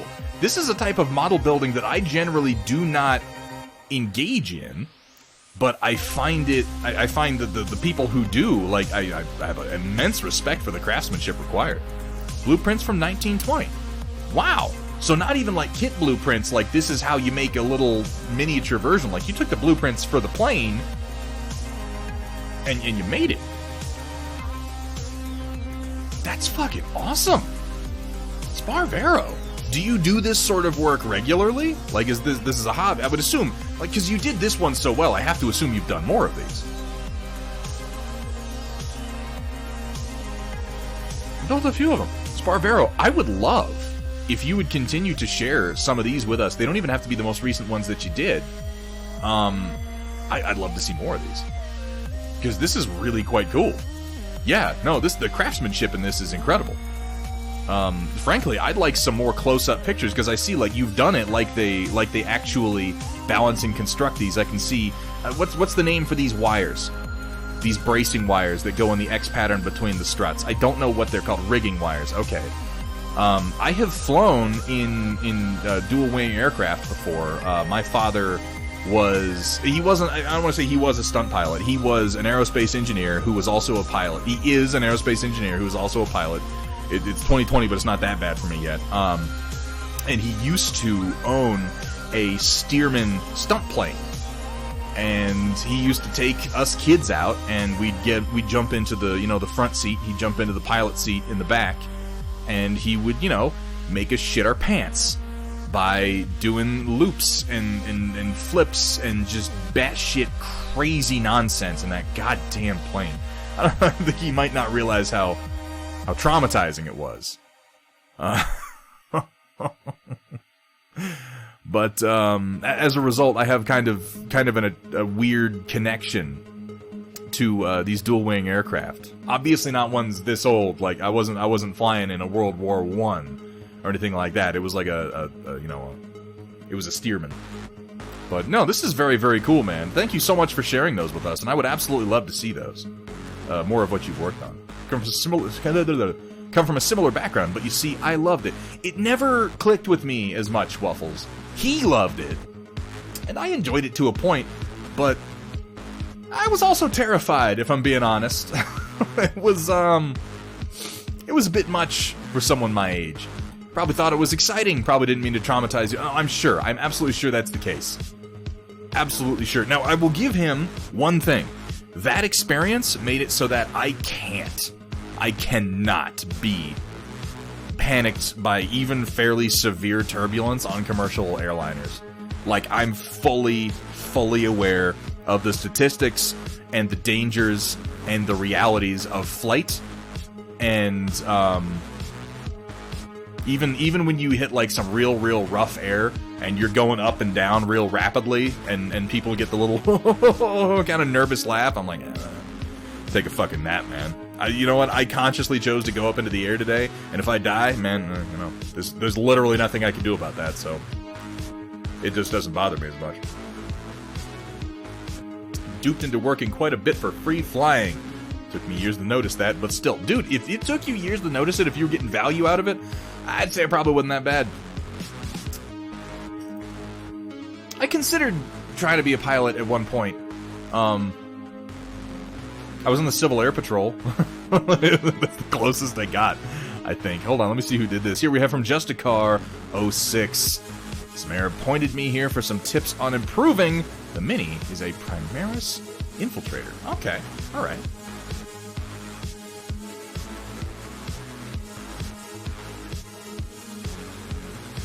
So it's clean. It's fairly clean work. I don't know how many minis you've done, Justicar. It's Justicar, not like Justiciar or something like that, right? Yeah, Justicar. I don't know how many minis you've done. I'm going to assume that you're fairly new to painting miniatures. You seem to have some pretty solid brush control. You've done a good job separating the black from the red up here. For that matter, you have a nice smooth coat of red. And really all of the paint looks very smooth. So I believe that you're probably thinning and you're applying multiple layers, and that is fairly excellent. If I were looking at this and I was just thinking, okay, if someone handed me this miniature, What would I do to fix it up? Oh, those are Roman numerals! Okay. Yes, they are rough, because I couldn't tell they were Roman numerals. I thought maybe this was some kind of a symbol I just wasn't quite putting together, which is accurate. Alright, so the freehanding is a little bit rough, but don't feel bad about that, dude. Freehanding takes practice. It takes a lot of practice, but I would say keep practicing. Practice, you know what, it's a good way to practice freehand, honestly, is take just a flat piece of plastic and just try doing, you know, your numerals over and over on it. And I would say for freehanding, something important to keep in mind, you're tempted to go very slow. You're tempted to, you know, just go real slow. Slow lines are wobbly lines. It seems counterintuitive, but faster, smoother, confident movements are going to yield better looking lines for freehand almost every time. And a lot of that really is just confidence. So I would say practice that a little bit. And here's another thing about freehand, something to keep in mind. You don't have to get it right the first time. I know that it's tempting to think like, well, I've just got to paint it perfect because there's no reference points or anything. I've just got to paint it on and that's going to be how it is. Most people who do freehand don't just waggle their brush and have it look perfect. They paint it and it looks a little wrong. And so what they do is they take the opposite color or another color if they're using multiple colors for their freehand, and they correct it and they clean it up. And that's I should be able to talk if I'm going to do this. If you'll watch me do some freehand on my stream, and there's a couple of VODs and some of my YouTube streams where you can watch me doing some of it depending on the model. I do a little bit, and then I correct it. I do a little bit, I take a step back, I look at it, I go, that line doesn't quite work, and maybe I'll erase it and I'll try another one. And you just keep doing that over and over. I mean, it seems so, like, really kind of deceptively simple, but the best way to do freehand is just keep fucking with it until it looks right. You can always go back in and mess with it a little bit more and clean up your lines. Like, you don't have to do it perfect the first time. And Samuel White's also absolutely correct. If you mess up a part on your model or you got a spot that looks sloppy and you don't feel like fixing it, make it look like battle damage. Sponge a little bit of contrasting color in there. It can be tricky with black, because it's really easy to do black battle damage, but if you want to do like rust using oranges or something like that, take a little piece of sponge, like from a brush or from packing material from minis, and just kind of dab it in the paint and wipe it off and give it a little sponge texture on there, and that'll cover up, excuse me, God, I've been drinking beer all day, spots like that. Is it the same for edge highlighting? It absolutely is, WJ. Anything where you're trying to get a straight line, don't at all be afraid to clean up your work. To come back in later and just straighten those edges a little bit. The people that you see, the really, really good artists out there, when you look at minis and you're like, why can't I do like that guy? That dude fucking cleans his work, I guarantee it. Or perhaps some gunmetal gray. Yeah, no, actually, yeah. A gray would go real well for battle damage on this sort of armor. The colors lack a little depth overall. And depth is, I think that would probably be your next step as a painter. Working on freehand is something that you're going to be doing for the duration of your time as a painter. So don't take that as a, like, that's what I need to work on. You're going to need to work on that for a long time. It takes a long time to get really good at it. But if you start working on it now, you're going to have an advantage over people like me. Because me, I was terrified of freehand for a long time, and as a result, I put off learning how to do it. I refused to do it. I don't know what I was afraid of. Getting it wrong? I don't know. But it took me a long time to really start doing it, and as a result, I'm not as good as it now as I could have been if I had started early. Ooh, Brangeddon, thank you so much for that follow, man. Welcome to the stream. Welcome to the Stormchasers.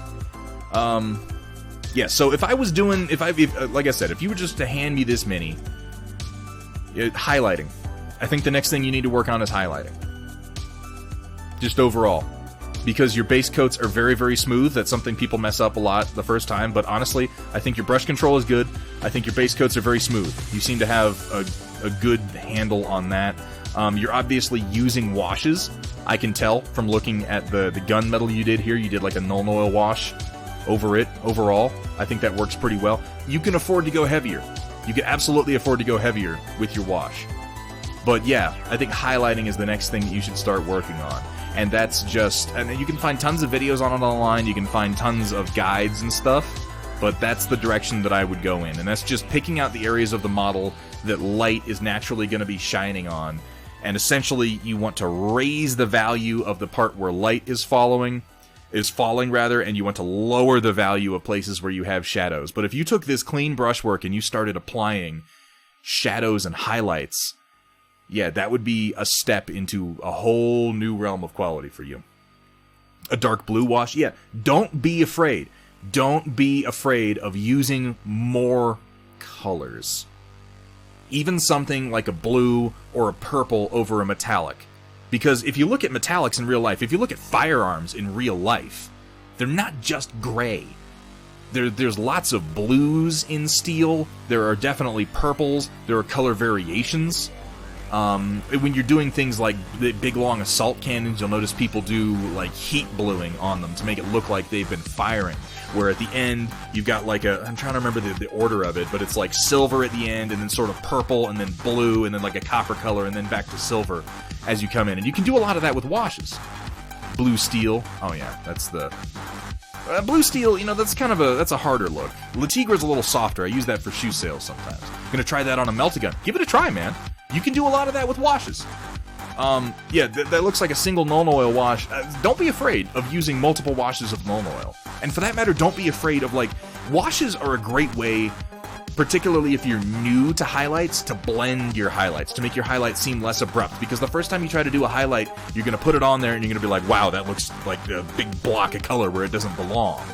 But if you apply your highlights and then you do a wash of the base color over all of them, that sort of tints all the colors to your base, and it makes it look more natural. Have you used dry brushing before, Justicar? Out of curiosity. Also your own worst critic, so if you can't see it normally, don't paint it. Yeah, no, that's also true. Particularly for painting Space Marines and Games Workshop products and learning from other painters, I would translate that into, you don't think so. Dry brushing is fantastic. Dry brushing is a goddamn miracle.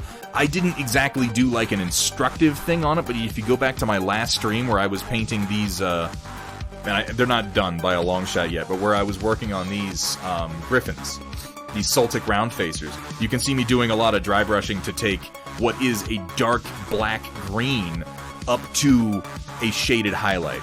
It's a great place to start. It's a powerful technique, and it can teach you a lot of what you're looking for in a highlight before you move to doing them kind of by hand.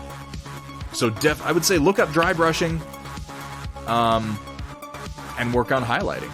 Make those your goals. Learn the technique of dry brushing and learn the theory of highlighting and shading. Yeah, I said something very much like what Samara just posted there, and it's absolutely true. It's a great place to start, and it's a powerful tool that you're going to use throughout your entire painting career. I don't know. That's probably not the right word. Knowing how to do it is very important, and people use it on, even pro-level painters use dry brushing if you get really good at it. I would say get yourself an ELF contouring makeup brush, which if you go down to the little Amazon link below my stream here, you don't have to use the link there or buy it from Amazon, but you can find the brush, the ELF contouring brush. Get yourself one of those and start doing some dry brushing, man. I think that it'll really step your game up.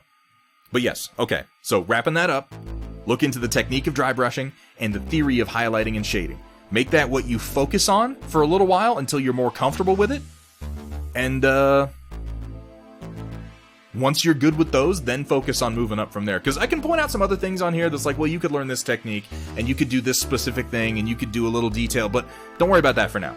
Like, you could do texturing on the leather to make it look really amazing using some really simple tricks, but don't worry about that until you get the basics of highlighting down, man. Yeah, makeup brushes are totally the way to go for dry brushing. They absolutely are. Yeah, dry brushing and washing are probably the two most important techniques I can recommend to somebody, and it looks like you haven't mastered washing, but you know what it is, so keep using it. Nice work, though. Again, Justicar, very, very clean work, and really nice, smooth coats. Those are two of the biggest problems people have when they're starting off, is good brush control and smooth coats. So the fact that you're past that already means you're doing pretty damn well, man. I look forward to seeing what you come up with next. And please, if you're interested, please continue to post the Storm Report. I'm always happy to give advice. I don't promise that it's good advice. I don't promise that it's coherent advice. It depends on how much I've been drinking during a stream. But I promise that it is, in fact, advice of some kind. Yeah, contrast paint's nice. I don't want to warn you away from contrast paint, because contrast paint is a very, very useful tool, and it's not like it's going to stop you from becoming a better painter. I will say that contrast paints and the methods associated with them, it's something that I did for a while before contrast paints came out. I used to do, and it's something I mean to get back to sometimes. I used to do sketching in value, where I would paint the entire miniature in nothing but black and white in order to help myself understand. Actually, I just remembered why I did that, and that might be something you want to look into, Justicar. I might have to post an article to Discord later, but sketching in value actually... It is and it isn't, WJ. Here's the thing. In paint techniques, like, there are no hard and fast rules. They all these techniques have some overlap. It's all very broad. It's all the application of color. So you can say that it's an overglorified glaze. You can say that it's a super thin down filter. Like, you can come up with a lot of ways to say it's X version of Y. But it's because all of these techniques have a lot of overlap. But what I used to do, like I said, I used to sketch in value, which is where you just paint the entire miniature in black and white. So you're not thinking about colors, you're not thinking about shades, you're not thinking about hues, you're just thinking about where is the light and how bright is it. And then once you've done that, once you've pushed it from deep black to titanium white, all in just black and white, then you come in and you start glazing colors over the top of it in order to give the mini the look that you want. It's a really interesting technique. It taught me a lot about how to highlight. It tends to yield really desaturated, washed out colors, but for some minis that doesn't matter. For some minis that might be what you're looking for. I had an article on that. I'll post that to the Discord later if anybody's interested. I have to admit the different types of paints contrast wash was really annoying to learn at first. And again, there's a lot of crossover. It's not like they're different. They're all variations of acrylic pigment suspended in a mostly water medium. It has a lot to do with how much pigment density there is. And most of the time, if something says wash or glaze or whatever on it, it just means that that product was formulated for that specific job. But the thing is, once you learn the ins and outs of how to use your paints, like, I mean, you can use them for whatever you want, for whatever the hell works. I would say don't get confused by all the product names. Hang on. Was that on? Oh, not at all. Don't get confused by all the product names. Justicar, if you're new to painting, I would also remember that for all these techniques and all these concepts and all these products, as a general piece of advice, there are as many ways to paint minis as there are people painting minis. There is no one way. There is going to be a way that works for you that might not necessarily work for everyone else. That might not necessarily work for Samir. That might not necessarily work for me. So, don't let anyone tell you this is good, this is bad, okay? Try everything. If you find something that works for you, that you like, that you understand, take that tool and put it in your toolbox. And then, when you come up against a situation that's similar, pull that tool out and use it. And over time, you may find that, this tool isn't really doing what I want to, so go look for a new technique. But build your painting style out of the little bits and pieces that work. Take what works, leave what doesn't. And don't be afraid to try new things. Yeah, even big painters and names on YouTube, and they'll still be like, hey, I learned this new way to do this. And painting is like, it has a weird fashion to it. It has a flow. It has there's a, what's the word I'm looking for? There's, it's ever growing and it's ever changing. It has styles, you know? Right now, James Wapple is really, really pushing, oh, guys, oil painting miniatures. And I've tried it a few times, and it's a technique that I'm still learning. But you've got huge painters that have been painting for years who are just now for the first time like, I can use oil paints on my models. And it's because James Wapple made it popular. I mean, more than just him, but I mean, it's definitely James Wapple pushed it in a big way. Yeah, non-metallic metal's really big right now. I remember when non-metallic metal wasn't a technique that anybody used. It wasn't until, what mini was it? I can see the mini in my head. It became really popular. It was in a painting magazine in like the early 2000s, I want to say, where somebody did non-metallic metal on an axe, and everybody lost their fucking minds, and suddenly everyone was like, non-metallic metal, non-metallic metal, non-metallic metal. And remember, not every painting technique works for everything. Know what you're doing. Like, you're painting tabletop models, you don't need to use crazy advanced techniques. I would not use... It was a golden demon? Yeah, I thought it was one of those competitions, Steiner. You know the one I'm talking about. It was like a blue robot with a big axe, and the axe was done in this really beautiful, cold, non-metallic metal gray. And just everybody shat their pants. And suddenly everybody was doing NMM. And I won't deny NMM is really, really cool and really, really neat, and I've been learning to do it a little bit here on the stream lately. Dark Fox, it's okay. If y'all aren't bored with me, I'm gonna keep going for a little bit. I'm riffing. Dread Librarian.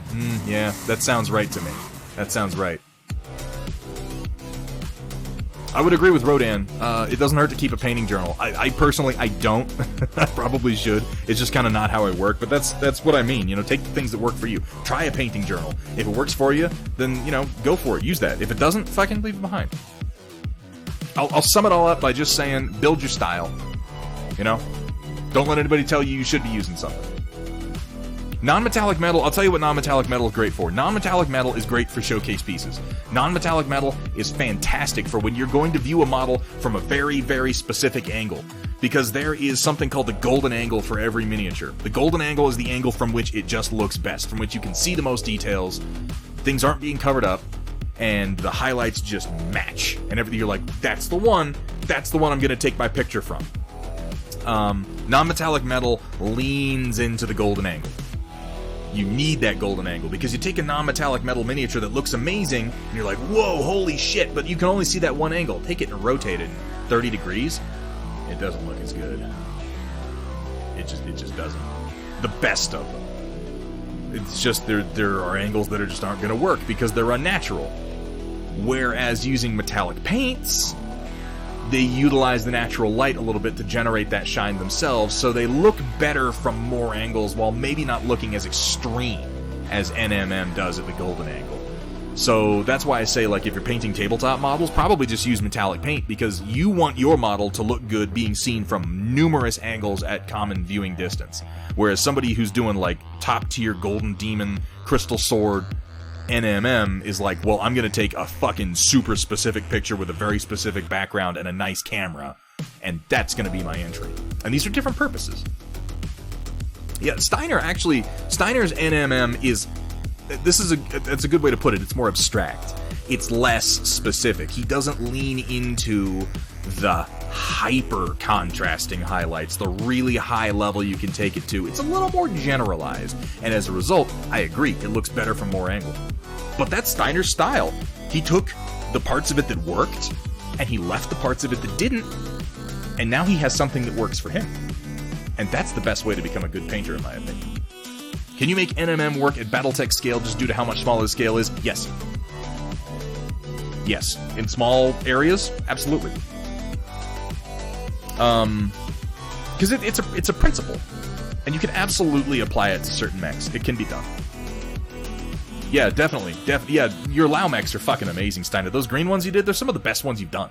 Honestly, take a look at his work. Alright, I'm gonna keep moving on with the Storm Report. I'm getting distracted. Oh, from Karn the Bloody. Caught this bad boy at work in the cafeteria. Oh, look at him. Oh, he's pretty. Look at his coat. Look at his amazing golden yellow that he's got. He's looking at you like, what the fuck, bro? What are you doing? How can he see me? That's a very pretty lizard. Very pretty lizard. He seems very irritated. It's like, what the fuck, bro? Let me go! Oh! That's a big old lizard, though. Look at him. He's got a big old thick body on him. Well, hey, thank you for sharing your lizard find. It's not our usual fare, but I dig it, Karn the Bloody. Nice. Was surprised, almost stepped on him. Oh, I'm glad. You know what? I appreciate that. Made a point to catch him and get him somewhere safer. Hey, you good people, Karn the Bloody. Thank you for that. Yeah, he's got attitude. That much is for sure. Here we have from Fade Rat, Hero Forge Mini, work in progress for upcoming D&D campaign. Goddamn, I am hungry, I just realized. Trying to go for a Warlock look, but not liking how this is turning out. Any tips and or suggestions or advice on how to start over?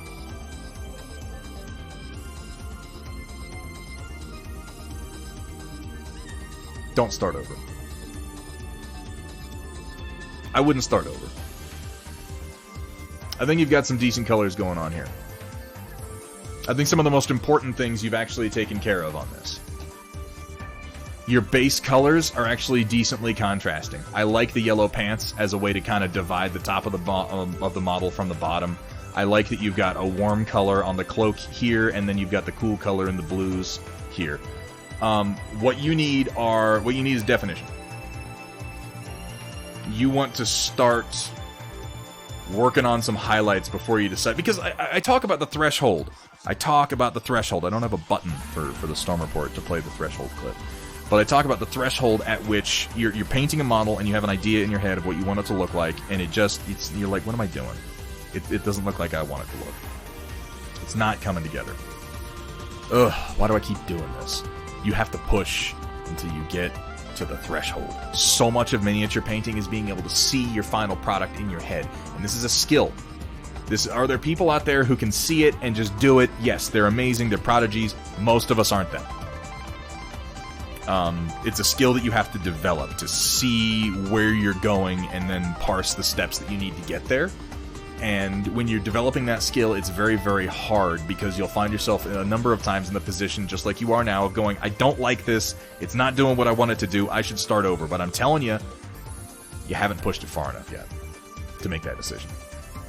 There is a threshold past which you will suddenly put down a highlight and you'll go, that's it. That's what I saw. Now the mini's coming together. And it doesn't mean the mini's done, it just means that now you can see it. And now you can sort of follow what you've already done through to the end.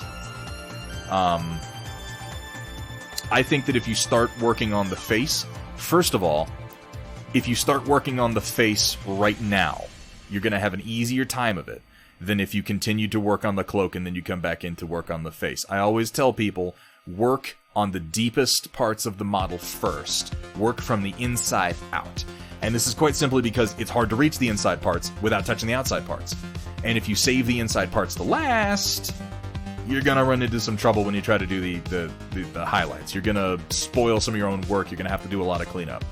So I'd say get into the face and start working on it. I would say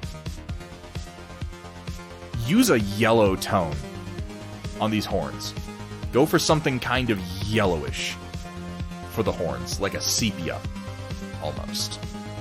And I say that because you've already used the yellow down here, and it's good color composition to repeat your extremities at least once. Like, there is strength in using a color a singular time on a model to create a focal point. But I think your focal point's going to be this little bit of magic he's got here. Because what I'm seeing is a little bit of yellow down here being echoed with kind of an off-white yellow sepia up here on the horns, and then the flesh tone in here, and then green. I'm seeing green here. And I think that if you did this part, worked a little bit, threw down a couple of highlights in here, maybe even just a quick dry brush of some highlights on your blue here, and then started working in some greens, some yellow greens here, some like bright yellow greens, I think you'd start to see it. I think you'd get closer to that threshold. I think you might like it more. I don't know. You might not. It's possible. It's a risk you're going to take. But, Fade Rad, I want you to push this one a little bit more. If you're taking my advice, if my advice is what you want, my advice is to keep working. Give yourself more of a chance. Because you've made some very good choices in the beginning. And some of the most important choices you can make while painting a model are right in the beginning when you choose your colors. There's a lot of stuff you can do to fix mistakes you make later on with individual color choices, but your fundamental color choices when you start painting a mini are very important, and I think you've made the right ones. What did I say, Avash? What about a wash? Any thoughts? So you've chosen some very dark colors to start with. I would use highlights and then a wash. I would do the highlights first, and then I would use the wash to blend your highlights into your base tone and create shadows all at the same time. That's how I would approach this, if I were doing it. But again, I think you've made some excellent choices in the beginning, Fade Rat. And, I mean, most washes are dark. You're going to have a hard time finding a bright wash. Like, for instance, you might just start doing nothing but washes over these horns because they have texture and they're going to pick it up. But in general, most washes are going to be dark. Washes are only ever going to darken something. They're never going to brighten it. So go for some nice bright highlights and then wash until you're satisfied that they're blended decently, is what I would do. And again, use your wash to create some shadows, too. I think that's the path forward. Yeah. Yeah. I hope that was helpful, Fade Rat. I try to give helpful advice, but sometimes I just ramble like an idiot. Oh, here we have from Avash. Ooh. I like this.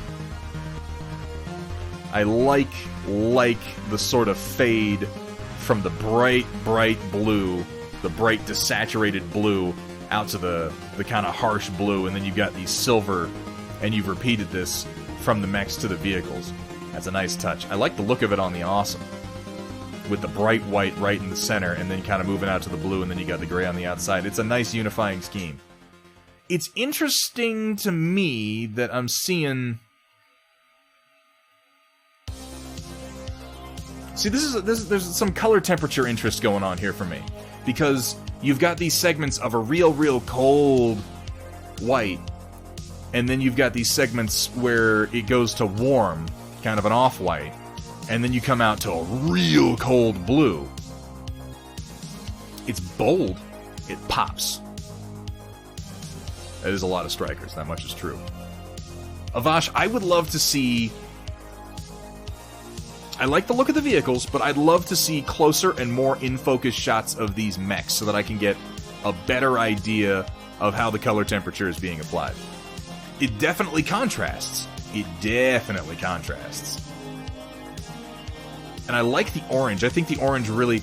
On battle mechs in particular, you want to use the cockpit glass to create focal points, and you've really done that. The orange is like, pow! Like, this Wolverine is kind of blurry, but you better goddamn believe I'm getting that focal point on the cockpit. Post pictures in the next day, yeah. I think that with some closer pictures, I could give you some more meaningful critique, but I like what you're doing. I like what you're doing. It's interesting. And it's definitely a really nice, striking, unifying scheme. Yeah, it's a nice pattern, too. Yeah, please, Avash, post some closer pictures of the mechs. I think I could give you some more meaningful feedback there. Yeah, it's a livery. It works nicely. Here we have from Manro Fasal, coming to terms that I'm a speed painter. Just need to work on highlights. Hey, man, you do what works. You do... Damn! Those fucking colors. Ooh. See, I'm talking about focal points. Is there any doubt? Is there any doubt in anyone's mind where the focal points on these miniatures are? Just looking at them. I mean, it's the hair. And it should be. It should be, because those were the focal points when they were doing the sculpting. Their hair is as big as their torsos. And, of course, there's one extra one for our lady over here with her giant mechanical fucking middle finger, but you've made sure to feature that with some cool kind of hazard striping on here, man. This is some nice work. Yeah, I like this. I like it. Now, I would love some close-ups on these lovely ladies. Yeah, Samara, that's what I'm thinking. They're a little hard to take in at this distance, but I would love to see some close-ups of each and every one of these. The color choices are fucking fantastic. I love how you've used this bright yellow-green twice, but over here you've contrasted it with that pink. That's a wonderful... This is a great contrast here. Between a surprisingly cold yellow-green over here and this kind of hot pink. I like it. The blue looks good, too. Really nice depth on it. Yeah. Better, closer photos, Manro. I would love to see some of those. Fantastic fucking work, dude. And in excellent time. Thank you for sharing. Kursala, planning on posing this guy tonight, but the web store has been giving us shit all evening, so here he is at Parade Rest. Bullshit. His weapons would be behind his back at Parade Rest. God damn it. I do like those guns. Maybe I'm a little bit biased, you know? Kursala, if you make me like the fucking MWO Warhammer, like, I'm never gonna forgive you, dude. You can't take away the way that I define myself through hating things. Alright? Because you've done some really, really fine work on this. Yeah, man, get it, once you get things sorted out, get it posed. you can see this is actually this piece is one of my better examples for what I'm talking about with Kursala's design sometimes, where in 3D design, all these details, they look kind of severe. Because I did these arms. These were mine. Unless you modified these significantly, I think most of these are right in line with the details that I put on it originally. And see, they look kind of severe in a render. These holes, they look large, they look maybe oversized, almost awkwardly so, kind of blocky. But when you print this out, it's not that way. When you print it out, the details are much more subtle, but you have to have them be kind of extreme for them to show up, like, at all, most of the time. Otherwise, you wind up with real soft details. I'm just going to sit here, and Kursala posted this, but let me take the opportunity to just give myself a little back pat there.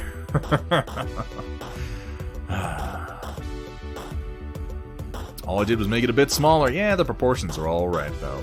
Nicely done, Kursala, and thank you for sharing. Hope that issue with the website gets worked out right quick, fast, and in a hurry for you. Machine God, work in progress on some checkers. I love checkers. Doesn't Mike Tyson owns checkers? They got good fries. Project Dark Fox, thank you so much for being here, man. You have a good night. This looks great, though. I love the green and white as a combination for the checkers. I really do. It's so, Well, you know what it is that green and white as a combination, if you did it wrong, I'd be tempted to go like, oh, look, you painted something that looks like fucking Luigi. But the use of the checker pattern really kind of offsets it. It makes it look hot. Like a racing stripe looks hot. You know? It's excellent work, though. Really nice looking checkers. Checkers are hard to apply, particularly when you're doing curved surfaces, but you've done a great job here, Machine God. I can't wait to see the finished product if that's your work in progress. Very, very nice. Good choices. Here we have from Samare. I don't think I've shared this here before, but I do apologize if I have. This is the back cover art for Operation Lancaster, art and unit crest by Matt Maida, featuring silhouettes by Matt Plog. Oh, that Plog. He's so hot right now. From left to right, the Blackwood Templars, Justicar's creation, the Dreadnought Battle Corps, your personal unit, and the Ronin Free Companies, the creation of a mutual friend of ours. I really like the crest that you have with the fucking dragon on it. There's so much, like, honestly, once you get into... and I apologize, I have not read as much about the Templars as I have about Dreadnought at this point. But once you get into Operation Lancaster and really start at the beginning, the lore is so dense. I'll give you, it's well written in the sense that if you look at a big dense block of text describing the early days of a company that would one day become the company that would later become the company that would split off into the company that is the company we're talking about in the story, like if you look at that and you go, I don't really want to read that.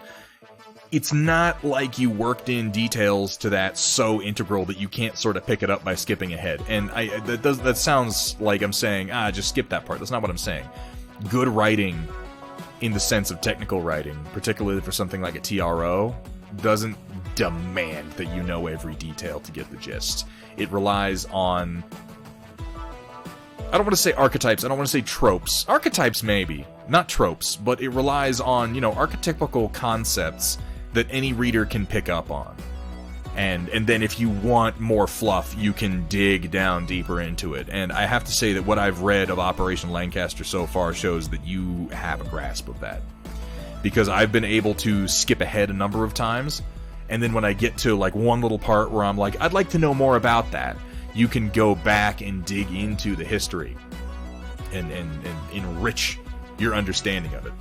But the hooks are in there. Because when something is too dense, I lose interest. When something is just way too damn dense and I have to know every detail of it, I'm like, man, you know, I should be getting paid for this. But no, Operation Lancaster has been a pleasant read so far, and reading about the Dreadnought Battle Corps and its various incarnations and the reason for them to exist has been really, really neat. I love the silhouette you have for the Templars over here, though. Look at this dude. He's like vaulting and firing with his arm at the same time. It's fucking badass. Really, really nice work, Samare. And as always, thank you for sharing your work on Operation Lancaster with us. Here we have from Robin361.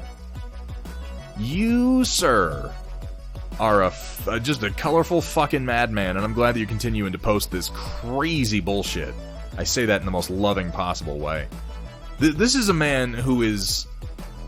Well, he's not afraid of fluorescent paint, I'll tell you that much. And as always, it's the pink base that gets me. This pink base just says, you know what?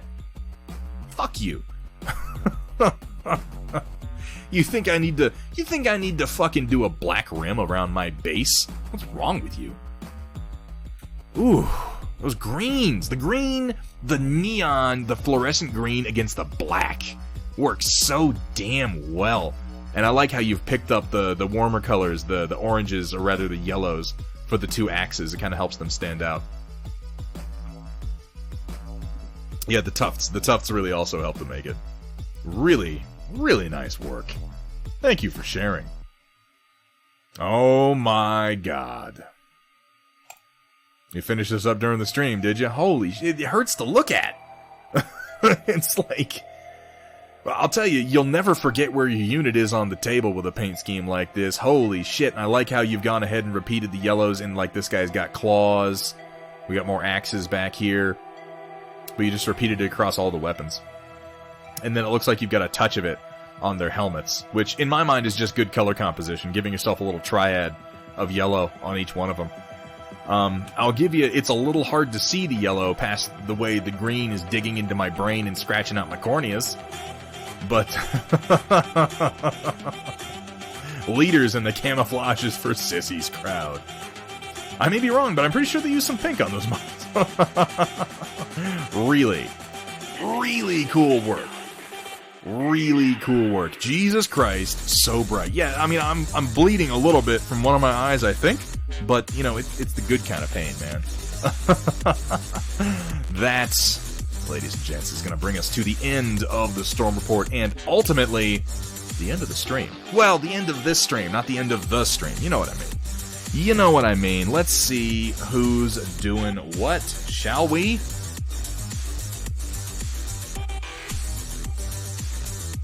You too, Lustness. Thanks for being here, man. Who's going? Who's going? Looks like Steiner Miniatures, Hyperphase Studios, 46 and 2. Well, I am going to go ahead and throw one over at Steiner Miniatures.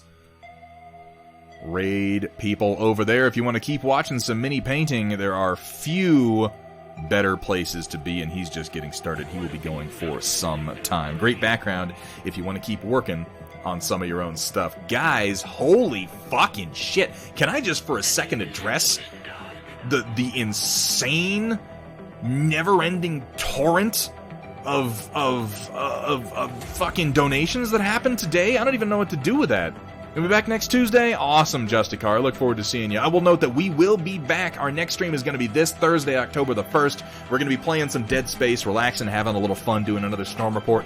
And then we will be painting again Sunday, October the 3rd. And then back again painting on Tuesday. I don't know what to say right now about the donations, because this is usually the part of the stream where I'm very sure to be like, I want to give a big thank you to Project Dark Fox, which I do. I want to give a big thank you to Cat Ion, which I do. A big thank you to everybody who came out for the stream today. Thank you guys for the new follows, new friends, new Storm Chasers. Thank you guys for the subs. Holy fucking shit! So you just the donations. I don't even know what the what the fuck.